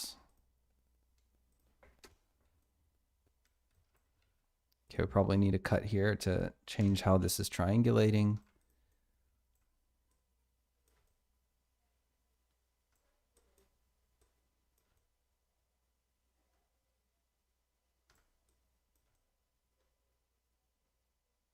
Okay, that looks pretty good. Let's export that. And then look at the concept again. So it's basically right where that fire is, which is left and back.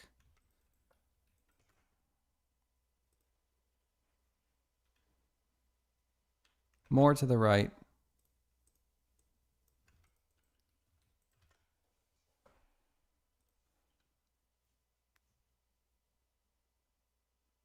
Even more. Also, how close is it to the ground? Oh, it's actually perfect. I think that's probably right where we want it.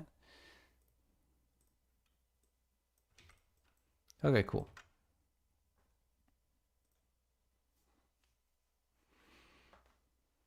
Excellent. So that's that. Yeah. Wonderful. We're going to need collision on all this stuff. We'll go ahead and make a prefab out of this Amka treehouse.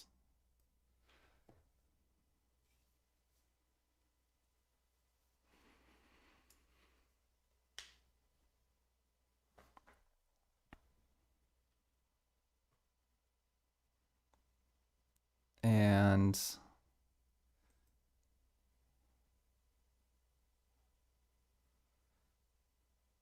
what else? let's move on to the next treehouse. So we've got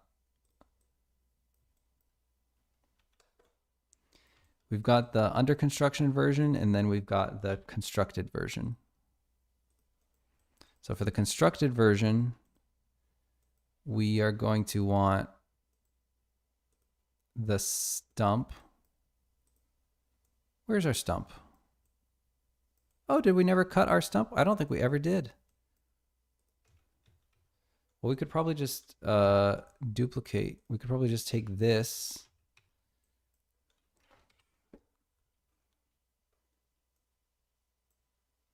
And grab all these verts and just move them over. I'm sure that would work just fine. It actually looks like it might not work just fine. The stumps are pretty different.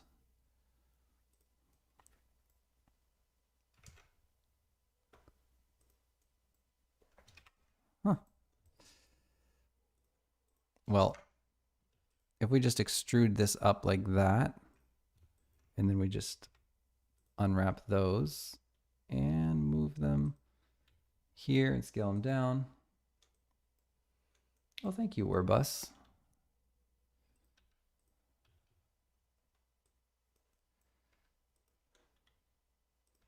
And I'll just try to match them up there.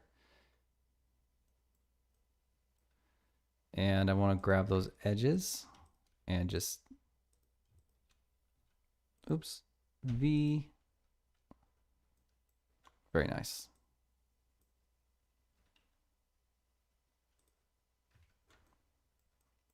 Okay, so now the stump is in the exact same position. We don't have that wood anymore. We don't have this piece of wood anymore. We're going to call this complete.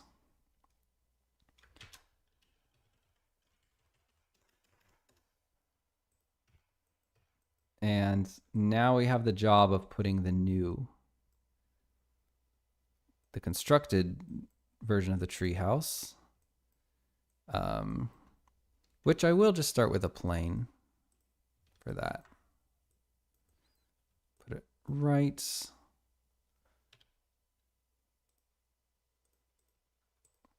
I'll just put it off to the side for the moment. I'll put it even more to the side so I can really see what I'm doing. And I'll cut off all this excess.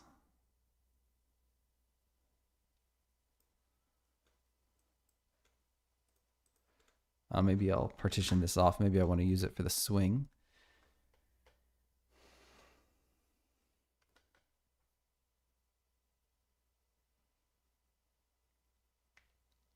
Kind of tired to see everything pixel art. Yeah, I know what you mean. I think a lot of people are tired of pixel art. I personally can't say I'm tired of pixel art because I've never been interested in, I've never liked pixel art in the first place.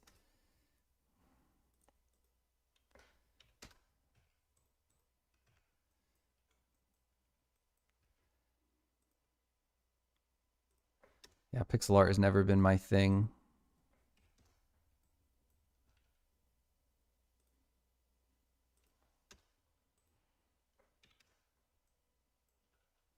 And I don't think pixel art does very well on Steam.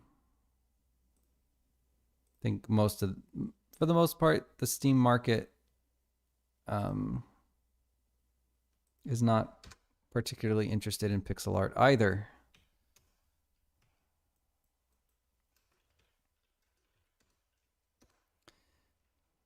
Which, sorry to all the people who do like pixel art. It's hard to make money with that style.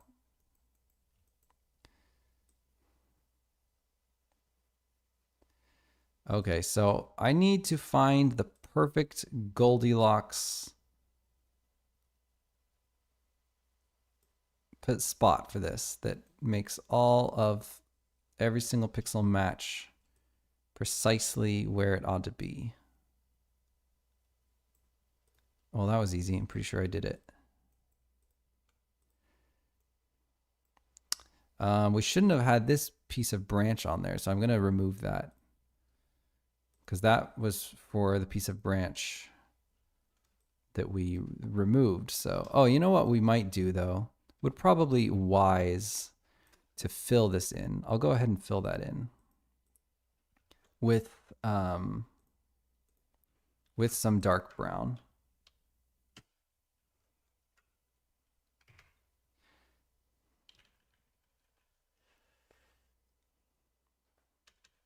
Pixel art is like a default for anything cozy these days. Is that true? I feel like the cozy genre does not have very much as much pixel art.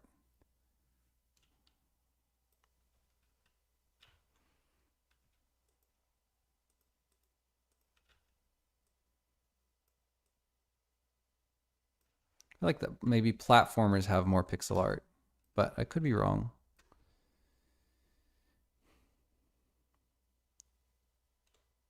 So I do want to get rid of this branch right here just because it's conflicting with the one we have.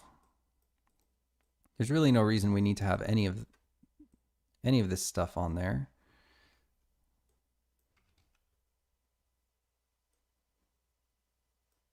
So I'll just carve it out there. Okay. And I'll carve out even more.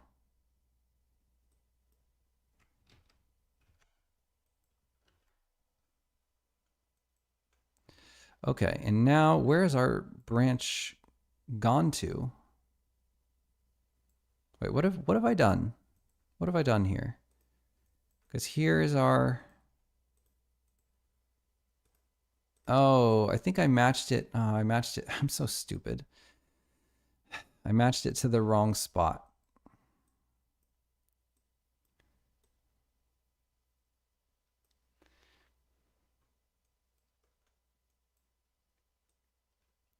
Hopefully there'll be no edges to cover. I think that if we can do this correctly, it will be absolutely pixel perfect.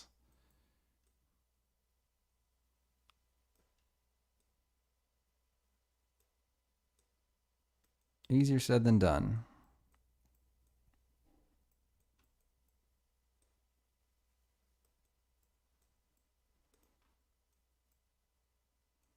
Actually, I think we did it.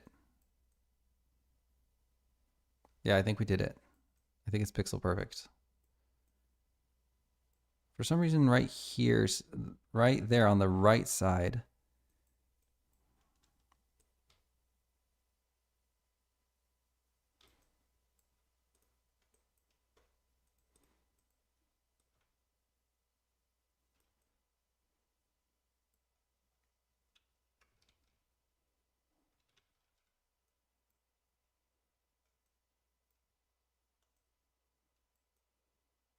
well, it's pretty good. I don't think anybody will be noticing that seam.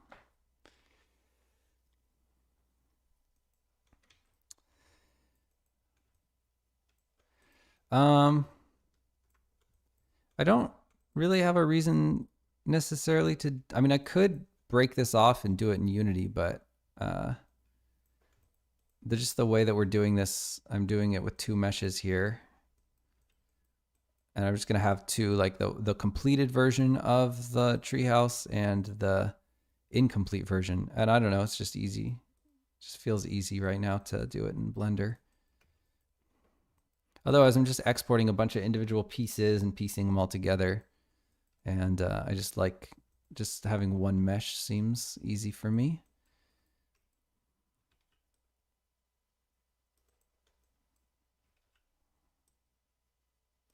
But in general, the process of which things you break out into different meshes and which things you place in Unity and which things you place in your 3D program. There's a lot of ways to do it. There's just a lot of different ways. There's a lot of maybe personal preference involved as far as what is broken out.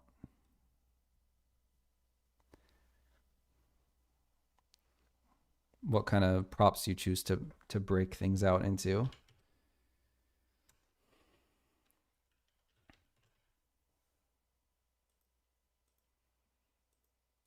Okay, treehouse complete. I'm going to open this. It's easier for me.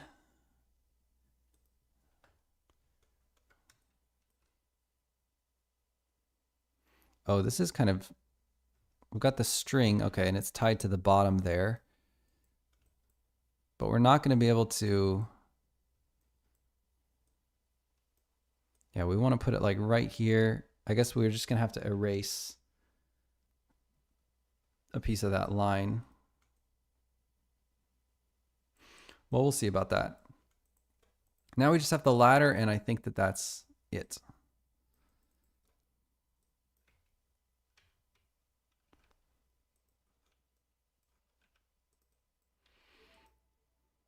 Oh, 1 second, folks.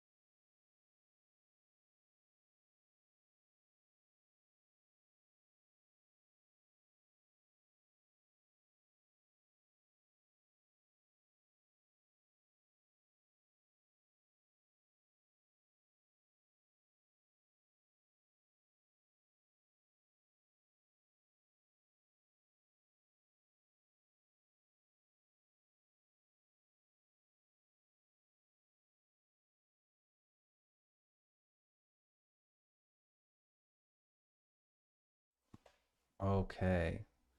All right. Sorry, folks. I'm going to have to dip out now. I will position this.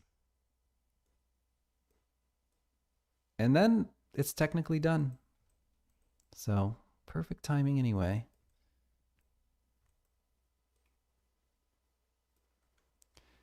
All right, wicked. Oh, we have one little piece here on the side we need to cut off. And then we'll cut this as well. No reason to have that extra. Okay. Anyway, I'm going to take off. If you're new to the stream, if this is your first time here and you've never seen or heard of our game, the game is called Songs of Glimmerwick. It's a Witch Academy RPG where the magic of the world is music. Feel free to check it out and play our demo. See if it's your cup of tea and then maybe wishlist it. Would really appreciate that. Thanks, Marty. Thanks for dropping by. Nice to meet you. And hopefully I'll catch some of y'all next time. All right. Bye-bye.